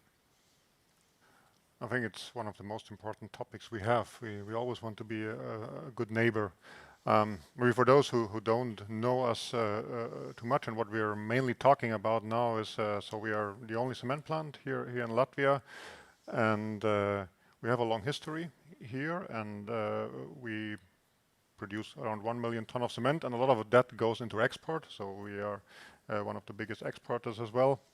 And what we produce as well, and that's to the point now, probably also from this discussion, we are producing around 800,000 tons of CO2 every year. So we are, of course, the biggest, one of the biggest CO2 emitters in Latvia, and that's why we want to go now the next step and to decarbonize our plant. And there it's of course as well a huge expansion of the plant we are planning, which is mainly the carbon capture is one part, but then the other part is the carbon management. So what to do with the CO2 after we have caught it from the flue gas. And for that, of course, now we started very early to really communicate what do we want, what do we do, but also why we are doing it. And I think that's very important. And I liked a lot what was said at the beginning. You need to be early. I think that's important, that there are not any rumors coming up, and you need to be transparent. So you need to really tell the people what we are doing. And then we also started now, we made a decision a few years ago already. We want to decarbonize, and that's also part of our roadmap to decarbonize in the Schwenk group. And around 2 years ago, we started to inform public about it, the government, but also then the local stakeholders, we are informing, and we said, okay, what we are planning, why we are planning it. We started actually as well to include the community first, tell them what are the plans. Then in the last year, first half of the year, we invited all major NGOs actually in Latvia to visit our plant, present again what do we have in mind, what is coming up, what is the size. And actually we started with a small model of what we are planning now as a new investment, which is more or less doubling the size of our plant, was quite significant. And we had like a carpet size model of what we are planning. And then in the next step, now middle of last year, we were opening a pilot plant, which is catching around 2 tons per day of CO2, which is more or less the size of this room, I would say, covering. And then we said, okay, and then the next step will be, it's about 1,000 times bigger, because we need to catch 2,000 tons per day. And of course, it's not so easy for everybody to imagine what it means 1,000 times bigger, but it shows as well the magnitude. And yeah, and we invited for this opening of this pilot plant as well the public. We had the honor to have the Prime Minister there, but also the local government was there, the Saldus municipality. And I think that this helped now really to be very transparent. And now, of course, the next steps which are coming up is that we do environmental impact assessment and all these things, but we were trying to do a lot of things before that already. Thank you very much. And just to close the loop, there was a discussion in the previous panels about financing. So European Bank on Reconstruction and Development is definitely about financing, but they kind of lean sorry they solved it all in the previous panel. But still, we have the opportunity to say something. And I think you represent EBRD Green Cities. And in the conversation with me, you used the word holistic, which people use no matter what is the situation. Could you explain what is holistic for you? What EBRD Green Cities means in the holistic way? Okay, thank you, and thank you for the invitation to be on this panel. So yes, I'm from the EBRD, the European Bank for Reconstruction and Development. We are a regional bank which spans a number of regions. One of them, a very important one, is the Baltics.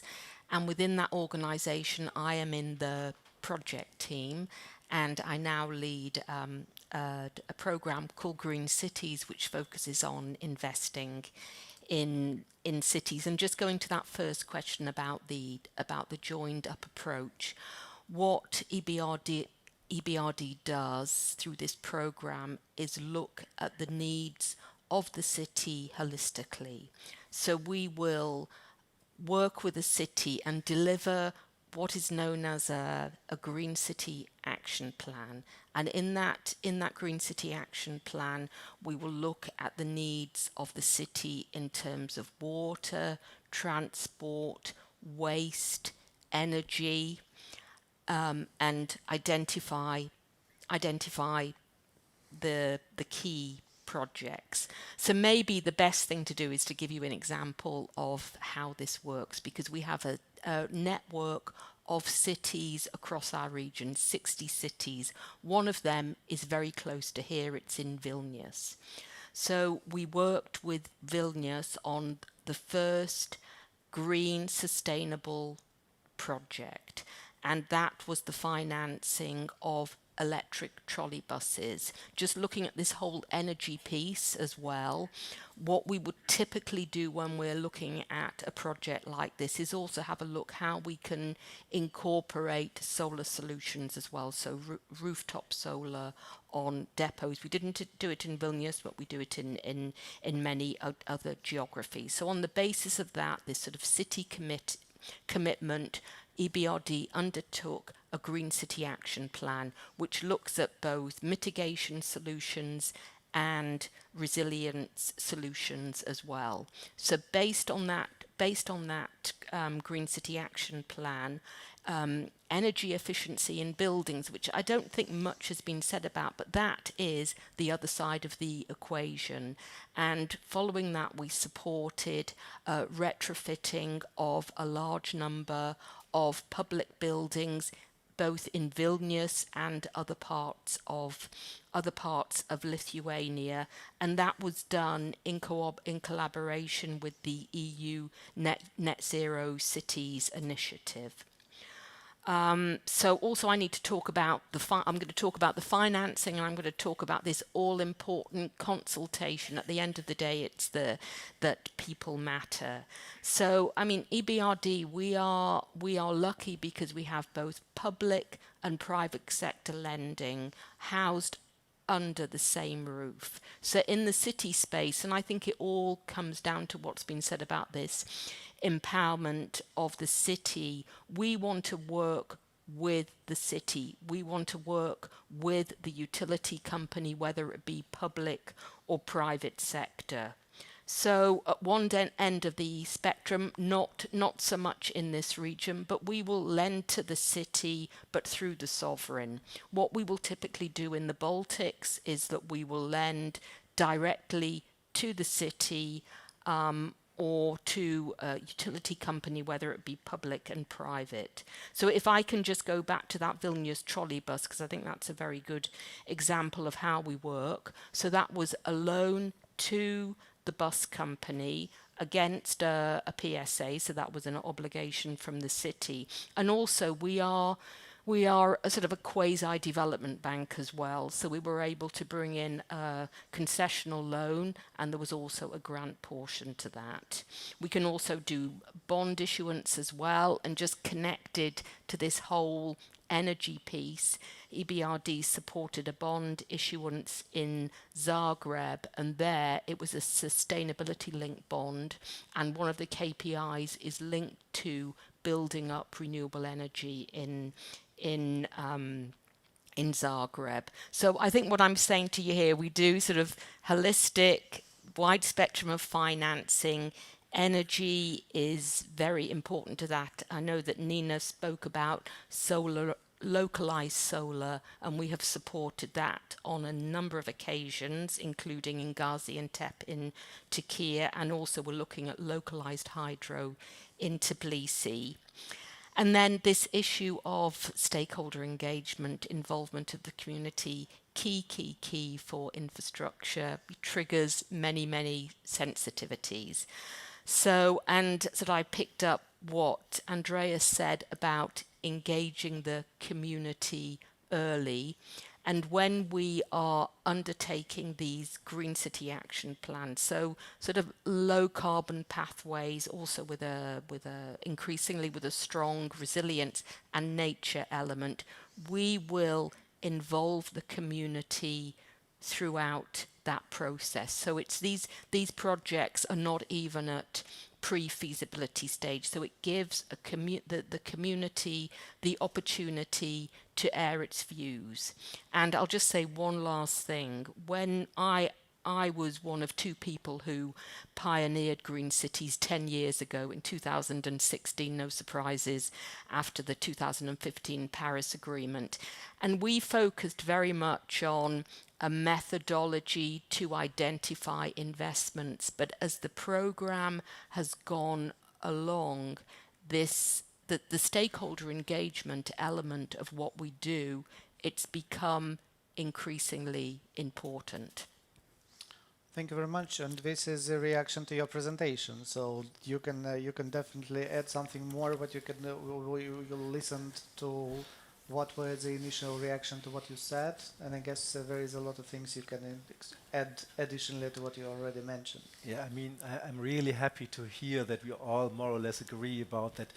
Things have changed, coming out of Wild West time for developers, and really bad examples. We have now a broad and shared understanding how important it is to listen to the people, to go directly in the discussion there, that we have to have this leadership of politicians at the local and regional level. Otherwise, it's really not easy to fight for something like that.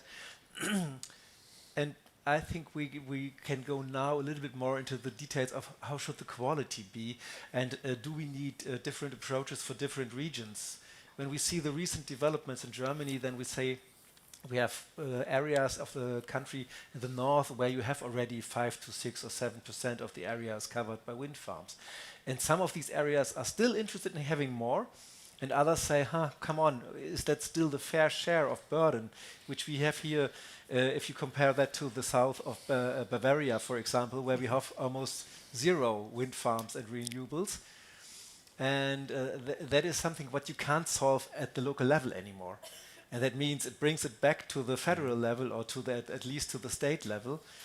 And then you have these differences with the local with the involvement, financial involvement of people. We had a time up to 2015, 2016, where many wind farms were financed by people from the regions, farmers, but as well models where you have hundreds of shareholders. Now we see that we need more and bigger money. The wind farms are much more expensive, the grid costs and so on. And so that means these involvement of the local investors is going down a little bit, institutional investors stepping in the scene. And that is important as well. But how can we hold a kind of minimum quality and an opportunity for private people who want to have a kind of revenue of that? I mean, the revenues of the municipalities is a different story, but the private revenues are important as well for the acceptance. No, absolutely. And I am an economist by training, so of course I am I want to ask you a question: how much should I receive if someone builds something in my backyard? But I guess this is a question which is kind of impossible to answer, right? But this is something generically on Instagram what people ask. So how much will I get? How do I address the reactions of public like that? If the question is very simplistic, it's not a very sophisticated question. I just want to know how much. Yeah, that is not easy to answer. And I mean, we are happy that we have in Germany now at least a regulation for the municipalities. So that's 0.2 cent per kilowatt of energy. Before we had these official regulation, we had more informal solutions like the kindergarten or a donation to a sports club or something like that. That raises then concerns about compliancy and all the other things. But to start with paying people for things which are in the interest of the public, of the whole society, that opens the box of Pandora. Yes. Yes, thank you, and totally agree, Jan Andreas and Jörg Andreas, and I just want to to comment on your points here that, and there's actually a feeling of commenting a lot of the good decision here and discussion.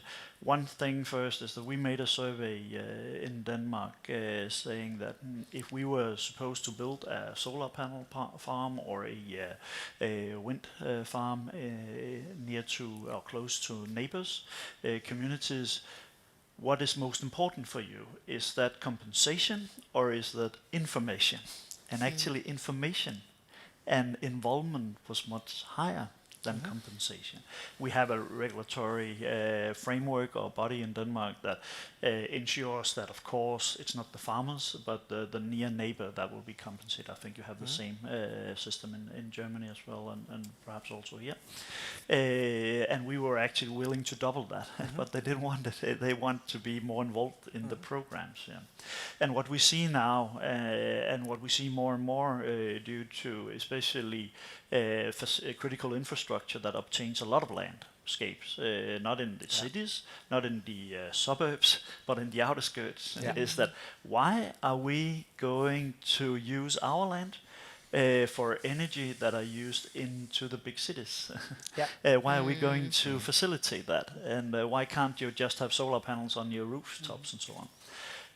One of the discussions that we try to put into that is integrating the systems so that we not only build a solar windmill or wind turbine or a solar park, we will make system integration with a small power-to-X plant and a battery so that we secure local resilience but also secure local works and thereby support the mayors and the city council in that this creates actually jobs. It's not only to support the cities consuming of or the big industry areas consuming of green energy. Yeah, so that was just to put a new perspective on this. No, it's very helpful, and thank you for being alive, because I guess that's exactly what we need right now. At this moment of our segment, I think what we learned just now, and I guess your reaction was very quick, and I'm grateful for that. Just giving money away doesn't solve the problem, right? So you still can be very opposing that, but okay, you accept the money, but when the next project comes, and you are opposing even more because you want more money. So it never ends. You're incentivizing NIMBY protests. Yes. So this is one statement from our panel, which I guess we all agree. We are not giving money away. So that's not how it works. That shouldn't how it works. But let's explore other way of being engaged in the project. Not just being informed about the project, which is crucial and super important, but how you can have this part of ownership of the project. Not obligatory economically, but by any means. How you can feel that this is your project. Yes, there is a guy in the government who says this is a nationally important project, blah, blah, blah. How can I feel it? How can I understand that this is my project?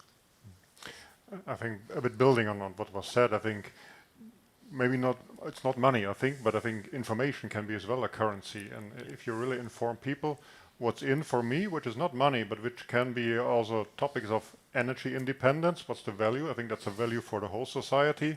And then breaking it down, if we have energy independence and renewables, then project like our project can be done, because without renewable energy, we can't do our carbon capture project, because we will use in the future around 5% of the Latvian electricity for our project. So it's needed to have additional sources.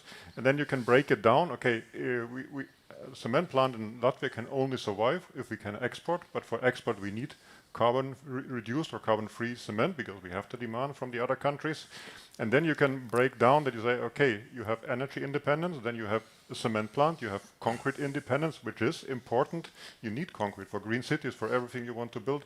And breaking it further down, you have new employees in the local region. We will increase our number of employees with that, and there will be a lot of industries, suppliers around us. And I think this story you need to tell, what is really in for me, which is not directly money, but I think a workplace is even more important, and not only for this directly affected people, but also for industries and suppliers around us. And I think that's really, this information is maybe the new currency. Yeah, thank you. And Brooke, maybe... One thing I wanted to add, what Lynn was mentioning about the green cities, it's a complete different aspect from discussing about the landscape, about windmills, photovoltaic, big projects impacting landscape visibility and the people in the urban area and the cities. We also have quite a lot of experience together with municipalities or with cities, be it in Stockholm, Malmö, Berlin, London, and so driving decarbonization or green projects is really crucial and a very strong phase in many cities. But a bit similar to this, also the maybe the renewable projects, in some cases is also a question of data availability. So as a local community, not as a city, but as a region, do I have the data to know what in our local area is produced and consumed? Do I have a tool? So we produce for cities and municipalities apps that they have the data visibility, and this already involves the local politicians a bit more of driving and feeling also the energy change in their region, that they know this is happening here and not anywhere else.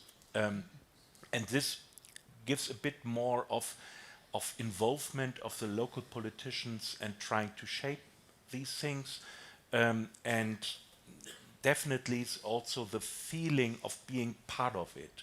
So if you know this is a wind farm and we are the consumer and there is a connection in between, or any contract in between, this also helps. So being a part of it, I think somehow a benefit is necessary, but not just what do I need to pay to get the consent. This cannot be the question, but on the other hand, just to say you have to accept it is a wrong case, and currently, or up to a short time ago in Germany, we had the funny, or not funny, but special situation that you had to accept higher grid fees in the regions with high renewables, because the connection costs are allocated to the local grid, and then you have higher grid fee. And this is really not the smartest way to get acceptance of the people. So it's also a question, and you mentioned it, is it a fair balance? So is it, if you feel it is fair enough, and in some regions in Germany, to be honest, when I'm in Bavaria, in a tourist area, or at the, some other places, and I don't see any windmill, maybe this is not fair. And in some regions, we spoke about them, in Germany, it is really overwhelming, the windmills around there. I think then it is in a certain place also sufficient and enough, and not a question of, even more, there are producers and investors, they want to produce more, maybe better in another region, and it also reduces the necessary grid extension. So the feeling of, is it fair, is it balanced, and do we in some case be taken serious and participate? Yeah, that's great. And yes, Lynn, please. I mean, I just want to pick up on the point you made at the beginning about, we're talking here about investments at scale. So, so the Green Cities program, so I am an infra banker, so I will put my cards on the table. I've been involved in transport projects a lot, and that's when I did deal a lot more with all of these issues, NIMBY, and then more latterly urban. So I have tried for 10 years to look at these sort of localized solutions, the localized solar, the rooftop solar, the energy efficiency in buildings. This is another dimension. And I would say 10 years down the line, we are now making headway with energy efficiency. So EBRD, in our small world, we are definitely financing a lot more retrofit of buildings. But in this, and this isn't a sector that I'm okay on energy efficiency in buildings, but the energy side, it's not my sector. But we have not been successful so far in this localized, surely a small, forgive my ignorance, a small localized solution. If we had more of those, then wouldn't it reduce the need for having a more sensitive, large wind farm or large solar? I mean, I would like your guidance actually on what I have done wrong over the last 10 years, because quite frankly, the only localized facility that we have been able to finance is the one in Gaziantep. Anyway, over to you, gentlemen. So to kind of to expand it. So imagine if, at least on the level of the cities, the kind of we shouldn't put the facilities of windmills somewhere in the regions, but we could build something around smaller, the cities. something just a bit. Why did it just something a bit smaller? And I think maybe that's part. Yeah, maybe that's part of it. It's smaller. Maybe it sort of addresses this issue a little bit of a community feeling that they have this huge facility and it's benefiting all those city goers. Rooftop solar, it just seems a little bit underexploited to me. Maybe I can add some thoughts about that, since I mean we have seen a lot of progress. As we started with wind farms, the windmills had 750 kilowatt or something like that. Now we are talking about 5 megawatt or 6 megawatt or something like that, and there are the doubled in the height. But that means for the ecology that the impact on ecology is much smaller. I mean, it's a much more efficient use of area, and for you always had these conflicts with birds, and since they are so high now, they are higher than most of the birds are flying. So you have only a specific number of bird species which are not able to fly very elegant and so on, which are really in danger now. So from that point of perspective, that was good. So less area, less impact on threatened species. The noise is more or less the same topic.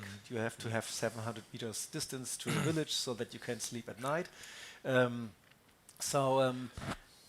I think that is one point for these scaling up and coming away from these small and beautiful solutions which you all have in mind at the beginning. And then the amount. I mean, we are talking about the energy for Germany with all the factories, with all the industries which we want to hold in the country. And that means we have to be very efficient. And the same efficiency which we have to discuss for the energy system, for the grid system, and for railway and transport is something where we as environmentalists always ask we have to have that for the environmental side as well. And that comes together then in this green infrastructure, which we are discussing under the restoration law of the European Union and so on. And that all comes now to the rural regions. And the same mechanism, okay, they in the cities, they decide and they live their cappuccino life, and we are here, the hard workers in the rural countryside, we have to pay the bills for everything, and that becomes more and more topic, especially in Germany and in some parts of the north and the east at the moment. And how to solve that is a really big challenge for the politicians and for all civil society organizations, and there we should invest together. I need a kind of not exactly me, but as a Latvian citizen, probably I need a political advice. So imagine this country has a support of the government historically around 25%. So just we support the government, like 25% of the population support the government. That's the highest rate. So sometimes 30, but so we went on the street only once when the support of the government went below 9%. So we're also very patient. But we don't like them in the government. And so, because we are not a ministerial panel, I am allowed to say that. So what do we do if there is not a single person in the government I trust? So they can tell me as long as they want about the importance, national interests, national economy. I don't trust them. I maybe trust my neighbor, but in Latvia it's not common either. So maybe I trust one or another head of municipalities, but they feel it, and so they will be trying to be very protective of their reputation, not to be very associated with the government. So how do I solve it? And this is a small country, it's just less than 2 million people, but we have a huge issue with trust and leadership, which would bring the changes to the country which are very needed. Yeah.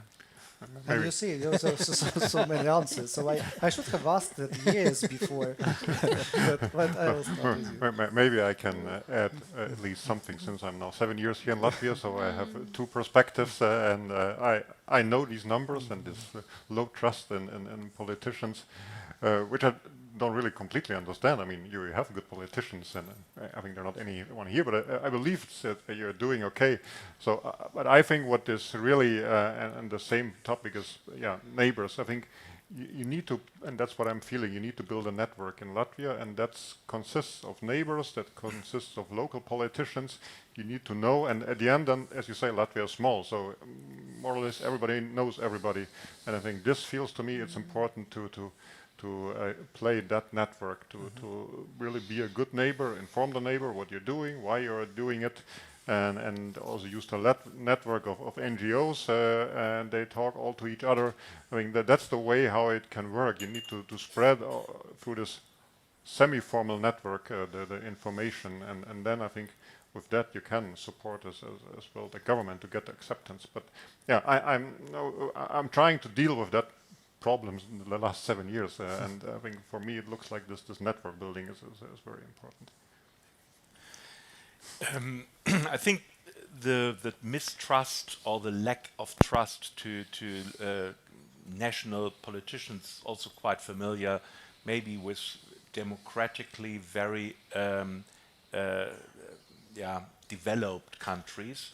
It's nice to mistrust, and you also have the media that they try to find mistakes. I know years ago a story about flexible fee for kindergarten in Germany, where you yourself rank yourself what your income is, and that gives the money you have to pay for the kindergarten.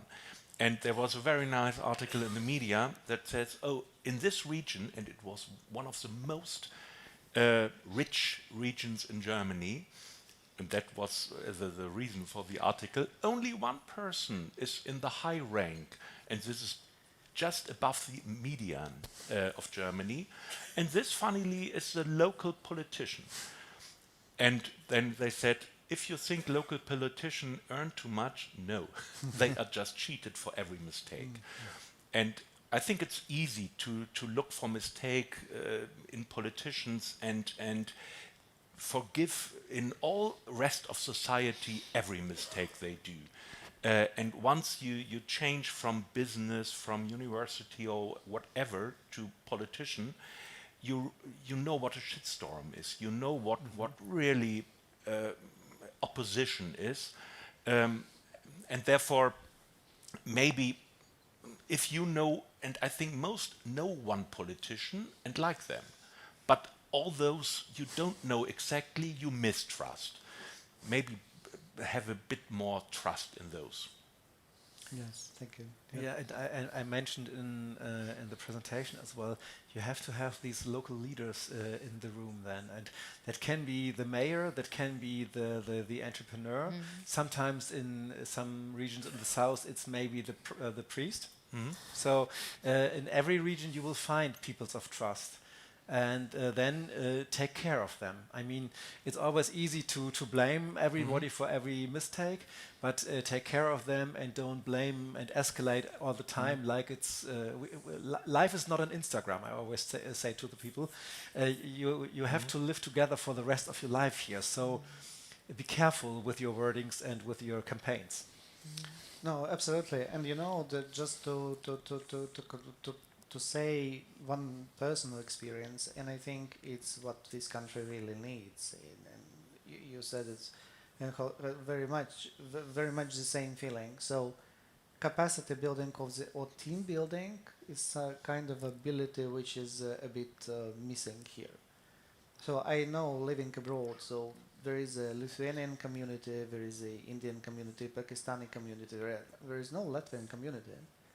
There are around 100 and I don't know, almost 200,000 people living in the UK with Latvian passport. The communities are almost non-existent. If I am coming from the neighboring country and I am the manager, all my company will be that nationality. I haven't seen the same applicable to this country. And so this is one tragic example of how many people are outside.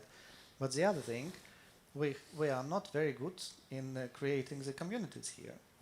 Is it tragic, or is it a sign of integration? No, it's tragic in the sense that this country is 2 million and 200,000 are just in the UK. Yeah, so but this is bad. So I want them here. Yeah, but okay, this is one thing. But the other thing, if you are in a foreign country, and don't have your national community, it can also be a sign that you integrate, that you take part in the country you are living in. I was for 3 years in Romania, and I was not looking for a German community. When I'm in this country, I'm living in this country and want to understand the people and live with them, and don't step back in my own area back again. No, and that's pretty. But you're coming from a big country with a big language. So, for example, for this country, protection of the language, protection of the culture is super important. So, if you don't speak Latvian with anyone for 10 years, that's bad, because it's reintegrate back here is very complicated. So, I mean, but is it just an indication? It's not very scientific. But what I'm saying, and noticing personally, perhaps some efforts of protecting the communities which emerge would be needed. Some stimulus for cooperation between the people would be needed, and that would enable some kind of the processes we require. The difficulty probably is that for politicians it's not guaranteed that the communities will land up in the decision they favor, right? So if you support democracy, support the communities, sometimes you end up with a decision opposite you wanted to achieve when you tried to create the community. So this probably is another challenging issue for the politician to start the discussion. But to wrap our discussion up, and we can go on for a very long time with that, what would be your suggestion for a project developer? Apart from what's being said, so early information, early communication, transparency, anything else? What makes important to be considered when you address the project developer? What sometimes can be helpful, but it's very expensive, is really to bring then, if you have already find an area where you want to do something, bring the people to an area where you have done something. Maybe in Germany, maybe in Lithuania, so that they see, okay, how do the people there? I mean, these peer-to-peer learning from the perspective of, I have been in the same situation 10 years before, and then they build up the wind farm, and it's still everything is good and fine, and we did this and that together. That can be helpful. We do that sometimes for large restoration projects, when you have all the concerns about water in the houses and so on, that we bring people then to a region where we have already implemented it. But it's a lot of energy and effort. And I liked what Morgens said. I think it would not be a possibility for a big company like E.ON to invite people to live, but I like it very much, and it's very good for your example. If you have so many shareholders, if you are perceived as a community company or so, to say, come here, come to us, and look, as you mentioned, in this area. Better not E.ON to do this or other big companies, but a very good approach. Thank you. Yes? Yeah, I have two perspectives to the closing here. One is that just to remind ourselves that this industry is still new. If you compare it to railways or highways, we know how they have been built. There is quite a known regulatory framework for it. If you ask the government or the citizens here or the cities, they are all learning, and we are all learning how to develop that, so have that respect and do not panic. We are still on a steep learning curve together, both the developers and the authorities, both the municipalities and the government here, and also the communities, of course. So that to divide facts from perceptions, I think that's one of them, and then make it a discussion, or not a discussion, but make it realistic and make it worthwhile for the communities. As mentioned before, try to work with different kind of integrating projects that can serve the local communities instead of just supplying big cities and big industries, so that it's something that you can feel and then you can support and be proud of in the local communities. And of course, I think it's a common understanding here, early involvement and to be trustworthy in that. If it's to prepare a walking path through a solar park or panel park, then do it. If it's horse tracks, if it's a tower where you can look at birds and something, do it. It's very cheap compared with what it brings back to the local societies. I think it's important, don't rush. I think that's important that you're not overwhelming the people, but really work according a clear plan. What are you plan to do, when, and how you will really inform people around you, the neighbors, and explain the why. That's, I think, always very important to explain why we are doing that and what's in for you. And then I think you really have also sensors in different parts of the society and different stakeholders to really see, okay, where opposition can come from and which arguments they might have, because the earlier you know the arguments, the easier it is to react on them. Lynn? So, of course, mine is getting a credible and strong financier. I mean, one, like EBRD, that has, a strong mandate on green, a strong mandate on all the public consultation, an EBRD finance project. The rules need to be followed. And a good, a financier who has a connection with the government, who has some sort of political link. And actually, while you were talking, a country a long way from here, I happened to be at a high-level visit, and there was an issue that arose with a foreign company, something to do with tax. And EBRD was able to just have those conversations at the government level. So you need a strong, credible financier, like EBRD. Thank you very much. And one thing, I guess, which is also important, is to have more civilized discussions like this. Yes. So no one is calling anyone stupid, which is very popular in our society nowadays, and with the rise of social media. Before we completely close the panel, I know that there is a video prepared on behalf of Morgans, which we can now share to the audience. Hopefully, technically, everything is ready for that. And when you're ready, please start. Stop nu med at bygge de tudegrimme vindmøller. Hos Andel hører vi mange fordomme om vindmøller. Så skide være med, at mennesker ikke kan sove for støjen.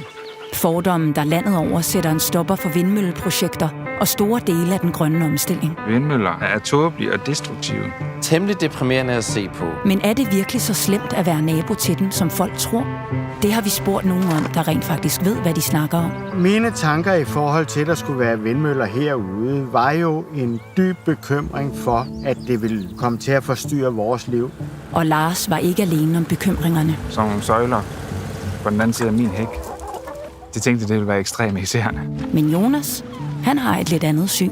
Det virker meget dansk, det her med at lade navlepilleri stå i vejen for grøn innovation, som alle egentlig er enige om er en god ting. Og Ole, han tager det helt meget roligt. Lokalbefolkningen, de klager mere over, når jeg kører hen så meget ud, end vindmøllerne. Vindmøllerne giver slet ikke de gener, som jeg var bange for. Og med den grønne omstilling, vi har i dag, så synes jeg egentlig, det er...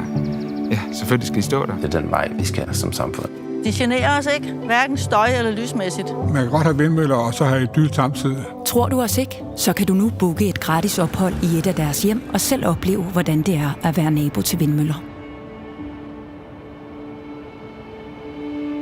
Andel. Grønnere fremtid for alle.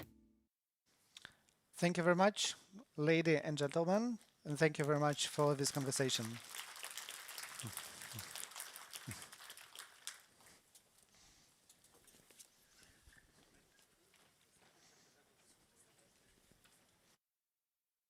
Thank you, Juris, and thank you to all the panelists, as well as to Andel for the informative video.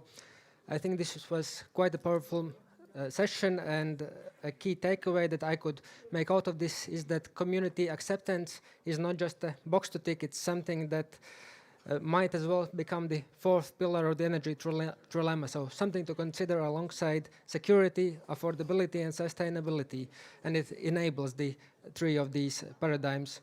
So let us now break for coffee and return at 4:30 when we will have the grand finale of the conference, the Ministerial panel. Let's be back on time, everyone. Thank you.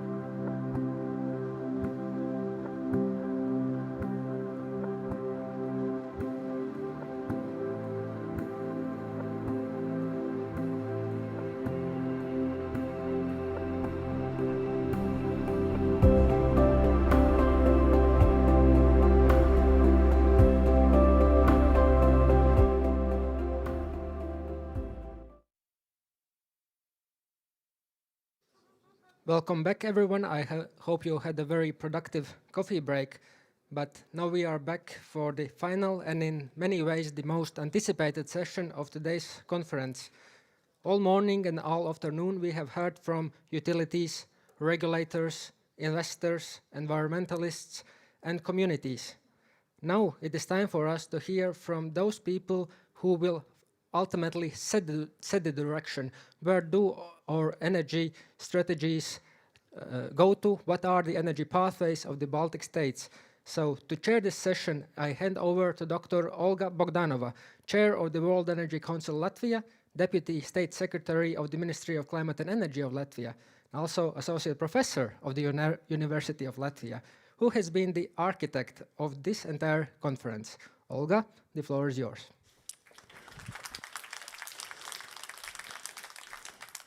Good afternoon after the coffee break, and this panel is really exciting because here we have 3 Baltic ministers on the one stage, and they will be eager to answer a lot of questions, what you probably gathered during all the day. We have very intensive sessions, different focuses, and I'm very excited to invite on the stage, well, I'll start with the host of this conference, co-host, Mr. Kaspars Melnis, the Minister for Climate and Energy of the Republic of Latvia.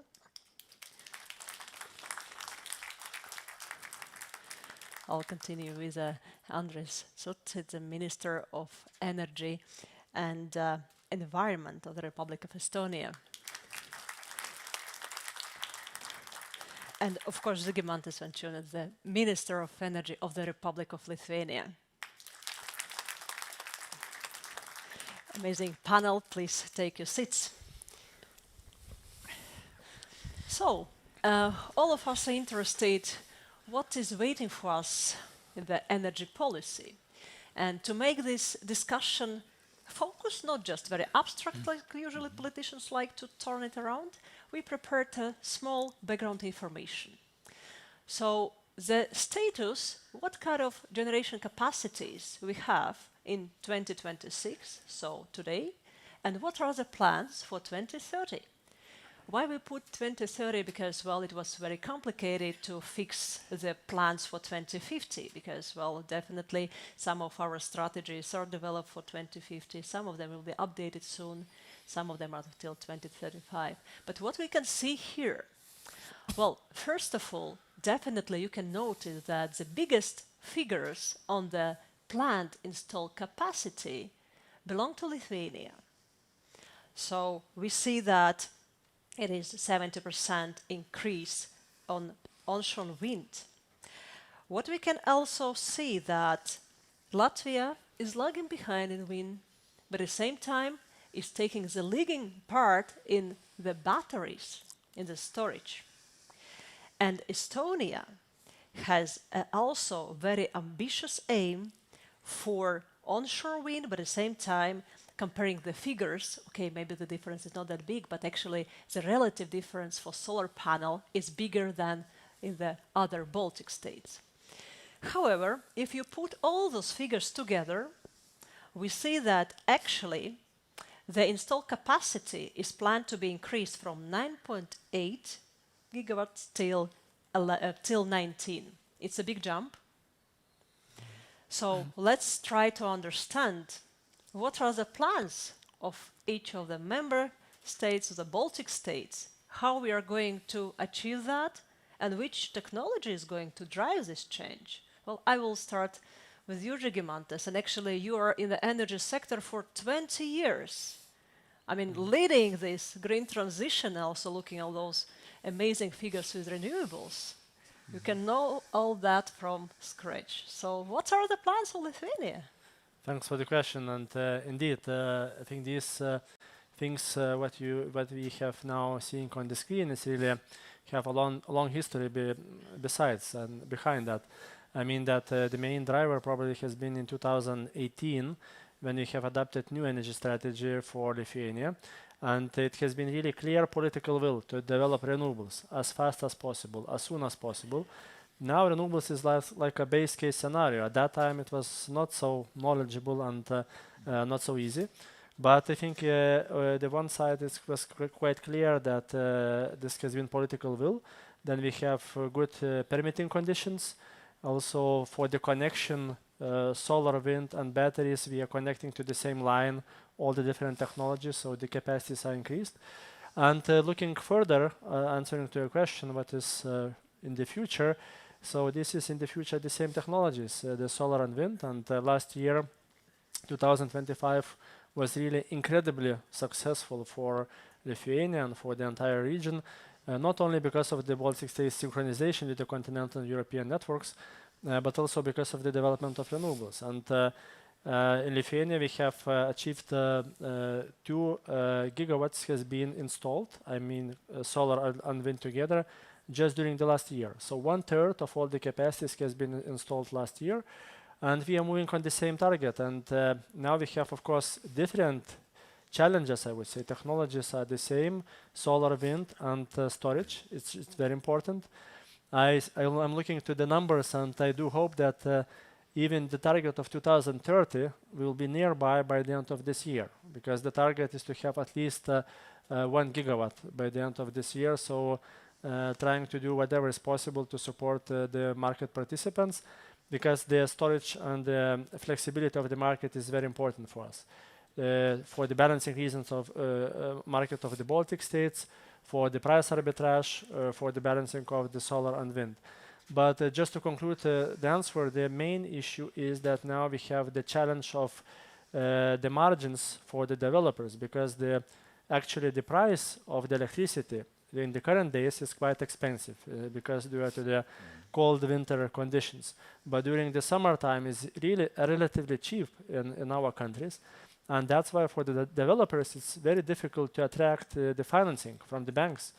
That's why we're looking forward to make some flexibilities for them to be really on the stage and to move further. Oh, thanks a lot for the answer. Well, Andres, I moved to your country, so what are the plans? Are you building a nuclear power plant probably, or how are you going to achieve all of that? And if it's enough, actually, maybe have even bigger plans for consumption. Not by 2030 nuclear power plant, but it's true that we are preparing legislation and regulatory framework to be able to build a nuclear power plant, a small modular reactor, which could be at the best case scenario already in operation somewhere around 2035, so a bit further ahead of your schedule here. Of course, like Ziggy's already mentioned, we need in the region, and the region goes well beyond Baltics. It's the same with Finland, Sweden, also Poland. There is clearly a need to invest more in generation. So that's the most durable way to bring prices of electricity down. Indeed, the challenge is in financing. Yes, for consumer, it's a great news if price of electricity in the summer is 0 or negative, but who should invest? That's not how market works. So we need to basically move this sort of bottom a bit further up and then the peaks further down, so that we can get more stable investable corridor of electricity price fluctuation. So we will see, I think, very rapid deployment of battery storage, which is very similar to very rapid deployment of PVs back in 22-23 when prices were high. I think it's a great news as batteries have become much more competitive in price. It is all done against the market, so there is no subsidy. Then onshore wind, certainly the most promising. Here we have not unique situation. It has happened also in the Nordic countries earlier days. But you need to convince the local communities that having a wind park in your neighborhood is actually a positive, not a negative thing. So this is what we are working on, and it is our numbers are basically based on a forecast of consumption going to increase by 25 to 50% in 10 years, which I would say is rather on the conservative side. If we get things moving faster, I think also consumption will increase significantly. But I end where I started. We need more generation capacity in the Baltics. Yeah, well, thanks. So, Kasper, we had very tough discussions in Latvia regarding the strategy for 2050. So, but if we speak about figures 2030, is the ambition appropriate? Whether the figures will meet, whether the path of development will be faster in the future, and what are your thoughts and the plans for the Latvian policy? I would say even energy strategy, we have, I think, few different scenarios, because most of this we talk about is moving by the market price. And I would say we already know that this year we will reach more than our plan for 2013 solar energy, definitely, yes, and we are, I would say, the numbers how it is about the wind power, and we see the huge potential, and we want more and move forward as fast as we can. And we've done a lot of work for last 2 years for registration, for more clearness with society to move forward. And the batteries is moving forward too, but most of them is behind it all, it's financing. And it's, we now talk about the private projects who are more going by because of the market moving forward. And we, even our energy, even we have a lot of discussions. Somebody wants more ambitious, somebody says it's too ambitious. We don't start even discussion about the energy resource. Somebody wants solar. There was even discussion about the nuclear station at the same time, why it wasn't so small role in our energy strategy. But even there we are always is running. The more we have generation powers, that all we wanted is there will be cheaper energy.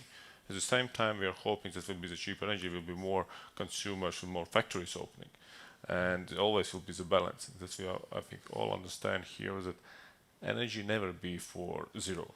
It will be the higher cost, and the lower cost there is less interest to go to this market for generation powers. The higher energy cost, then there is less interest go for consumer part. And this always will be balancing. Well, is it possible to get in Latvia the most competitive price in the Baltic states? And do we have any plans regarding the nuclear? It's an interesting question. I'll ask it also to Žygimantas afterwards. 3 nuclear power plants?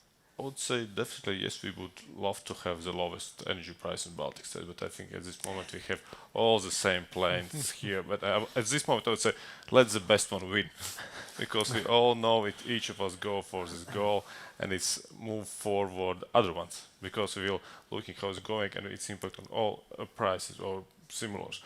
But like I said, let the best one wins, and I hope it will be us. But okay. But if somebody, I know that each of us will gives our own impact on energy price. But if we talk about nuclear, yes, it is in our schedule of the day. We're looking, but I think like most of the countries, we try to see the real project at this moment. There's a lot of questions without any straight answer about the cost of energy. That's one of the most important. If there are some investors who want to come invest in this project. And I would be honest, one more interesting question, if we talk about Latvia, we know that how hard the discussion is not in my backyard about wind projects. And I want to see the discussion about nuclear station, where will be in which country and where there will be the real place. And that will be the real hard discussion. And we all understand the nuclear, it's how much we have time for to build it. A lot, more than 20. It's not it's a long time project. But the energy chief, we want it already tomorrow, or I would say yesterday already we want it. We'll continue with the timing. Žygimantas, in which year we are going to have a nuclear power plant in Lithuania?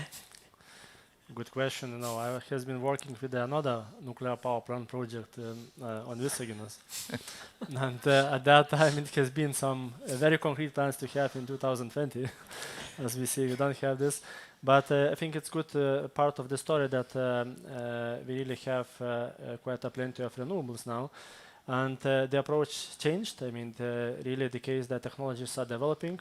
And now we have this small modular reactors, which are we all discussing that this could be a right option. On timing, I think it's quite clear that first of all, everybody's looking to the United States when the first reactors will be commercially available there, and when it will be on the market. And then in the EU, probably it will be the second row, because from the nuclear regulatory perspective, there are some differences, some tiny differences, but they have the impact for the time to develop the project. So our view is that we are evaluating the small modular reactors as a possibility to decarbonize some of the industries. And in principle, I would guess that not earlier than 2035. It might be the possibility, but on that, this is not mainly the question of the concrete years. This is the question about the trend. And Estonia is also moving very fastly on creating the framework for the nuclear, for the small modular reactors. I think we are on the same page. But I would like to answer also your previous question about the who will have the cheapest electricity. So currently, the first fact is that we are really very interconnected. So all the Baltic states has a good interconnectivity level, one of the best, and thanks for the synchronization, we also synchronized. So that's why we are working in the same system. But from the capacities, what you have seen before, the biggest portion is produced in Lithuania. So that's why we are very thankful, and we are supplying this electricity also to Estonia and Latvia, because the issue is that we are importing traditionally quite expensive electricity, and we are exporting when it is cheap. This is the market trends. So we are here not in a competition, but we have the joint interest, and as we are interconnected, we have the same price for the electricity. So that's the fact, but the main element is this is like a chicken and egg dilemma, because it's important for our industries to ensure competitive price for the electricity, but when the prices are too low, there are no motivation for the investments. So that's why the storage is one of the solutions from the technical side, because then it will be equalized a little bit the price differences. Then we will have higher prices during the daytime and lower prices during the peak time when we are consuming this. Right. Well, synchronization project, of course, was already mentioned. Let's move to the security part of our panel. Well, again, a lot of congratulations for this amazing project, but well, what the audience asks very often, so it was secure, living in a big Brel system, and then we disconnected and connected with the continental European network. Well, Kasper, I'm turning to you. So how could you characterize the security of the current system, whether it became stronger or maybe to some extent weaker, and especially taking into account this very cold winter, and a lot of our guests are very, well, shocked and frozen today, but so how could you characterize, well, is it safe today or still a lot of work to do? Definitely it's safe today. It's safer than it was previous. And one aspect that we maybe don't talk today is previous, we have still some possibilities that somebody could switch it off from the grid, from the system. And that was right, but basically still was like possibility. And now at this moment we show after this year, the first row, that everything is secure, it's stable. The system, I would say, even worked better than previous. Very important to see that our prediction about the costs is this, it is even cheaper than it was predicting. And it's very important the moment that systems, of course there's a lot of things that to make improve. Of course we still have some risks about cyber attacks and physical attack. It was previous the same, but and you have all the time what to improve. But now at the moment I'd say yes, we are safe. Even that shows even in the cold winter the system is stable. We can see here the electricity is stable. That's most important. But now we're more concentrating about generation powers. It's very important to independence in it, that produce our own energy as more as we can. Right, and I guess security was one of your highest priorities when you took this role of the minister, and I think that you can be very proud and happy having this milestone and a very change of the synchronous zone. Yes, of course, but I think that's maybe other part of the coin, because it was so smooth. not all understand how big step we did it. I think that there is some problems of electricity, and we have a lot of discussion why there was a problems, who is fault, but the project was really perfect. It was on faster than was timing. It was the same financing as we was expected, so it's very important. And from some points, even just thinking, because it's so small, we it's our own not really understand how was this important step. But most of the society, we even don't notice anything to change. Only the people who are in this whole process involved from the beginning, they understand how huge. If you ask it question for people who are in the systems, they say it's a huge step, totally different. We make it something approximately impossible for 10 years previous. But now it looks like everything is okay. So it's two parts of the coins. Yeah, people always have something to complain about. Too smooth, no attractions, but energy people are very happy that it went smooth. Okay, well, but everybody, I guess, noticed that time to time there are some accidents with cables in Finnish Gulf. So we noted there is a trend. Some ships with their anchors, to catch some cables and disrupt the energy system supply. Well, it makes us nervous in the last years. And Andres, you're located just near the Finnish Gulf or on the Finnish Gulf. So could you please share your feelings with that? So how serious is the problem? And are we doing something with that? I think it's fair to say that the world around us has become much more hostile since Russia launched a full-scale war in Ukraine. And in a way or another, all these incidents are related. Undersea infrastructure used to be off limits. I mean, this was something that nobody was touching, but it's no longer that way.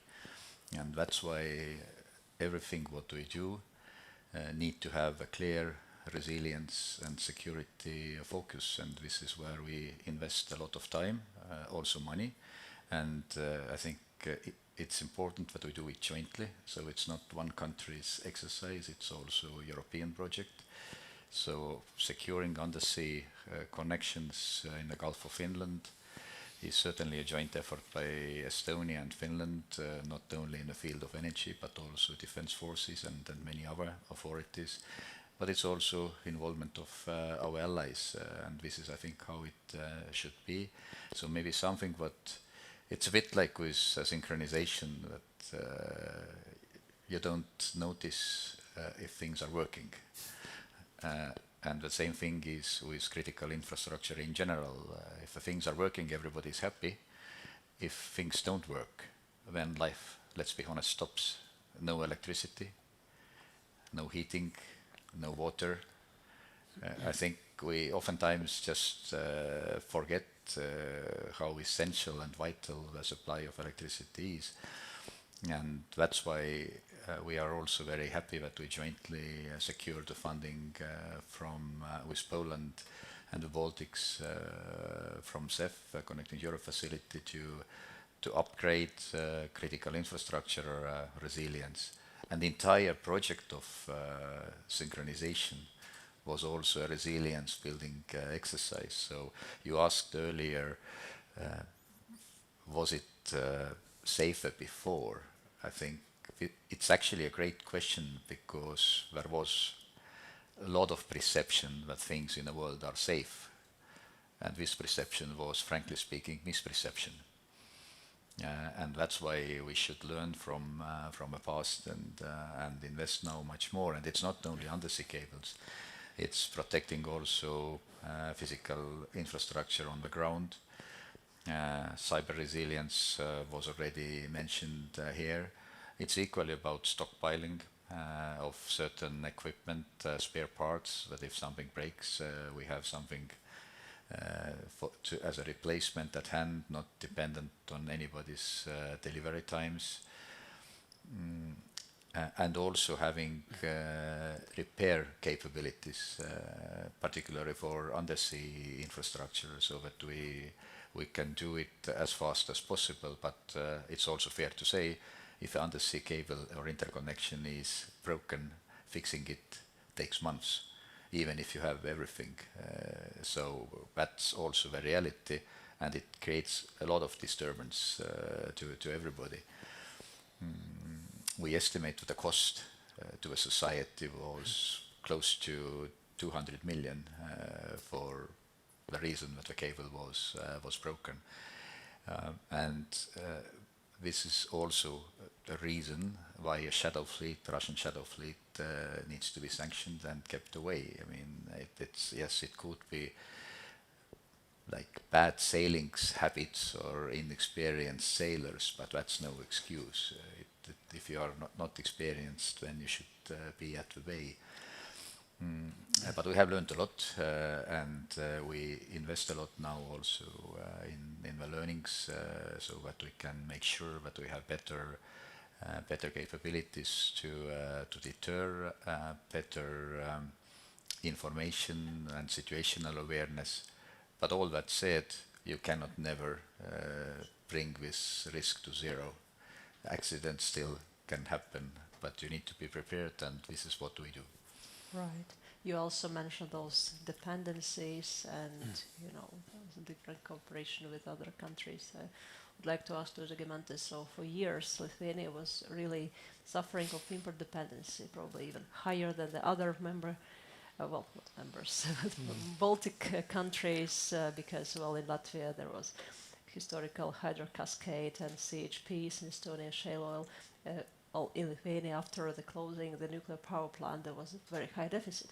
So now you mentioned also this political will probably also comes from the wish to not to face it again.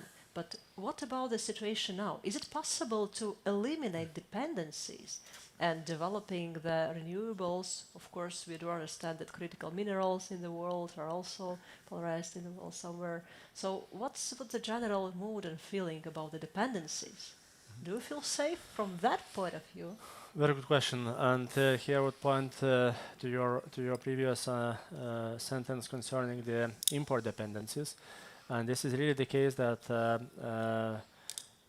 I'm always raising the question to ourselves, to myself. The question is: this is our destiny, or this is our responsibility as a region to be the first within the EU? What I'm mentioning, this is we have been the first who have just stopped the supplies of Russian electricity, then oil, finally gas. So this has been our destiny to do that and our responsibility to do that.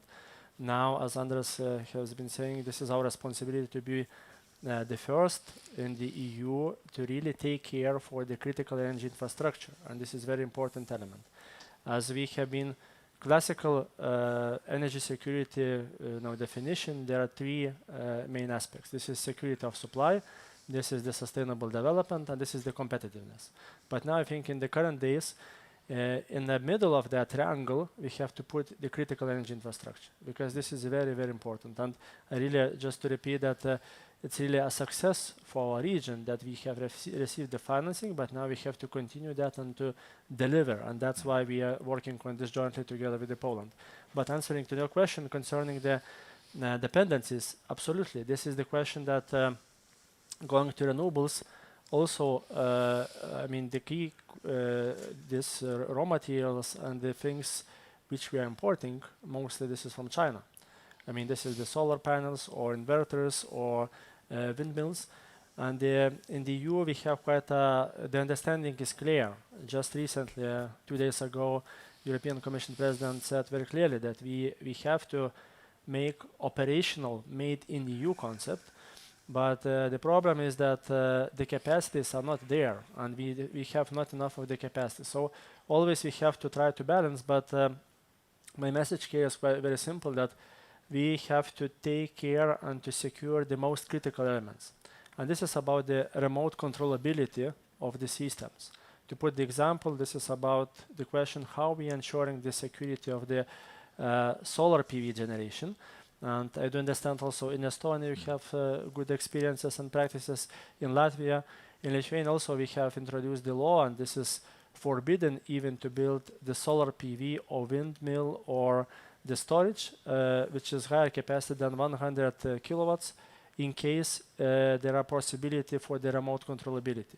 And this is very important element, because of course we cannot be naive. Still we will be relying on supply from China or whatever countries, but what we need to take care, this is about the protection of the cyber security, as well as taking the control of the systems. As we took the control of our system and the management of the dispatching all the network, also we have to take this control on the smaller scale. Well, amazing picture about the security, but let's try to move to the sustainability factor. The World Energy Trilemma draws security, affordability, and sustainability as an aim to get a good balance. And this way we can achieve also the long-term successful implementation of aims. So, Kaspars, I move back to you. So, how do you see the match between different sectors, how they can find some kind of synergies? You know that in Latvia there is this La Flora project, or are there any sectors in the economy that could benefit economically from the transition process, at the same time, of course, helping sustainability? So whether there is a conflict between sustainability and economic benefits? I think the balancing is not the real question. I think that what I suggest is look wider. We can take there's a lot of great ideas. The same we see the wind park projects in La Flora, where you see the benefits for economy, for society, local who are, and new jobs. And the next projects is going because there is a wind project there. But we take a different sector like the same, I don't know, biomethane. You can see there could be benefits for agricultural sector, benefits if you're using in transport sector, and there's a possibility. And at some point, I really think we need to look wider. And there isn't a lot of you find a compromise. There's a lot of benefits, and if you came with the project with wider, just a simple one, but we talk it like as the same as we know, it is a huge challenge for solar parks for the summer balancing. At the same time, if you put in the same solar panels with battery, it's already a totally different impact to the market. So I'd say we must look wider. We don't look for one sector, and for politicians who are making, we must look for not only our sector, but in different sectors, how you make the impact or other sectors. And mostly you can cooperate with different sectors to get better benefits for all. Because at the end of the day, it's very important how will be the impact made for society, for people, and how we improve their life. And for them, it's or we improve transport sector, energy sector, everything needs to be improved. So I'd say it's my suggestion: look wider, and for those projects who make impact for the same time as local society who are living there. And that's possibilities, and that's our responsibility to explain for everybody what will be the impact for everybody. Well, you mentioned transportation sector. I think it worries all the European Union. What kind of linkage between economic aspects and the sustainable transition you see as a possibility in transportation sector? We now start working with the transport sector. Understand that the transition to something go forward. And at this point, we see opportunity. Like we take just small Latvia, each day we pay for fossil energy resource about 5 till 7, 10 millions a day. So if you look whole year small, we talk about more than 3 billions. And of course, one of those sectors is diesel for transport sector. And if we just produce biomethane and transport sector are going for using the same biomethane what we're producing here in Latvia, at that point, everybody will be the winners. And now we have discussion with transport sector, how we can help them for go forward. Of course, one for is infrastructure. And we already have the infrastructure working there. And now we must go for consumers. Because there's always like chicken egg, who will be the first? Biomethane producers or consumers who will use it. And at this point, we try to find support from the government who will give the first impact for the first projects.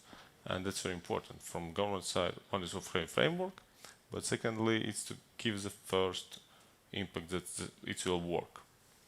Well, amazing. Well, I want to go with the question to Andres. Actually, you have amazing experience also in banking, right? I guess it's 25 years of, you're also supervisory board of the SD Bank. So very often we have a question about the shale oil, and you have it in plan to be decommissioned.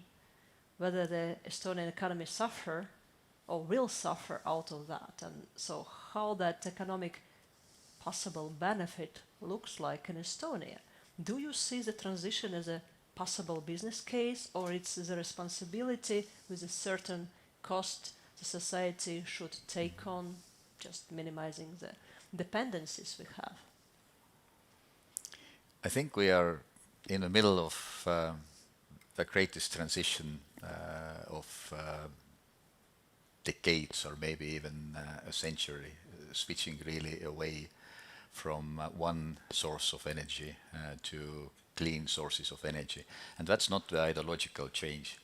It is just pure economics, because investment in clean technologies is cheaper, it delivers more efficient benefits, higher returns, and also is better for environment, health, and many other things. So I think there are obviously people who say that this is all ideology, but I completely disagree. It's pure economics. Now, about the oil shale industry in Estonia, there is a time for everything, and the oil shale industry has served Estonian economy well. It's also needed at the moment, precisely for dispatchable capacity, because we have a lot of renewables in the grid, but we don't have yet other new dispatchable generation capacities in the grid, which we have been ordering. So by 28-29 we should have more dispatchable gas turbines. Then producing electricity from oil shale is pretty much marginal. The main revenue from oil shale is still from the oil, what is produced, and this oil is blending component for marine fuels. The time span of this business depends really about the global regulation about marine fuels and also the price of oil. So there is not much what local policy making can do. And I think I also want to reflect a bit on this climate side.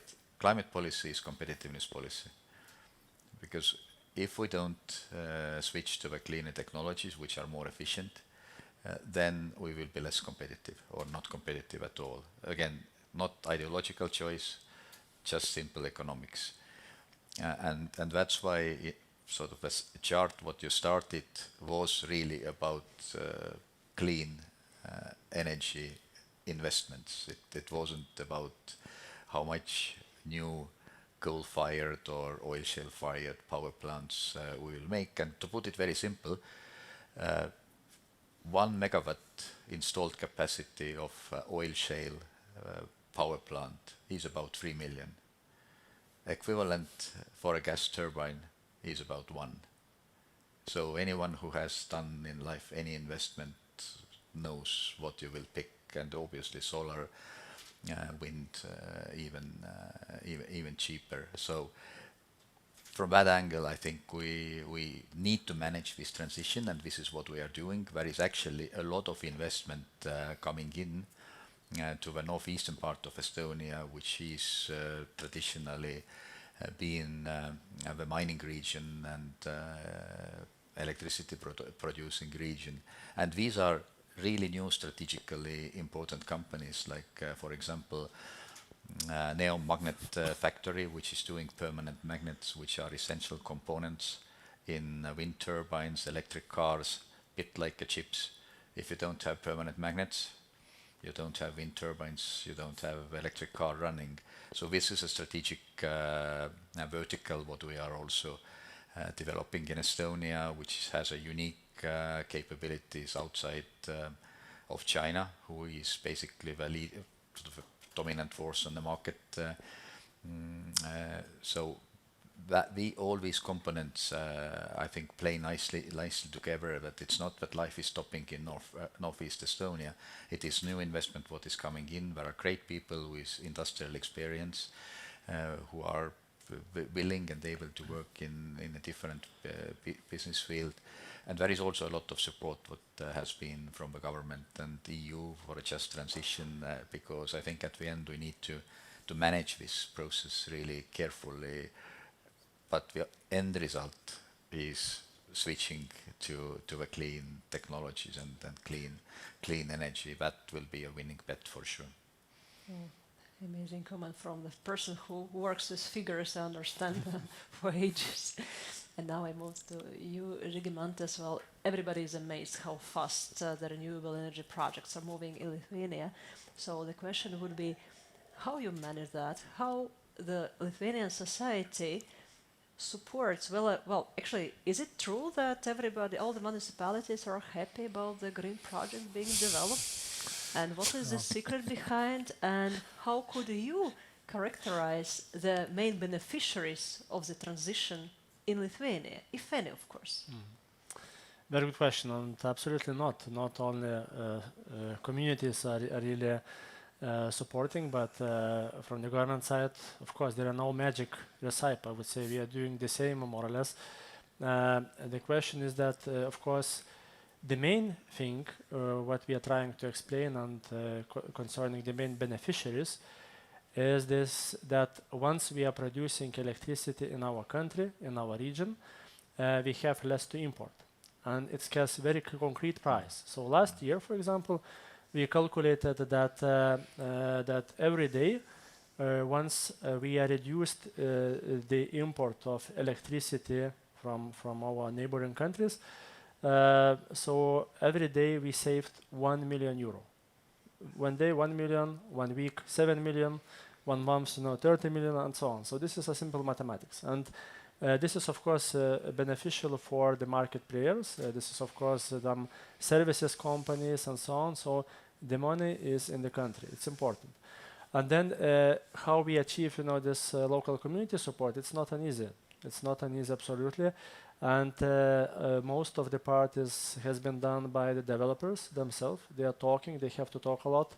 They have to discuss the things. And I'm looking to this oval this circle carpet. This is the system for the wind. When you're building the windmill, so there is the zone where it's not possible to build the windmill concerning the living space, the houses, and so on. But the rest part also should receive the compensation. And we have the same systems in the Baltic countries that the local communities are benefiting. And the physical persons, individual persons are benefiting from the wind parks. So they are receiving the concrete financing. They are developing their communities projects. They are building some roads, for example, some cultural festivals and so on. So they see that this is, as their support is transferring to the concrete financial benefits.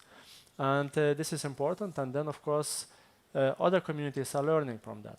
But we have to take care of very concrete things that sometimes the support system should be very efficient. That this should be not only a theoretical one, but the people would be feeling a very concrete practical support. So I would say this is a lot of work have to be done to persuade the community just to not to have this NIMBYs effect, not in my backyard, that's very important.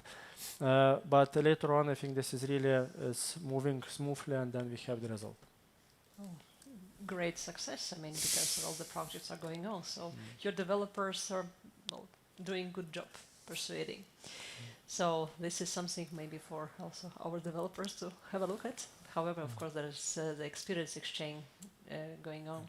So just coming back to the more strategical conversation, I have a question to all of you. What would be the one priority you would define for the next 5, 10, and 25 years, so till 2050, to do in energy policy? So what is the most important thing to do? Well, I will start probably with Kasper, with you. I would say there isn't one priority. It's like ask the same question about which chair leg will be more important for next 20 years. Everything is important. And here we see definitely security, competitive price, we see, and stability of the system.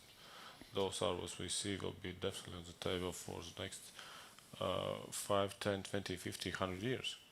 Of course, maybe some change would be more important, but we all understand that there can't be possibility for very expensive electricity price. It's definitely not the solution, and so we must balancing finding the real one. So I would say there isn't one opinion, definitely. One point, there will be more, and the energy sector is one of the most interesting, and I totally agree, the most changing sector this will be for next, but I totally can agree that the next 5-10 years, the energy sector will be much more faster growing and changing. And to take it towards the balancing the system will be really challenging for everybody. Andres? I also take two. One is security and protection of critical infrastructure, and the second is investment in new clean power generation, and everything else will just follow. Very good, Zygmantas. Your task is very difficult. I will try to negotiate also with you as a moderator. I think it's really difficult to say one thing, and I totally agree with the colleagues. I think it's an abbreviation. It could be RRF. I'm not now talking about the recovery and resilience facility. This money is already over. I'm talking about the renewables, resilience, and flexibility of the energy systems. I think these will be the most important things. Of course, the financing part also is very important, but having that, we will be really secure, we will be competitive, and it will be better price stability for both business and individual consumers. Okay, very good. And we have some questions from Slido. Let's have a look. When and if Baltics will have joint energy strategy, in particular electricity, as effectively it is one market? So, well, I would first of all probably ask you, is it possible to have one Baltic energy strategy? And here I would like to, I don't know, your politicians, you can give a very long answer and nobody understands that, but just keeping it to yes or no. Yes, it's possible. Good. Yes, we think we move already in this direction. Absolutely. As we have synchronized our networks, everything is possible. Okay, so actually the next tricky question would be when, yeah, but we will not touch it. Probably let's go with the next one. What will be your position towards Russian fuel after a potential peace agreement between Ukraine and Russia and lifting sanctions by the EU? It's a tough one, so who would like to take this question? It's an easy one, unchanged. Someone to add? No changes. I think this is the end of the story on Russian supplies. Kasper? I agree with my colleagues. I think there's too fast discussion about it. We have done work to be done before. Okay, so very clear. It was easy. Curtailment of offshore wind seems possible in the Baltics. Example, Lithuania. Interest of the developers in offshore wind is low. Okay, so what is the plan of ministry? The question is that the interest for the offshore wind development seems to be low in the Baltic states. So do we need this offshore actually? Maybe onshore is enough? Who wants to give a comment on that? I'm happy to. I think offshore should be part of a portfolio. The challenge we face, and that's not only with offshore, it relates to every long life, capital intensive energy asset, be it offshore wind, nuclear, long-term power storage. Banks are financing it for 20 years, but the lifetime of these assets is well beyond. Obviously, then it gets a bit tricky to make Excel sheet to work, so there needs to be much longer financing. This is where we can have a different credit enhancement or guarantee schemes to work. And the second point relates to investors. They also would like to see some revenue certainty. The question is how it is achieved. And I would say it is a better way to achieve it by eliminating the negative and very low prices and getting the energy price into a reasonable corridor where the bottom is not zero or negative, but it is, say, 50 or whatever number you want to put, and then the top is whatever it is, and then I think many projects will become bankable. So I think that is the challenge predominantly, that we don't have at the moment possibility, unless we do a CFD, which doesn't fly in Estonia because a too big number was floated around, 2.6 billion cost to a taxpayer. I mean, I don't know if in any country, if it is presented in that way, taxpayers would say, oh, great idea, let's do a CFD. So that's why we need to be a bit more sophisticated, but I agree the market is broken from that end, and we need to get the financing part for both equity and debt fixed. It's possible, but it takes a bit of time. Kasper, we will have offshore one day in Latvia? It's possible. I would totally agree on what said my colleague.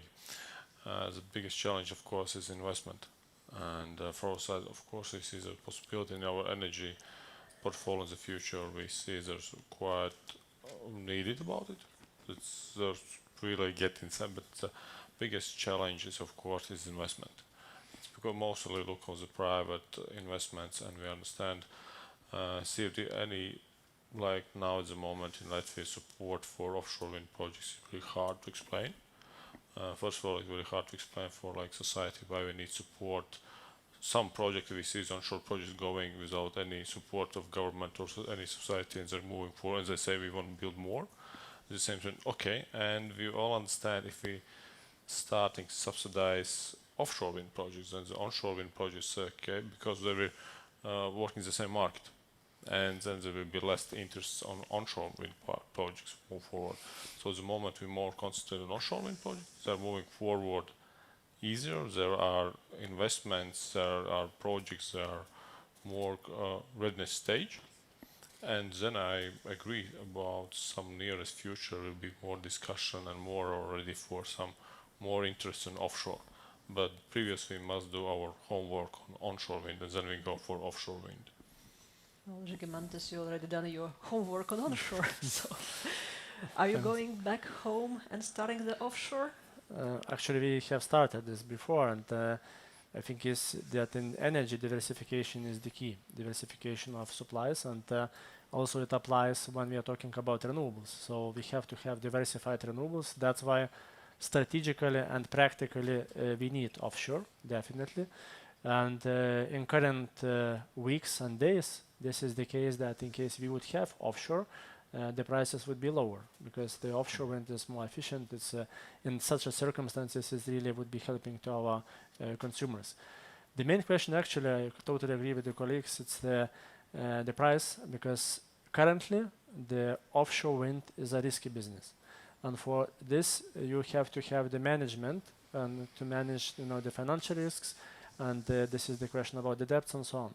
So that's why I definitely would say that one day Lithuania will be offshore. But the question on the timing, we have the several auctions already. It has not been successful, but now working further, considering this project for the future. But we have to have the balanced approach that the CFD scheme, that the consumers would not be overpaying to that, and also to have the level playing field with the onshore producers. That's very important. So will it be before or after the small nuclear reactor? I would say, I would guess more or less at the same time. Amazing. We are looking forward to see it. So, and now, well, actually summarizing the strategy discussion, all of you mentioned that it is possible to have one single Baltic strategy, and that's why today we have a very important step towards that. And the three Baltic ministers will sign a joint statement on coordinating this common strategy.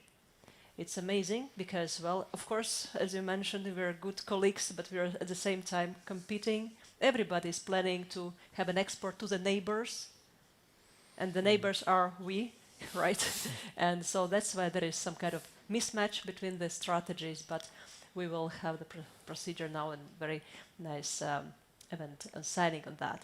But while we are having this small technical arrangement, there will be a slider for the audience to give an answer to the question, what do you see is the first priority, or what should be done by the ministers within 1 year as a priority? So, and we are a little bit waiting for the technical arrangement.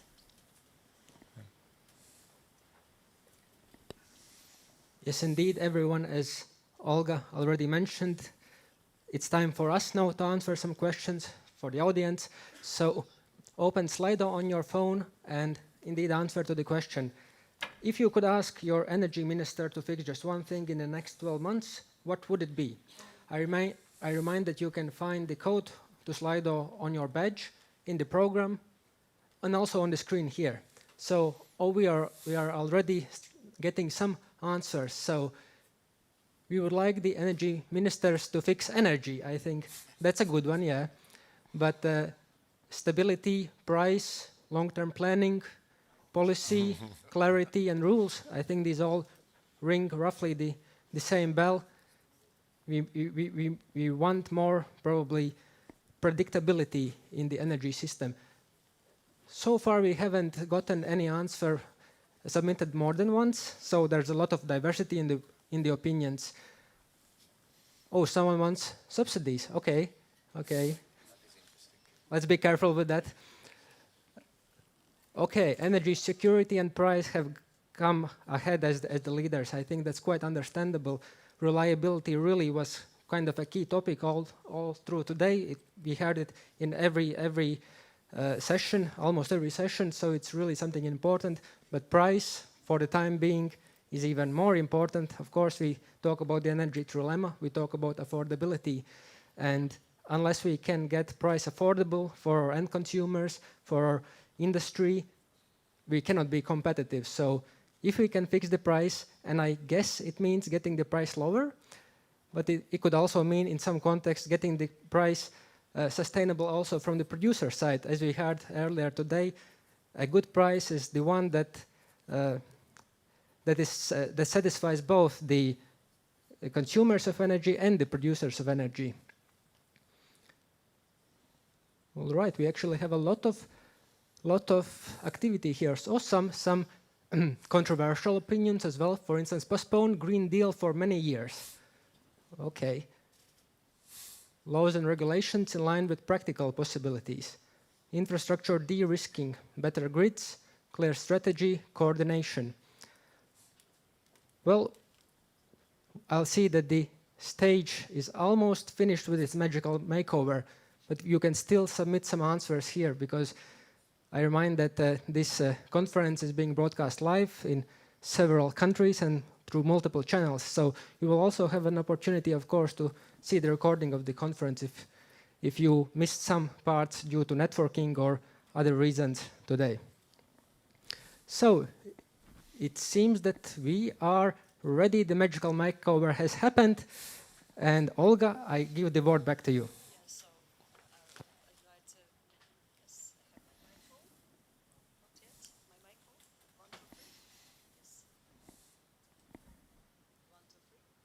I do have my mic on. It means it's time to proceed. Excellencies, ministers, please stand in front of the flags. And well, first of all, of course, many thanks for really exciting discussions and your insights. I think everybody was listening carefully and taking notes on everything what was mentioned today, and everybody is looking forward for very strong energy strategy definition, and also the moving forward with the KPIs which are highlighted in those strategies. And in order to help those synchronization of different strategies happen, we have the joint statement on the common work, common dedication to have this work synchronized, not only in grids, but also in policies. So please sign. In a synchronized manner. In a synchronized way. Oh, okay. So it's not a simple thing.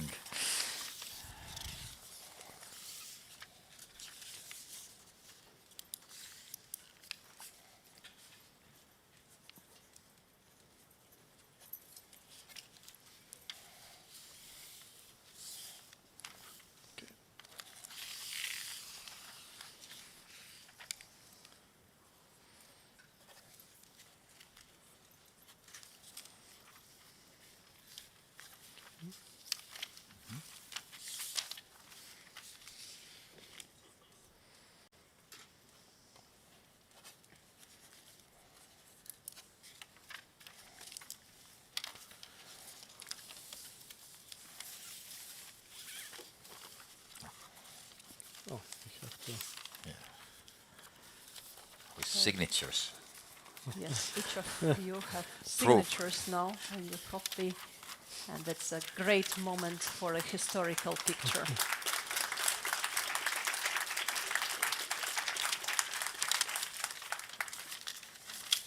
Very good. Thank you very much. And again, let's give a lot of applause to our dear panelists who were providing very exciting highlights for the future of the energy policy, which will definitely help us navigating in that uncertainty.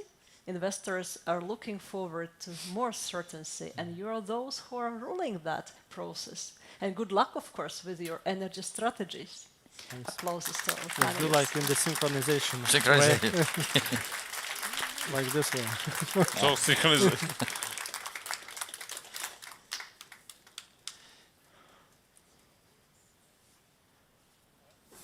Okay. Thank you. Thank you very much. Thank you. Carlos? Yeah, thank you, Olga. Thank you, ministers. I think this was a truly historic session. A bit of more synchronization in policy and energy strategy. I think this is something that the energy industry in the Baltic states has hoped for quite some time, and it's very good to see positive progress towards this direction. And this has been a remarkable day today, and during the conference I was sitting in the first row and I was trying to maybe make some notes, what are the key things that we are hearing here today. And bear with me, I will be very short, I will highlight some of the distilled let's say, takeaways that I arrived to. Well, first of all, we heard, as I mentioned previously, that reliability really is key, and we ought not to cut corners in the energy transition on stability, because if we go overboard without thinking about stability, it can be a bit of an issue, as we have seen in some of the examples in the world. Now, my second takeaway is that electrification is both the goal, but also the instrument towards achieving that goal. For the reason that electrification means lower per unit costs, it's more attractive grid economics and stronger business case for renewables. And large consumers with the right incentives, with the right market signals, with the right smart controls can be not burden to the grids, but rather enablers of even more generation. The third one is that finance really should be holistic and not locked into low impact small projects. And the money is there via EU funds, via private investment, but it's really key how we distribute that finance for the most impactful, let's say, opportunities.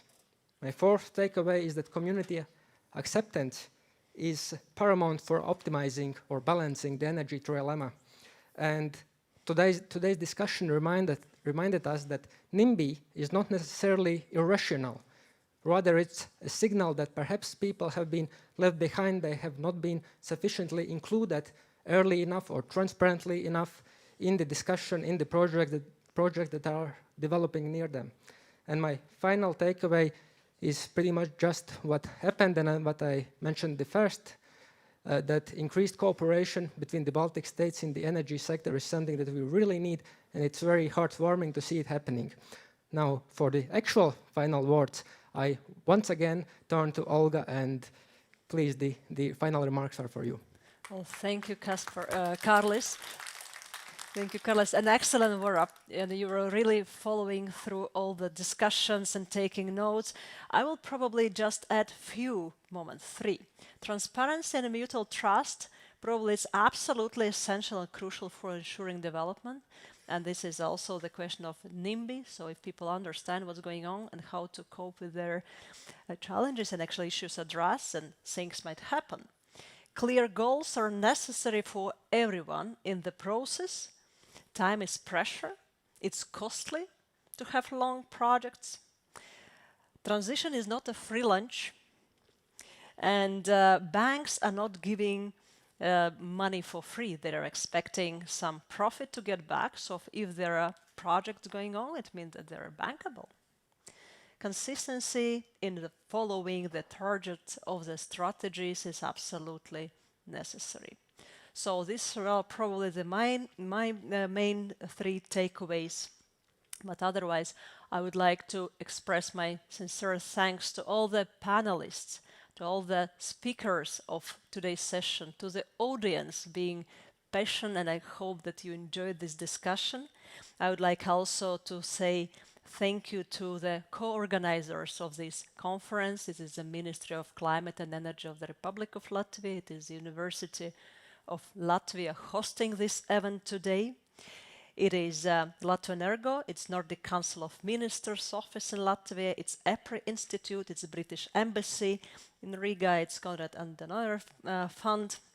In the Baltic states, it's Aged Not Aged, OLED Production, Electric Power Engineers, Schwenk, Latvia, Augsburgo Matikals, and of course the World Energy Latvia member committees members. Our outreach partners were taking care of broadcasting this event worldwide, and of course through our World Energy Council's channels. Many countries were following that. I would like to say many thanks to all the volunteers. Actually, more than 60 people were preparing all the content and working on the small details. Definitely future energy leaders of Latvia. These are amazing, energized young experts of the World Energy Council Latvia program. There are the volunteers from the University of Latvia and many, many others. And of course, a very special thank I would like to say to Kārlis Balputnis, who is the Future Energy Leaders Latvia Leadership Program board member. I would like to give a very big applause to you, Kārlis. Perfect management of timing. I know that it was tough because the discussions were very hot, but you made it perfectly. And of course, I hope that today's discussions will be not just another conference. Of course, I'm sure that you had great coffee breaks and some notes taking, but I really would like to wish to ourselves that we catch something from the content. And probably the biggest wish would be that we meet after some time with you somewhere. You come and say, you know, Olga, during your conference, during the coffee breaks of this Navigating Energy conference, there was an idea which brought me to the nice project, either business project or the policy project or maybe just social project. I think this is the biggest value what we could, should, and wish create today as a result of this event. Once again, thanks a lot for coming and for being with us today and also in other days. Thank you.